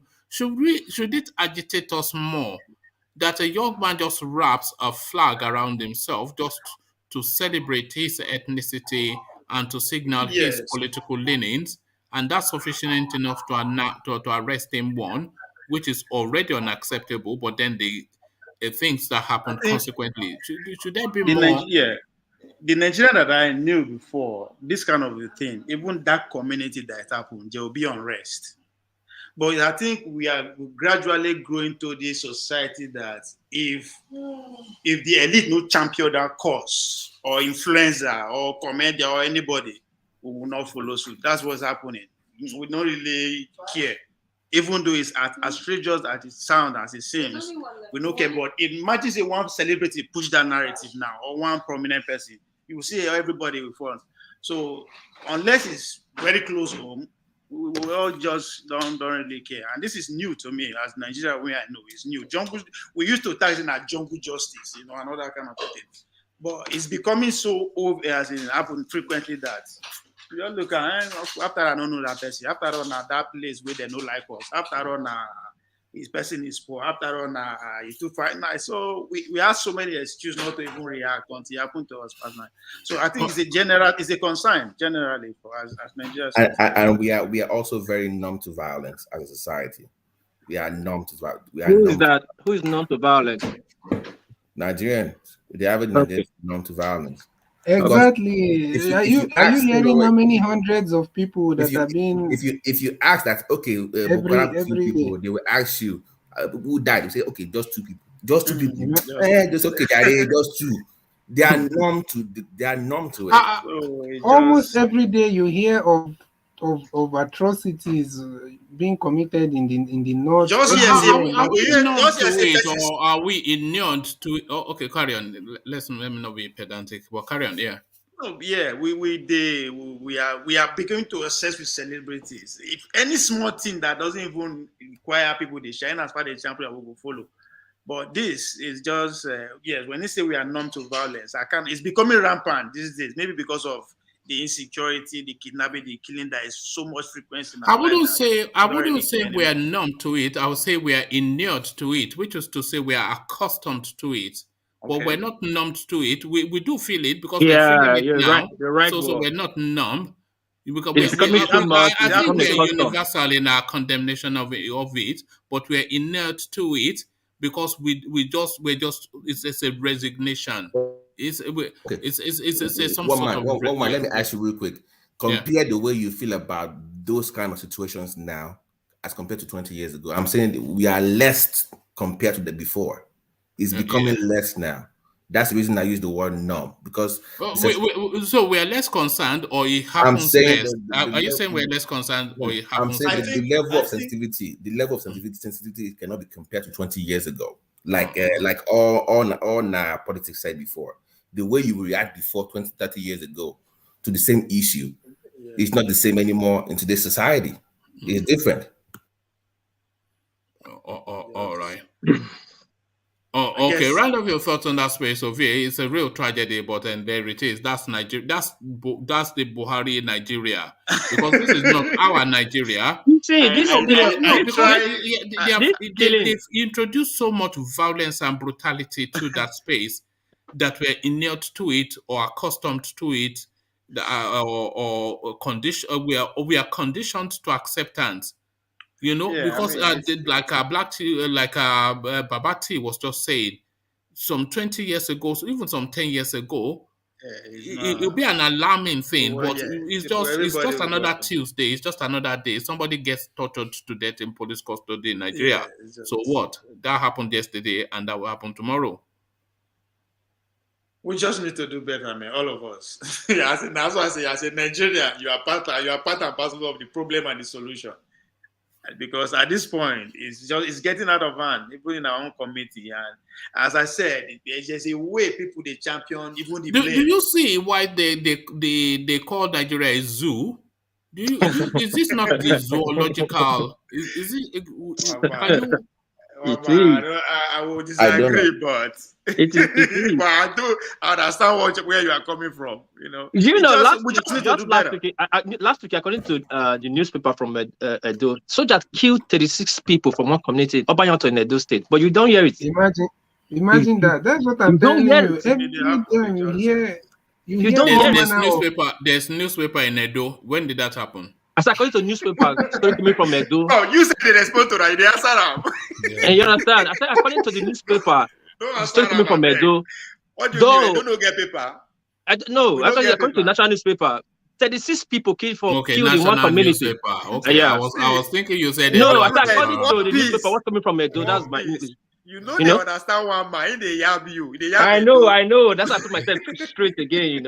But you don't hear about it. Because it's so common, as this other guy said, and one man, it's so common. Everybody is just used to it. 36 people. 36 people is nothing. If life was what life should be, I would never have left Nigeria ever. A place that fascinates me is Edo. A place that fascinates me is Jos. Who doesn't want to go and actually see what is happening in Kebbi, all this burning Kebbi and whatnot, and Sokoto? When but Lord there it is. When Lord Michael was saying Nigeria go happen to you, I said, what are you talking about? I live in America. You think I'm proud that I'm living here? Now Nigeria happened to me, now make me wrong come here. So it's already happening to me. I'm not proud that I'm living outside my country to earn a living. I'm not. Do you know why I disagree that Nigeria is a zoo? Because the same animals, when they escape that zoo and come to the West, they become humans. So the question is, are we humanoids?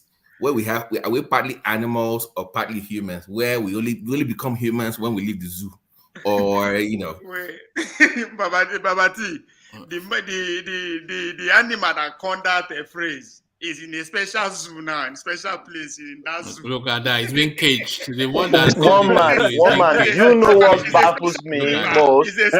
One man, the racist in abroad. One man is crazy. A man woke up to my father-in-law in the 70s here, and he was asking him, what is the color of your blood? You can imagine. That one is a fool. What is the color of your blood? My father-in-law told him that it is black blue, and he walked away. You can imagine. That is not a unique question to your father-in-law. That's a question that an uninformed, and it wasn't a malicious question, He might not really know. He doesn't know because he imagines that you having a black skin, you bleed differently. To blame the. Are you sure? Is that racist? But is this same Oyibo that taught us that we have red blood? Why are you saying this? This is racist. Babati, we all live in abroad. Racism. I think it was ignorance. Babati, we all live in abroad. Thomas is talking. It's Thomas, not Babati. So Thomas, I'll put it to you. We all live in abroad. I'll tell you, go to some counting, depending on how you call it in your own area. You go to some counting where you live. They have never seen a black man. We call it suburb here. Suburb. Oh, okay, yeah. So suburb. They have never seen a black man before, except TV. In the 21st century. The first time I visited Bulgaria, 21st century. That happened to us too. I've been in Japan here. They have not seen a black man before in their life in the 21st century. But why would they do in Japan? There's no reason for them to have ever seen a black man. In UK, there's some area you will go to, some outskirts you will go to. They have not seen a black man real life except from TV. So don't you think this racism is still there? He will not leave. It's not racism though, it's ignorance. Ignorance, sorry to say, ignorance. It's left for the government and the society to enlighten those people. But, so it happens, it will keep happening. Sorry, guys, sorry for the segue. Sorry, just one quick question. I know it's a segue, but Ghana is playing Nigeria this weekend. Who do you have? Just say. Ghana is beating who? They're beating Ghana. For the World Cup qualifier. Is that not the playoff? Is the playoff? Yeah, for the World Cup spot for Qatar, yeah. That's the first leg. I am more Don't excited. worry, I have my red button to ban anybody that says Ghana will beat Nigeria. I cannot confidently say Nigeria will win. Vin would have been in a good position to answer that question. You are right. It's half leg both ways. Half leg both ways. I am more excited. I don't know if it's true. I don't know if it's true, but I heard they were booing Super Eagles as they arrived at the airport. See, Nigeria are gonna have this feud, this generation feud, this history feud. So if they build them, is no matter. I won't be surprised. It's normal now. It's I won't be surprised. But there's nowhere in this world a Ghana man will say Nigerian he will be happy. You have not done anything, He just. I am more excited about their return match. It's going to be in Abuja, and Buhari promised to be there. Oh God! They will lose again. They will lose. They will lose. That's what the minister said. Buhari na bad market. Buhari na bad market. Make it go sleep. Go and do medical checkup in UK go and go to the UK no, for real though. That's what the minister said when they met. Somebody is this the match that will qualify us for the World Cup or not? Sorry. Yes. Someone said if you want Ghana to, Someone said if you want Nigeria to win, we should tell Buhari to pray for Ghana.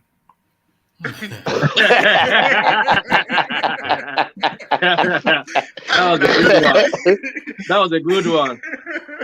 You remember the prayer I prayed for Nigeria in Nations Cup? Yeah, but I can't say confident in Nigeria will win. I thought about that earlier. No, they're not strong enough. I was quite disappointed with their outing at the last Nations Cup when they capitulated just when it got to the. When you hear that Ghana are bringing statistics saying that they've always defeated Nigeria, we should know that when Ghana defeated Nigeria in history, they probably had similar teams in power. Now the power is just too much. Ghana doesn't have a team. There's no way Ghana is going to defeat Nigeria. There's no way. We're going to beat them in Kumasi, and we're going to beat them in Abuja. No, we're going to beat them in Kumasi and we're going to flog them in Abuja. We shall see. Fingers crossed. You want to go and beat them in their homeland. Of course, now. You want to go and beat them in their homeland. All we will do going there is a draw. Get a draw in Ghana, come back to Nigeria and flog them. For Vincent's sake, Nigeria must not lose that match. There are too many British players in the Nigerian team, though. Well, I don't know. Nigerian football. I lost interest when we lost the set of the Guavon, and that's the time I lost interest in Nigerian football. Because Nigeria Where's the Guavon for? Where's the Guavon for? Not about the Guavon, but I said that's this guy. I said no. I said that's set. That's set. And you're the one telling me about tribe. We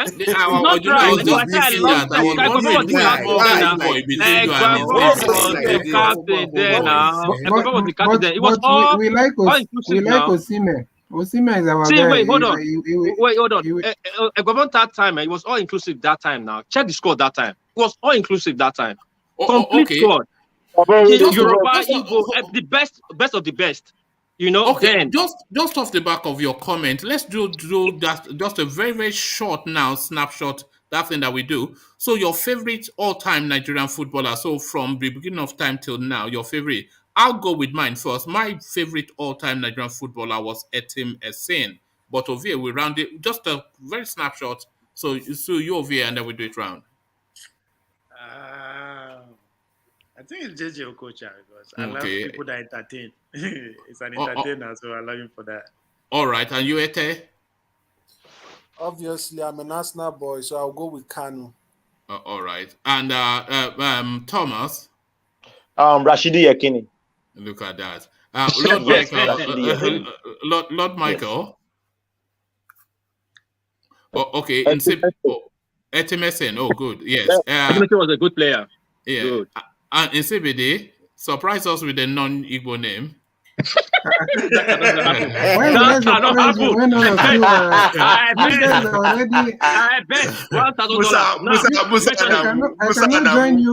I can't join you guys to flog our people. So I'm going with Okocha. I told you what I thought that guy will not go. Okay. Babati, you opened up the space. Your favorite all-time Nigerian player? I replaced Okocha as my top 11 with Samson Siasia. All right. Yeah, why do you replace who will be your him number now? one? Who will be your So number it one? means he was there before. Because of tribe, now you replace him. Samson Siasia is God will heal you. Siasia is not a Yoruba man now. But okay, what piece? Yeah, your favorite player? You know now go with people now. Not surprised. Guavon. There it is. And Adale Koko, I know you call it soccer now, but who is your favorite? Still call it football in Nigeria. One man. You are a racist. You are a racist. You know Adale Koko is American Jingo now, American Wonder. So who's your favorite? Who's your America favorite? America Peperepe. Who's your favorite Nigeria all time? Of course, the man that scored Nigerian first goal in World Cup, Rashidi Yekini. Can I shock you? Yes. one man. Can I shock you? In outside Africa, I've been to a few African countries, and even here, the only Nigerian outside Africa, you've been to a free Africa. Sorry, I'm saying outside Nigeria. Sorry, outside Nigeria, and also outside Africa. The only Nigerian legend that people know that comes to their head, number one, is just Okocha and Kanu. It's only No. For reasons of Arsenal. Kanu was a special player. Kanu was and Mikel, they also know Mikel. No, you don't add anything to it. It's Okocha. I will tell you. was an entertainer, man. See. I will tell you. I don't want to mention the country. When I arrived in that airport, when I arrived in that airport, the man I is get out from the overrated. international airport. The first big banner I saw was JJ Okocha. They said he's so good and named me twice. Report. The guy's entertainer. He's good. All right. Let me acknowledge the comment section who are also making contributions to this particular. This seems to tickle people somewhat. So DOG, he's a Kanu man. Greg Bayero, he's Kanu also. This one surprises me somewhat. I don't even know that this one could ever be anybody's favorite. But Prita Rufai is Jaja's favorite. Yakubu is who Ayegbeni. Ayegbeni is who Alexander Akashe favors. And I'm not quite sure if Black League is going for Etemesim or not, but I think it's landed on Finidi George. So that's Finidi. I didn't even know anybody liked Finidi George, but there it is. Just Titan likes JJ Okocha. Who else has made a comment? So Amonike for Otu Mahana. So Otu Mahana likes Amonike. Okocha for British victim. Quite why you are a British victim. This is something we have to discuss. Emeka likes Daniel Mokachi. Mokachi. You see, I don't know why I forgot about the goal now. No. You see, you don't even know. Look at this guy. What are you talking about? Look at this person. So say J and Ken and Okocha man or lady. I don't know. So, but there it is. It looks as though Okocha wins the day. JJ so good. They named him twice. So there it is. One man. In all objectivity, if I were to make my top 11 list of all-time Nigeria's top 11 starting, there will be no Okocha there. I know because of the dribbles, but let's. He was always hitting the bar, missing the goal. As a purist, there's no way I'm putting it in my top 11 list. Yeah. Let me tell you this. When I travel to... Hold on, let's hear from Alejandro Coco. Hold on now. Yeah, true. Let's hear from Alejandro Coco. When I travel to Egypt, this guy, Rashidi Yakini, is so popular in Arab world. I don't know, maybe because of his name. Okay. That guy was so popular, man. They like him in that side of Africa. So that's what what this guy that's passed on Igbo guy, Gentle Giant. What's his name? Don't be mentioning tribe. You like no, tribe. I try to remember him. Not my tribe. I'm trying to remember him. What's his name? Something. It's not Okichuku. One mention tribe now. The defender then was in Turkey. Gentle Giant. What's his name? Actually, if I want to rate between Okocha and Amokachi, I will go for Amokachi. Thank you very much. Where is it? We don't want dribble for two. Yeah, but you least to broad is okay, but you are breaking it down a little bit. Like but he was creating a lot of chances and making. We'll make it 3. No, there was never any end product to Okocha's play. Exactly. Yeah, that's the problem with him. I want soccer for entertainment, and the man produced great entertainment. We need to win too, bro. We need to win. You guys don't know football at all. I have to call him for this. Look at this American man. All of them now, including people in the chat. We know they make comment. Nobody know football for here. We won't okay, before you say anything, who is your all time? Give us your all time before you go. That's why I shouted. See, if you talk to the two coaches that coach Nigeria, John Buffrey and Westerhoff, they will tell you that Nigeria glory days was from 94 to 2000. And the moment that one player left that team, Super Eagles not being the same. Please tell us that player. And everybody know that the central midfield is the heart of a team. Sunday Olise, when I don't know football, man. Yeah, that I bet The moment Sunday listen, the moment Sunday listen left. I beg, go sit down, Jare. You guys only focus on who they score goal and who they dribble. Everybody here say we don't know everybody. You guys are focusing on who score goal and who dribble. The moment Sunday listen left that midfield, Super Eagles has never been the same since 2000. Mike, sorry. What do you say? What do you talk? You're talking for you. You're breaking. You said 94. 94. I will not argue with you. Did you watch football in the 80s? Nigeria glory days was from 94 no, to 2000. I know in the 80s we were shining, but the best ever glory time we had was that you are wrong. Go and watch Algeria. Algeria. Go and watch Algeria. Algeria versus Nigeria. African Cup of Finals. When we are called Green Eagles then. What please? I never said Nigeria was never good before that. I'm telling you our glory days, our glory days. You say you just call Sunday listen without going all those. Oh, you don't go this way. What are you talking about? Are you talking why you just go dismantle? That means you're not sure that you started watching football from 90s, maybe late 90s. What are you talking about? I've been watching football since.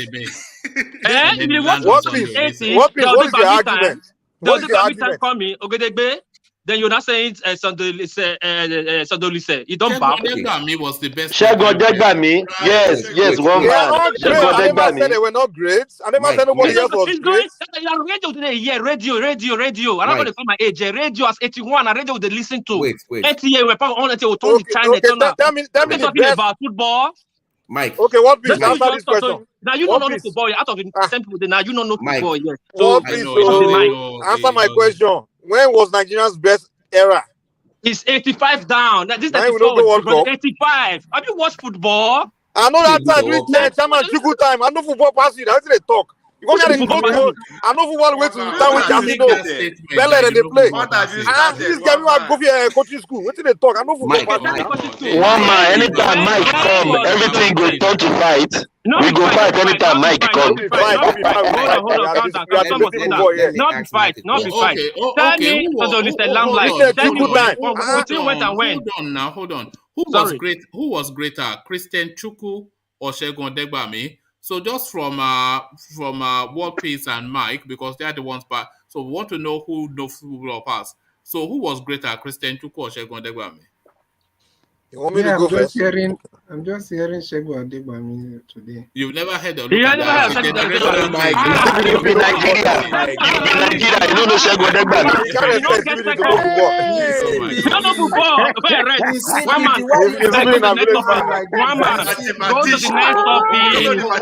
Hold on. Let me just Ovie, can you please go back to the archives and delete Nsibide's answers to his favorite footballer? What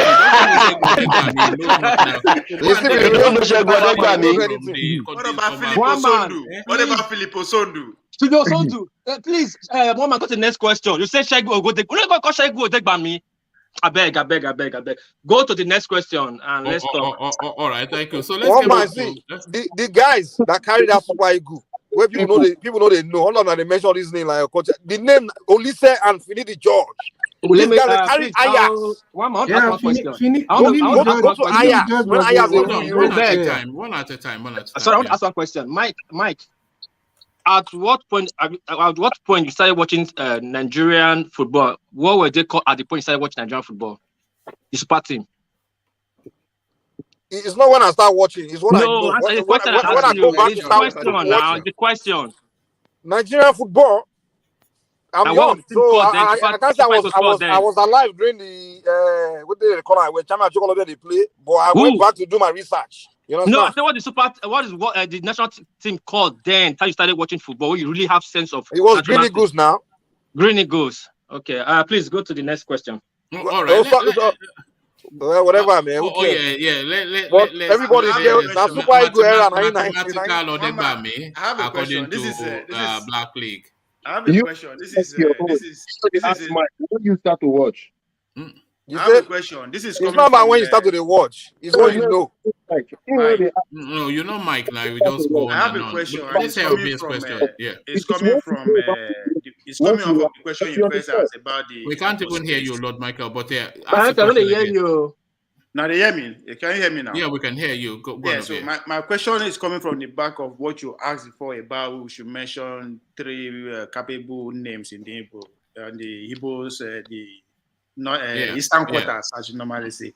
Now, this serious question: do you think as it is now, at this late in the game, do you think the Eastern Quarter should focus on supporting a Northerner and get a vice presidency, or support the West and lose out at all? So, no, I think their game is with Atiku. I think the their game West, is with and Atiku. because if you support the West, you can't become vice, and you can't be. Okay, let me go first. And I think what you are saying is already what they are playing, because I think what Peter Obi is doing is essentially saying to Atiku that I'm still available and I want us to do it again. So this is what he's saying. So their play is for the vice presidential slot, and they have to go with the Northerner because they cannot back a Yoruba man. They cannot. So they have to back a Northerner, and the Northerner that rhymes the most with the Easterners is Atiku. So this is the application form that Obi is filling today is for the vice presidential slot of an Atiku ticket. So that's what I think. If that happens, unfortunately, if that happens, no, it's a question. I they ask you, it's a question. Now, you Naibo man, do you think you guys should put all your effort in supporting a northern candidate to get that vice presidential slot, or Naves support the Western region and lost out of power totally? No, you can't say lose out of power because no, because that's a loaded question anyway. Because we know your politics, you surrender everything to the North, so your own. No, I'm just saying. No, because you agree now. That is what they are playing, which I totally agree with you. That's the game they are playing. No, that's a loaded question because you are saying surrender power totally because you have already surrendered that the next president will be a Northerner, but not everybody is with you in that space. Okay, let me phrase my question. When you phrase my question, I'm just saying now, when I mean lost power total, that is between number one and number two. Within those two spots, number being president and vice president. You understand? As it is now, realistically, what is their best bet? Stick to their gun, produce the president, support the North to be the vice, or support the West to spite the other side, and they will end up not be on the occupied those two positions. Our best bet. I can't speak for the whole Igbos, but you cannot talk for everybody. This is the mistake. Yeah, exactly. That's what I'm trying to say. I can't speak for the whole Igbo. No, it's speaking. We are here analyzing issues. Are we speaking for everybody? Yeah. All right. Yeah. Our voice matter. He is saying I'm just continuing to say mine. No. Our voice no matter. So we are just here analyzing things. Don't be saying we get power to make things happen. All right. I'm saying, I think we are sticking to our guns, according to your terminology. We are sticking to our guns either from, if it does not come from the from the southeast, then if anybody will do the mistake of giving Amechi the president or someone from the maybe River State or wherever, then we'll also support that person. But we are not going for West or not. All right, thank you, Nsibidi. So thank you, Viv. Just for reasons of time, Viv, let me go on from you to Ajanle Koko, who hopefully we have now. Ajanle Koko, do we have you? Yes, I'm here. Oh, Ajanle Koko, so for months and months, you have been championing the cause of Peter Obi. I know he's a favored candidate of yours. So we have been waiting for him to announce his intentions. It looks as though he has now, just as we are now less than 12 months away, even less than 11, just about 11 months away from the elections now. So he announces his intentions finally. But is it too little, too late? One. And do you think he really has that ambition too, or is being pushed by the noise that is hearing from people that they want to hear from him? And do you think, more importantly, because he attended Article's declaration and he subsequently then made his own declaration, so do you think just his maneuverings is indicative of the fact that he's announcing to the topmost spot, but really eyeing the second position? So Peter Obi announces, what is your take of how it's played out, Ajanle Koko? Yeah, Peter Obi declaration today is not too late. It just shows us that he is serious about the number one seat in the country. He has the ambition for it. but it's not desperate. It's not a desperate politician as some politician has displayed. And he demonstrated that again, that it's not desperate by attending Atiku's declaration.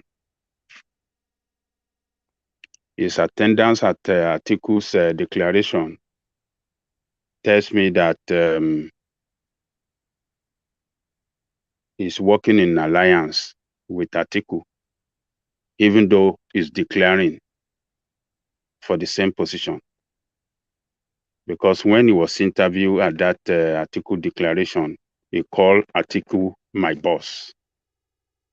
And there's no way my boss will invite me for something for such occasion and that he will not attend.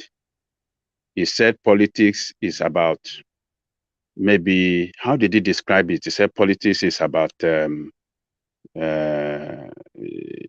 said it's not do or die, but he said it's a relationship or something. I can't remember. I cannot remember the way he described it. So he is working in alliance with Atiku. And I believe there's no way he can get the ticket in PDP because he does not have the structure across the nation within the PDP to get him that ticket. And I believe as well that Atiku will be the candidate of the party at the end of the exercise because he has that structure across the country that no other politician among all of them contesting for this same position have. None of them have that kind of structure like Atiku have in PDP. So Atiku is the candidate to beat. So when Atiku secure that ticket, he will surely pick Obi again as his vice president because they have a working alliance. And I really believe that Atiku believes strongly in Obi's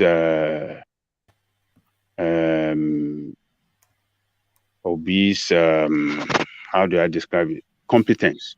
He believes that Obi can help him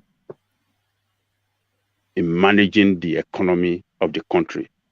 Because by the constitution of the country, the vice president will assume the position of the chairman of the economic committee of the country.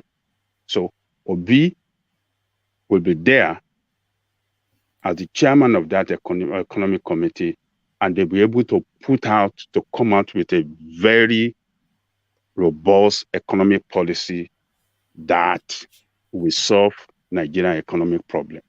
So Obi declaration is not too late, as I said. He is not a desperate politician, and I believe he's working in alliance with Atiku. So it's good that he is the only candidate in Igbo land and across the country, other than Shore, that he's not a corrupt politician among all of them. Do you think he's the leading candidate in Igbo land? Do you think he's the leading candidate in Igbo land for the presidential slot? Yes, his credibility put him atop of others. And Nigeria is yearning for a person of integrity, a person of his kind with that, high level of credibility. So He's the man. He's number one. I choose him as number one. I'm an outsider, but to me so far, the way he performed as the governor of the state, a governor that met nothing on the ground when he came in, there was nothing.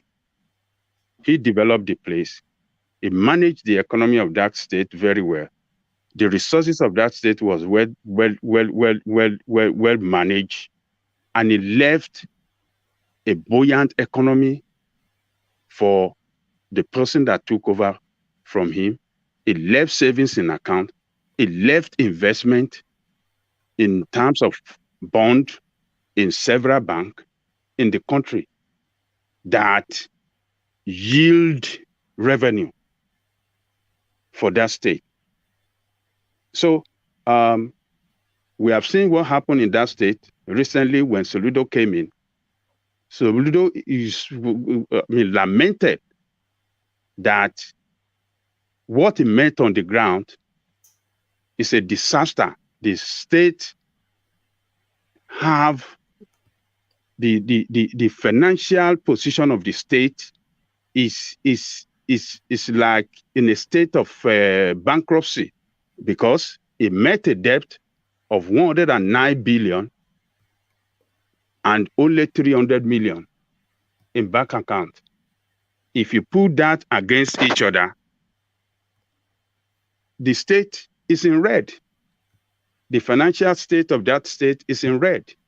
So Obi did not left a red state, a red state of account. He didn't leave it when he handed over to Obiano.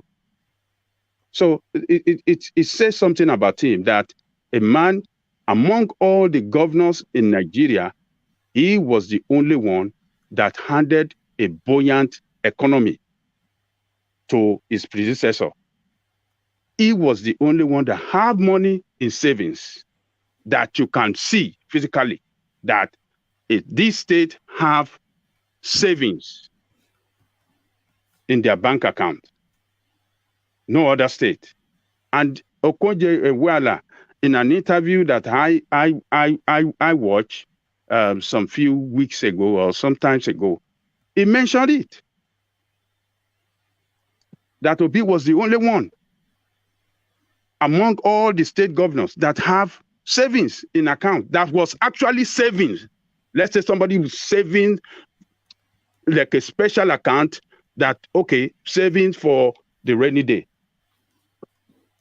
That's tell us a lot about that man, that he is the kind of person that we like at the federal level, to manage the economy of the country. So he's working with Atiku. He's going to end up being Atiku vice president. And that is what the Igbo people want now. If people,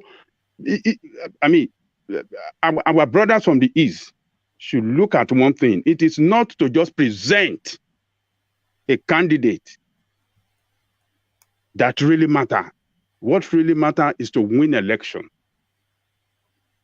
And the person that carried the responsibility most to win that election is the presidential candidate itself. Peter Obi, just like we were saying the other time, for PDP, you see, PDP is very strategic this time. They know they are outside and they want to fight the people in power. They know what it is. They've been there before. They've been in power before, and now they are outside power and they want to take over power. They know that the party in power can use all the resources against them. So how can they limit their disadvantage from getting that power? That is what matters to PDP now. How can they limit it, that disadvantage from getting that? How to limit it is not to bring Biafra this thing campaign against them. They must not bring it in play. It's going to be used against any Igbo candidate in the north. Biafra narrative will be used, whether we like it or not. We are tribal people. We play tribal politics. We play tribal sentiments. We play all this tribal nonsense against each other. There's no way Biafra narrative is not going to be used. When we were fighting NSAS here in the South here, the North were doing pro-SARS. So what tells you that they cannot use it against an Easterner as the presidential candidate, and they be using Tinubu? But Ajalukogo, don't you think that pro-size is being sponsored by some politicians? Don't you think that? Because they were not plenty, they were not in their masses, they are not in the numbers. That's just my view. That sponsored it? Well, whether a politician sponsors it or not, you didn't see demonstration in the North, in any part of the northern state, except in the South here, for NSAS. And that was what I was talking about earlier. That so you don't beat the drums of IPOB in this time around. You have to suppress that noise if you want that guy to win. Your Peter Obi, if you want him to progress, that noise has to come down for now. Yes. So they have to limit that disadvantage, that can stop them from getting that power. So Atiku has the resources. He has done it before. He has shaken them before. Even the last election, he won it. They rigged it. We saw it. So this time around, PDP, what do I see it? Easterner and Southerner have invested heavily over the time in PDP. PDP is their traditional party. APC now, the way they are, if you look at the arrangement they are making, it's like they are even excluding the Igbo from the arrangement they are making, because I see the chairman is going to the North, and the Southerner, the chairman of their party is going to the North. The presidential candidate, it looked very good for Tinubu. That's why I don't know who is going to take it, if not Tinubu. And then the secretary of the party is a Yoruba man. They slotting it so what is the Igbo going to grab when you have in the political hierarchy of the party, you see the chairman Dandana, and the secretary of the party is Southwest, and the presidential candidate is going to be a Southwest. So what happened? What are the Igbo in the party? What are they doing? Why are they not struggling for big position as well and in that party? So to me, it looked like APC is not a party for Igbo. PDP is the party for Igbo. They have to. Mr. Jack, can I ask you, sir, please? Sorry to cut you short. I was just going to ask you something about the VP that you were alluding to earlier. You said people vote for the presidency, and you also said that Tinubu is more likely to get the APC ticket. In the case where we have a Tinubu Atiku loghead, how much will the VP pick come into consideration in that scenario? Okay, how long is going to come into consideration? The VP is because it's coming because you said that people don't vote for VP necessarily earlier in your statement. But I'm saying that in the case where you have a Tinubu Atiku, do you think that the VP pick will factor in that scenario? No. What I'm saying now is that the Igbo has invested too much in PDP. PDP has been their party all this while. The South and the Igbo, the record is there. All the presidential election, they've been voting for PDP. So PDP is their traditional party. So this time around, I'm saying if they cannot get the presidential ticket from PDP, we should look to me that they cannot get it. Except we are deceiving ourselves. They can't get it. But they can get the vice president. Because I can see the working relationship between Atiku and Peter Obi. And when Peter Obi becomes the second man to Atiku, they don't have any other choice but to stick with him and vote for PDP again so that if you cannot get half bread is better than none. If you get to the vice presidential position, there is a chance because you never governed the country before. There is no record that Igbo man has been there. So that second position, you can prepare your ground for the next 4 years or at the maximum 8 years to write to the presidency. That vice president will connect more to the northerner, use that position to connect more to all the power that be across the country and get himself prepared for the position of the president in the future. I think that is the way that it should go. So Obi, he has not. I mean, he has. Yeah, I mean, coming out to declare is good. Is meant to rally the support of his people and use that as a bargaining chips within the party to get that second position for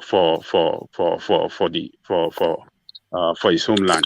So they should settle for vice presidency. No, they have no choice now. Ajale Koko just detailed it now. They have no choice. And if Ajale Koko, would did his offend? I've never seen when Nigerians take Ajale Koko. Hold on. Yeah, so Mike, go first, and then Thomas come after. Yeah, I mean, he made a point. He said if he goes for the vice presidency, he can use that position to make himself relevant for the future elections. And I don't think Nigerians really take vice presidents that seriously. During every term, people don't focus on the vice president, focus more on the president. You know, it's kind of like people saying, no. He's saying to use it to build his profile. Yeah, that's what I'm saying. That profile. For the first thing. No, this is what Oshibando is doing now. This is what propelled Atiku. So it builds you to that prominence, to national prominence, doesn't it? Actually, it's Tinubu that has made Osinbajo look kind of good, but I don't think as vice presidency has always been. You look at Namadi Sambo and all the other ones. I mean, no, forget Namadi Sambo. Nobody cares about them. Look at Oshibando. But let's hear from Thomas. Let's hear what Thomas has to say, and then we'll get back to Ajale Koko. Yes, Ajale, what I'm saying is, who did the East offend? I don't know, woman. Ajale Koko. What does that mean? No, it's too much. It's too much. This they can. No, I know what I'm saying. One man, please.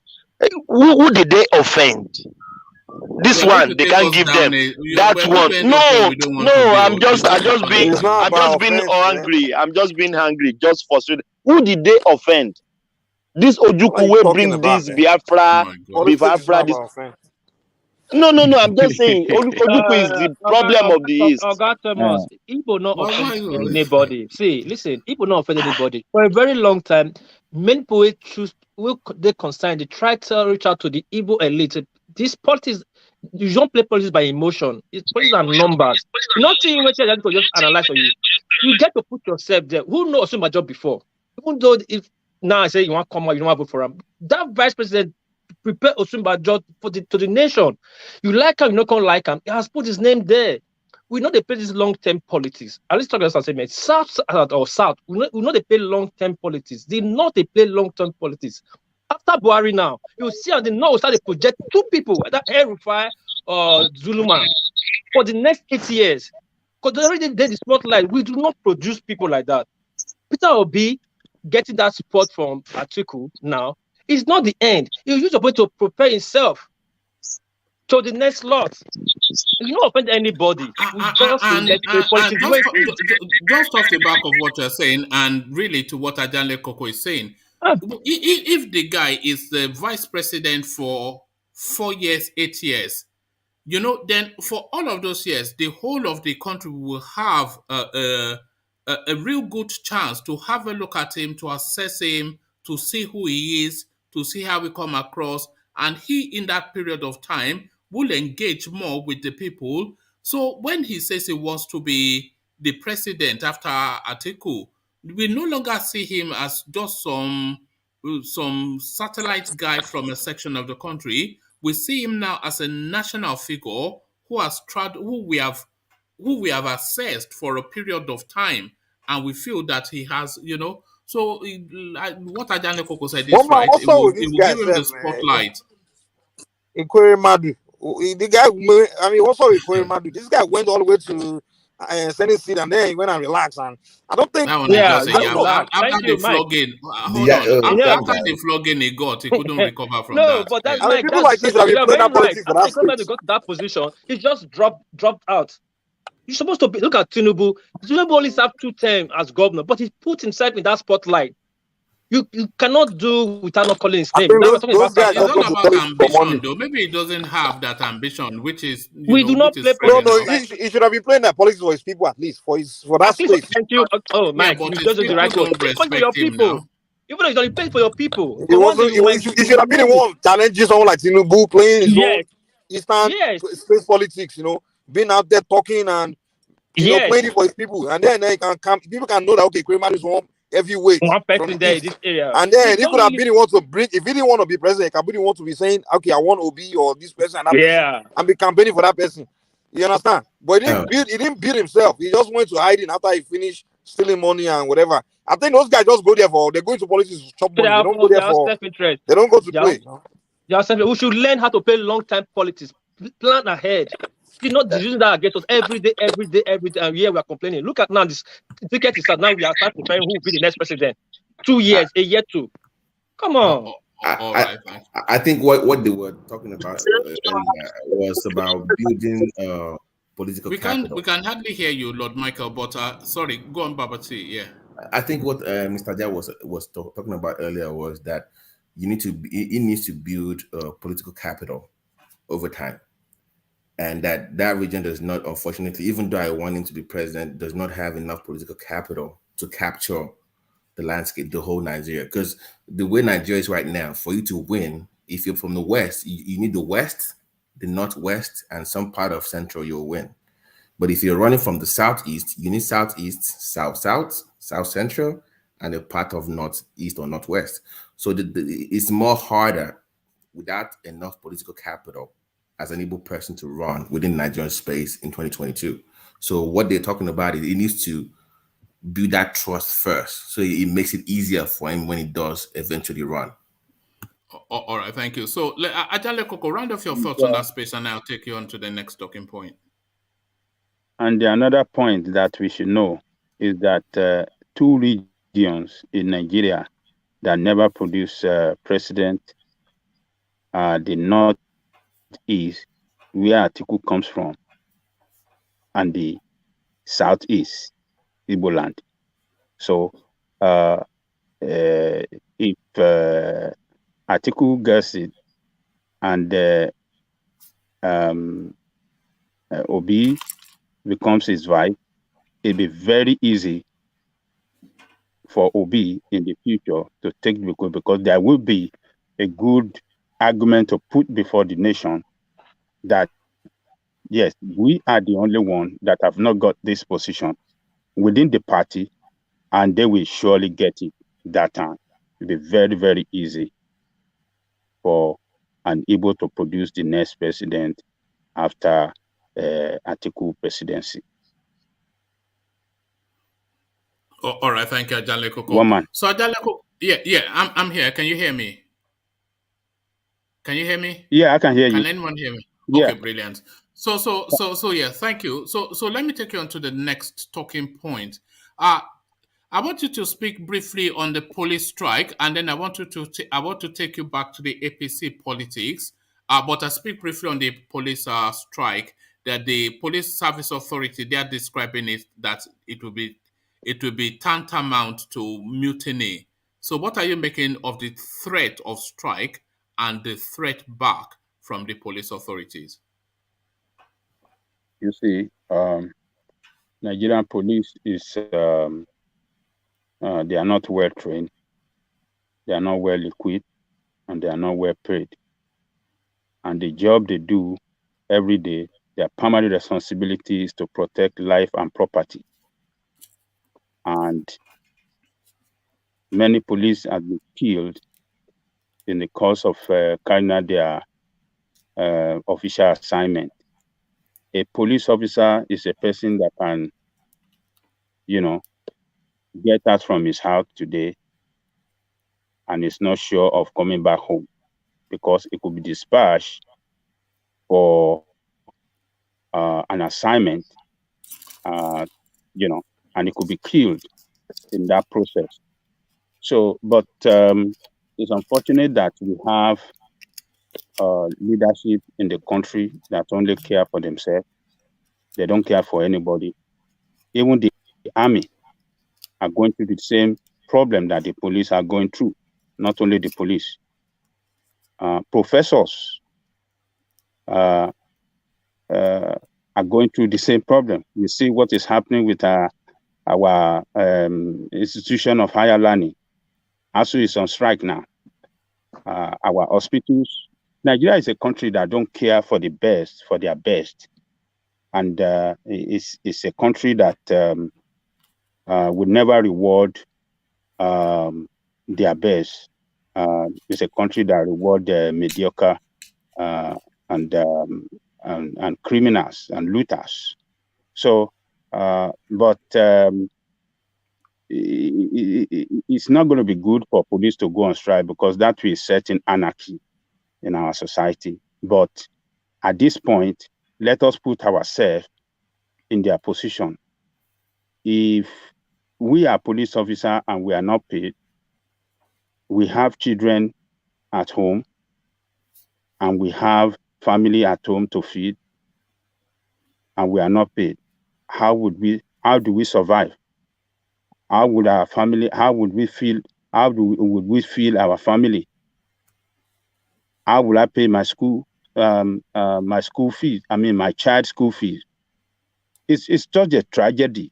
So when people are pushed to the wall, you will fight back. That is what is, I think, has happened to the police, and that is why they are cooking up, this idea of going on strike. It shouldn't have got to that point, but Nigeria have neglected them. Nigeria has maltreated them, and that is why you see police. They uses that anger on the people. I mean, in the society, they maltreat us. They extort us. Just for them to survive.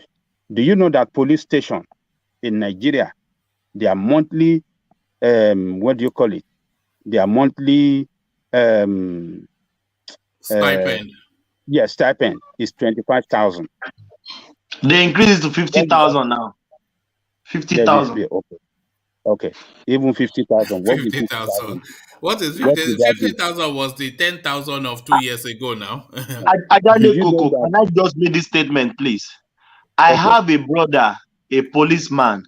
He said corruption cannot stop in Nigerian police.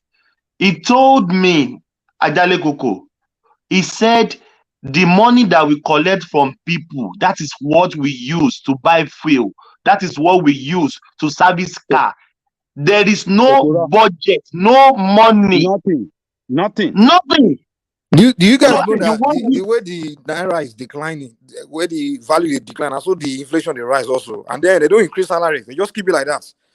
So Ajale Koko, no budget at all. They extort people to buy fuel. They extort people to repair cars. They extort people to do everything. This is and that's very dangerous. That's very dangerous. It's very dangerous because the people are giving guns to protect people. Organization, not a police service. That's a criminal organization. Yeah, exactly. And these people, we give them guns. So now they rely on making their money from people, and they have guns. So they are armed robbers then. And they have guns, yeah. You might as well call them armed robbers, Every police officer you see, they buy their own uniform. They buy everything. True. Even the gun that they carry, that gun, when they're going out on assignment, the bullet, they buy it to put in that gun. Is that don't you see how dangerous that country is? They buy yes, they have to buy it. And that is why you will see them, they will shoot. Sometimes they will shoot to the air. Blah, blah, blah. There's no accountability for it too, because they bought it with their money. to hold that bullet with the gun that they carry for assignment. They have to buy it with their money. So it's unfortunate that they can allow it to deteriorate to this point. But I think the Inspector General is traveling around the country to talk to them. Maybe since that information leaked out that they want to go on strike, I think the Inspector General and panic measures, Abi. Yeah, panic measure. They've been going around to persuade them, to talk to them, and stuff like that. So I think they will resolve it. But it will. This is not the first time that this thing they are planning to go on strike. This is not the first time. So and it will never stop as long as they don't treat them right. Particularly, they don't train them right. They don't pay them right, and they don't equip them right. So that problem. One man. Let me jump in real fast. Let me say one important thing real fast. All right, very quick. Why can't Nigerian government or Nigerian, even the Nigerian police themselves, do what they do here in the West, where they open something called the police fund? You understand? Where the public. No, I think they have that. So they do. Yeah. So why they not? No. Sorry. Actually, land your point. Maybe I jumped too early. Because here in America, the police, even the veterans, all those things, they have a fund called the police fund, veterans fund. They go to the public to fund them to the point where most of the equipment and things that American police even use, most of it were funded by the public. Where the government themselves don't have to even, you get to a point where they might themselves won't have to even allocate money to that direction because people can easily fund them. You understand? Just fund them, even fundraising alone. Instead of standing on the road doing all this, give me money, they can be doing fundraising every weekend. Maybe somewhere. Right. If you can be funding pastors, to be where these pastors are making billions buying private jets. All right. Thank you. What really No. Sorry, thank you. It's GoFundMe policing, but I just want to push through. So GoFundMe policing, but Adale Koko, let me take you to this final spot. Buhari hosts Tinubu, Akande, other founding members of the APC. So this strikes me as to dinner. This is it. It's holding them to dinner. So this strikes me as rather curious with the convention coming just in 2 days' time. So this is not just, let's meet and gist though. So I'm speculating that this is because they perfected the party structures. So now they want, by my speculation, to perfect the candidatures. So are you reading into this? Because this is my reading into it, that they're essentially meeting on who the flag bearer is going to be, and to essentially decide on Tinubu's fate. So APC convention, Buhari hosts Tinubu, Akande, other founding fathers to dinner. So what do you then think the topic of discussion would be at that dinner? Like those names you mentioned earlier, those are the founding fathers of the party. And, the founding fathers have to meet sometimes to put the party in an organized to organize the party well, and to strategize when election is coming, or particularly convention and primary. So I believe that is to take care of the interests of all the interest group within the party, like CPC, ACN is. I think the Tinubu party was ACN, right? Yes, it was. Yeah. Yeah, ACN, APGA, Okorocha from APGA, and those that are PDP reformer or something like that make up that party. So I think it's for them to put on the table their interests, their caucus interests, and streamline some things, and then come out with a common position. Whether the issue of the presidential will come in there, we don't know. It might come in, but I believe the purpose of that is for them to harmonize their different interests, get prepared and have a common cause to carry for their upcoming convention. That is what I suggest. Because all the position across the country, I think those leaders are going to share it among themselves, and they take it back home to their region, and then get the candidate for each position, for the convention. I think that is why they are meeting. That's what I can speculate. All right, thank you, Ajale Koko. So thank you, Ajale Koko. So gentlemen, I'll seek to start to round off here because I'm really quite determined to start pulling away from the deep hours that we get into. So I was going to cap it at 4 hours, but we're 5 hours in now. So a good spot to start to cap it off as ever to land on Ajale Koko. So we whiz through fairly rapidly to sweep up closing remarks or things you may have wanted to say and not had the chance to say. We'll kick it off with Insibidi, and when we take it on from there. So Insibidi, are you still with us? I didn't think it was. So it's not like Insibidi to be quiet if it's around. So thank you, Insibidi. Always a delight in your company. Insibidi, the man with the superstar name. So from Insibidi, we go to Ete. So Ete, are you still there? No. Yes, I am. Oh, brilliant. Yeah, thank you. Sorry, I couldn't really come round to you, but you had the input, so that's the way it goes sometimes. But closing remarks. Today was a good session, very engaging and very informative. My last remark for today is this: we should leave all these tribalist tendencies and all these narrative that we're pushing. Nobody knows if Peter Obi would not win an election.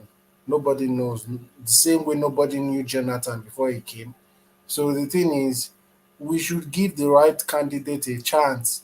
At least now we have a right candidate in the two ruling big parties. Before we were bringing the excuses that the right candidates are not in the big parties. But now we have at least one that is vying for the position in the two big parties. We should support that candidate. That is it for me today. Thank you. Thank you, Ete. Always a delight in your company. So Ete now, one of now the established voices now, so I think we can say that now because always, he's always on point. So that was Ete. So from Ete, we go now to a voice that's just birthed on this platform. So he's been rascally in the comment section, and I think he's brought that rascality to the screen. So let's hear some more from him, Babati. So Babati, we're taking closing remarks. Thank you, One Run, for having me on the show. It's been really fun, informative. Regardless of the opinion of other people, I've learned from them. And sometimes, as a country, I think that's one thing we need to learn to do more of, to listen to other people's pain and opinions, regardless of what we think about them. I think that's the first place to start the healing process, because I think Nigeria needs a lot of healing from the past. And regardless of what people say, I think we're better as one people, and we have to find a way to make it work. And it's been a real pleasure being in here, learning to listen to Mr. Daniel Koko and others. And hopefully I'll come around here and just, even if I'm not speaking, I'll come around and bug people more in the comment section as usual. Thank you. All right, thank you, Babati. Curiously, Babati sounds both in texture and language somewhat like Ayo. I'm not sure if I'm the only one that's of that thought, but there's a bit of Ayo's pattern to it. So thank you, Babati. So that's Babati, a new voice that bursts into the space. So let's go from Babati to World Peace. So World Peace, your words. Yeah, I greet everybody. Today, we don't reach the final hour, thank you, One Man, to bring all of us together. Quick one. 2023 done here. We, the South people, we should come together. We could try to present one candidate. This tribal inner fighting no go help us. But we get to calculate where we're, because politics are about numbers. So we'll put our numbers together get what they look for. We're not going to depend on the northern to give us what they look for. For Igbos, nobody against them. As a Ogajolo talk and as a all na politics talk and a few other people, now just to try help our Igbo brothers so that they'll still help us too to bring the vote come our side. You know, with the follow the politics as we see the pattern as we see and really. Then the underground one where the people who did the underground will still do the underground one. You know, then I come to that IPOP guy where they shoot for where we have flag. Sorry, we're just taking closing remarks. So okay, yeah, just to wrap it up in a short. Okay, yeah. So that all I see. 23 is coming. We should put hands together. We could get our candidate. We could vote our candidate so that the power go this south, and Moses will repair this country. Thank you.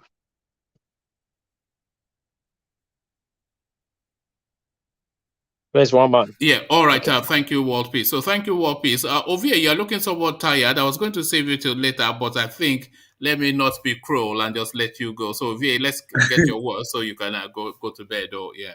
So well, not really. As usual, breaking news.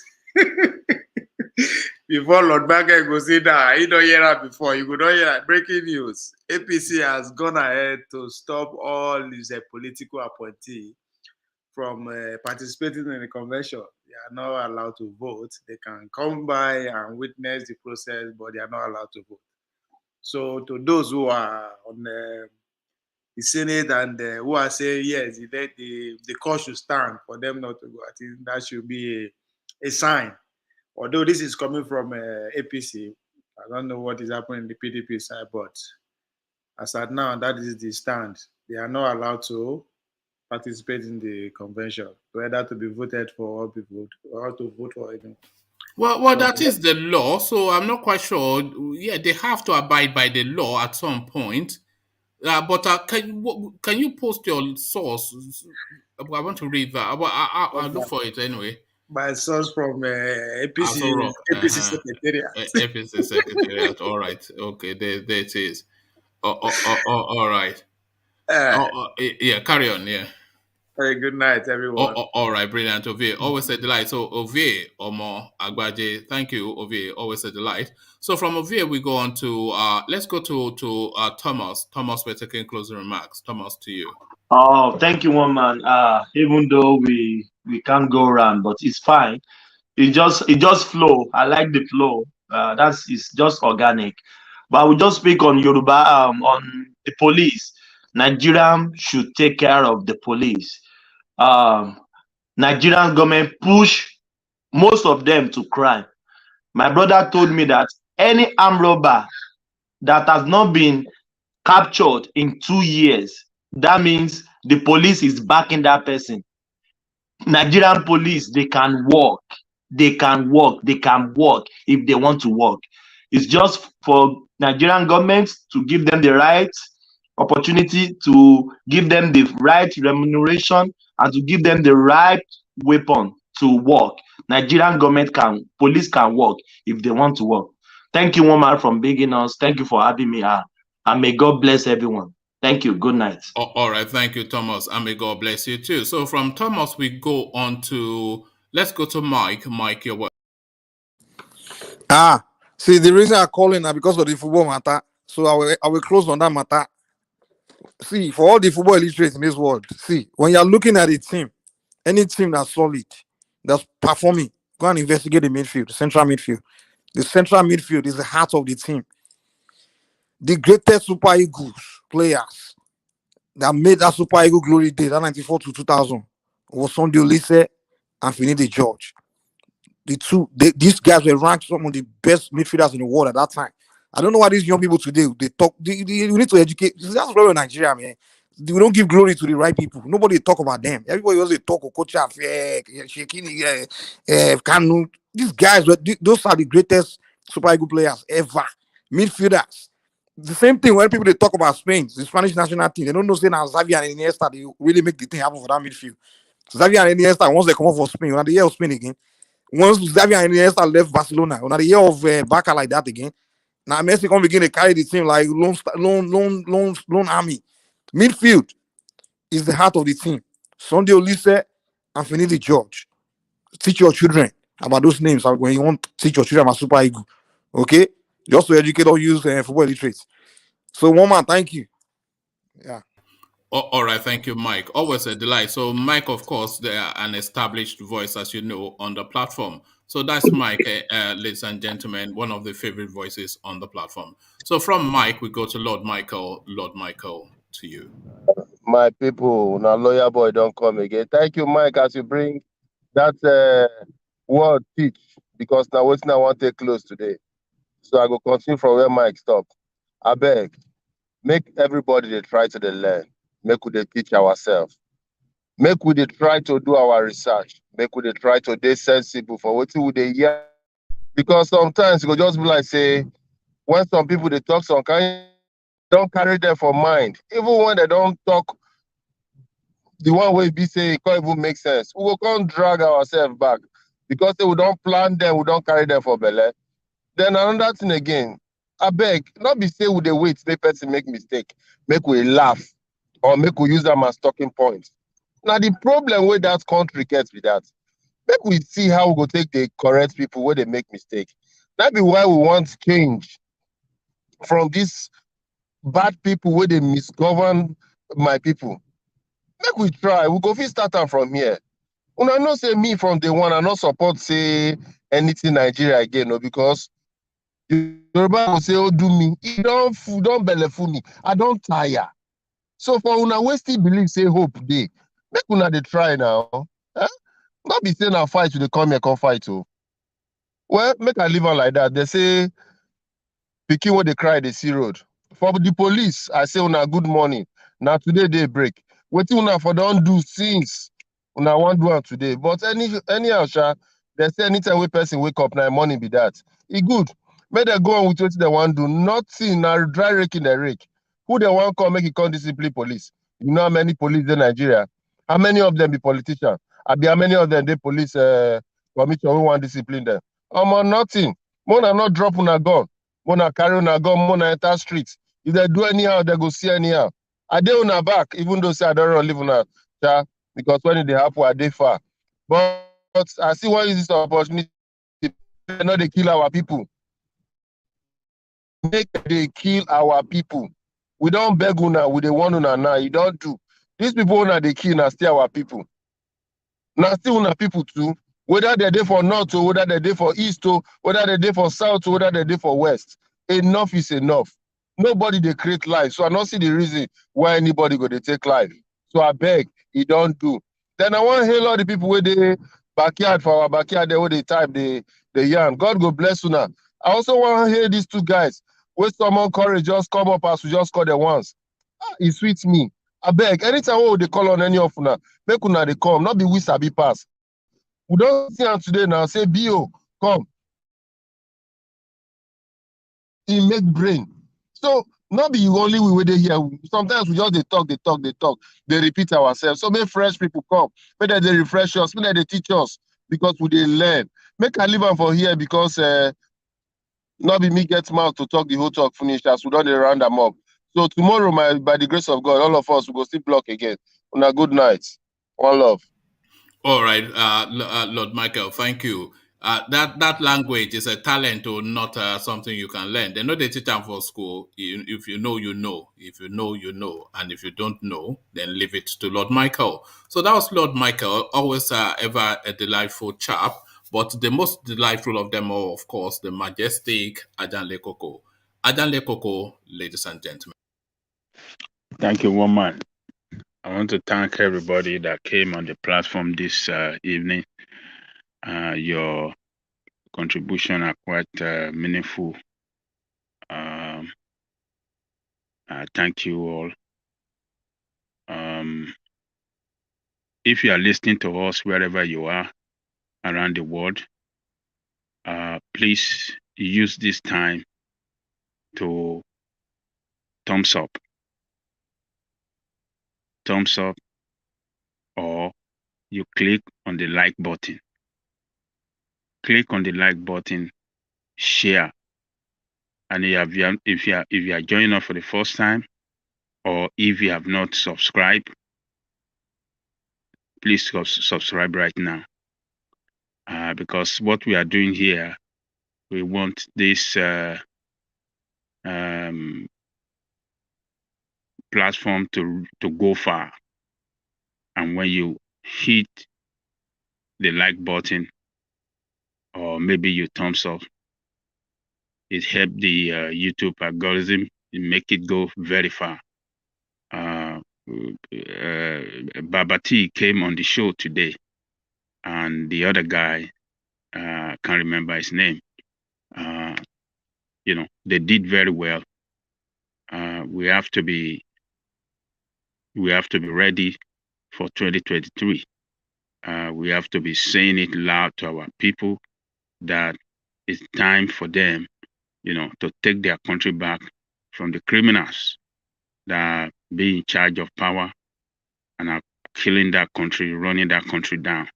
So please like, share, and hit the notification button so that anytime One Man Went to More is going on live, you can get notified and you can come back and do whatever you want to do. So our brother behind the scene that have been chatting, you are the strength of the platform. Thank you all. If not for you, the platform will be nothing to write home about, but you are the strength. You come every time, you know, doing what you like to do best, you know, kicking us to keep doing the best we can do. And, you know, many of the time you, your contribution too. We look at it and, you know, you remind us, you give us some fact, you know, you are the strength of the platform. So I would like to thank our big brother, number one, brother Alessandra Gomez, and Alessandra Akashi as well, Jaja, Flash Mankind, and, you know, Mike Ajayi, Bongmo Star. I think there's a new lady there today as well. I can't remember her name. You know, her name you know, appears new to me. I'd like to encourage her to come, even to come on the platform. It'd be nice for you to come on the platform as well. If you're a lady, Bonksma, I will want to hear you. We want you to come on the platform. Come and, you know, deliver your own contribution as well. And the new lady that I've been, you know, checking on her commentary, very, very, very, very sound. We'd like to have you on the show as well. So other than that, I will give the big thanks to One Man that brings us together all the time. You know, he's doing a good job. He's doing his own contribution, and we are doing our own as well. So I thank him as well. And I believe tomorrow, One Man, the Eagle, will land here again, and we will continue the struggle from there. Thank you, One Man, the Eagle. We'll see you tomorrow. Thank you. All right, thank you, Ajanle Koko. Thank you very much. So that was Ajanle Koko rounding things off. So just two things, just picking up from what Ajanle Koko is saying, that just to acknowledge the people who don't necessarily come on the screens, but especially participate equally in the comment section. But before I go there, let me just address just earlier in the session when I had to somewhat had maybe a bit abrupt with Bia. It wasn't really out of will, but it's just a space that I had to correct because there's a theme emerging that the platform, or when I'm saying the platform, especially myself, that I'm somewhat prejudicial, you know, in some manner. You know, which I don't think I am, and I know that I am not. But I've let it fester for so long, and it crescendoed just a few sessions ago when there was just this visceral outburst, and I did not like the tonality of it because I felt that would somewhat sabotage the platform if I let that sort of narrative subsist. So I couldn't allow it. It wasn't something. I'm very fond of her, as you all know, but I just couldn't allow it. Well, hopefully it will pass and carry on, and we'll just regroup from there. But it's just something that I had to address. Maybe I could have handled it better. Maybe I handled it exactly as I should have. But that was just how it transpired. So I don't want to label it because, of course, I don't like to talk when people don't have the right to reply. But obviously, it was a moment, and you all saw it. So it would be remiss of me not to address it. So that also transpired there. But let me acknowledge then some of the regular names that do come on. Ask Google. He now a regular commentator who encourages people all the time to thumbs up. So more of that, please, because like I say, we continue to try to propel the usual names. Mike Ovie, who you've already seen. Baba T, who you were just introduced to now. He active in the comment section, and he brought his activism onto the screens. Greg Bayero. He now just a name. If you are ever on the platform, then you know that he's as regular as clockwork on the platform. So keep that up anytime you are available. So Ademi,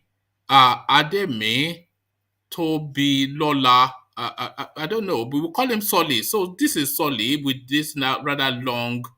You cannot have that. Can you not just have like Femi or something as a name? But that's Solly, continuing his ways in the comment section. So that's Solly, you all know.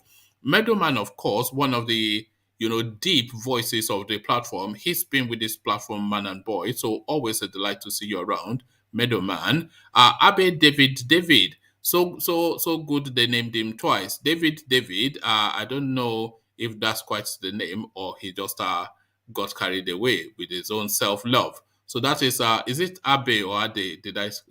Yes, Abe David. So that's Abe David. And this is Jay and Ken. So Jay and Ken are a regular contributor, and I'm still trying to determine if that name is male or female. So or to Mahana. So that's a name, just the pronunciation itself, so rich. Titan, of course, a regular. If you're ever on the platform, you know Titan, very active in the comment section, always has an opinion to share with his friends and the platform. British victim, so a name that intrigues. So why quite he or she is a victim of Britain is something that we'll all like to find out. He calls himself loyal to the soil, but we call him on the screens Black League. So that's Black League right there, keeping it true and honest in the comment section. Emeka Okpara, he joins us. I'm not quite sure if I haven't seen that name before, but certainly I'll pay attention to see it again. Alexander Akashi, of course, a shareholder on the platform, so you all know Alexander. Jaja of Opobo, I wonder, or is it Jaja of reggae music? I'm not quite sure what the play is there. Mike Ajayi as well, who records with some frequency. So we see you, Mike. DOG, of course, we always wonder what that DOG is. The original gangster, maybe, or maybe not. So on and on it goes. Is there any other? Let's see if we can get one more and then we'll round it off there. Okay. So it's a lot of mics just being mic on the platform. He's on, of course. Does anybody even know? Does anybody even rather need to be introduced to his on? Anytime he comes on the screen, we have to get our dictionaries out. The Irene's World. So quite what underpins that name? I'm curious to know. So why is it the Irene's World rather than just Irene's World? So maybe one day she would come on the platform to flesh that out a bit more. I'm not going to attempt this. For tough many. So you see the name on the screen. Some of these names sometimes, I'm notoriously bad with names. Ishmael, Bolaji. So good to see you, Ishmael. All our politics, that's of VA, and on it goes. So the platform really, because like I keep saying, this is Moses Abe. So Moses Abe as well. I think I've seen that name quite a few times. So fast becoming a regular, and this name fairly regular as well. Gboluwaga Laditi. So Gboluwaga Laditi, I see you. So I see you, Gboluwaga. So Gboluwaga, that is what we all do really in prayer and supplication. So we land on this one just as because we go on and keep scrolling. But this is Chris Akadu. Chris Akadu. It says, yeah, well, you know, the usual stuff. But always a delight anyway. So on and on it goes. So it's good to see the platform active and populating, the interaction in the comment section. A lot of people just come in. We are just background noises, but they are real place of entertainment is in the comment section because they have long going conversations and relationships with each other, and they're keen to come back to keep that going anytime the session is on again. Bonksmore, of course, you never miss out Bonksmore, a name that a voice rather that Ajanle Koko is keen to hear on the screen one of these days. So Bonksmore, just whenever you feel comfortable enough, come join us on the screen so that people can add a voice to the comments that they say in the comment section. So that has been the session. So it came and went, and this is how it's gone. So this is what's happened. All Matters Nigeria with an intermission of football up the Eagles. I hope they give Ghana a thorough spanking.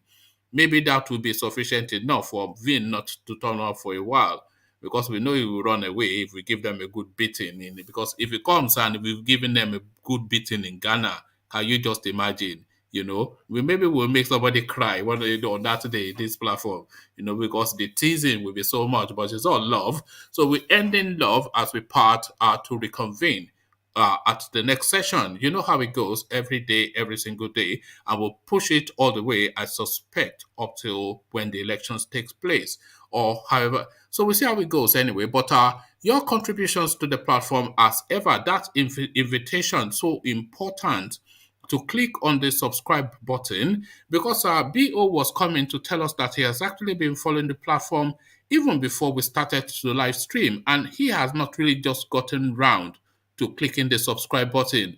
Not because he doesn't want to, but it's just something that I say, okay, maybe I'll do it some other time. So some other time is exactly right now. So do that then, so you don't feel that, oh, this guy is pointing at me when I'm making all this belly aching. So when I'm belly aching, don't feel I'm aching in your direction. So click on the subscribe button. And of course, with a quick flick, click on the like button as well. Then that's you done. So you've then fulfilled all righteousness. So fulfill all righteousness and then come meet me in the comment section where the conversation never stops. So I'll leave you here. Carry conversation on within the comment section, but here I say peace.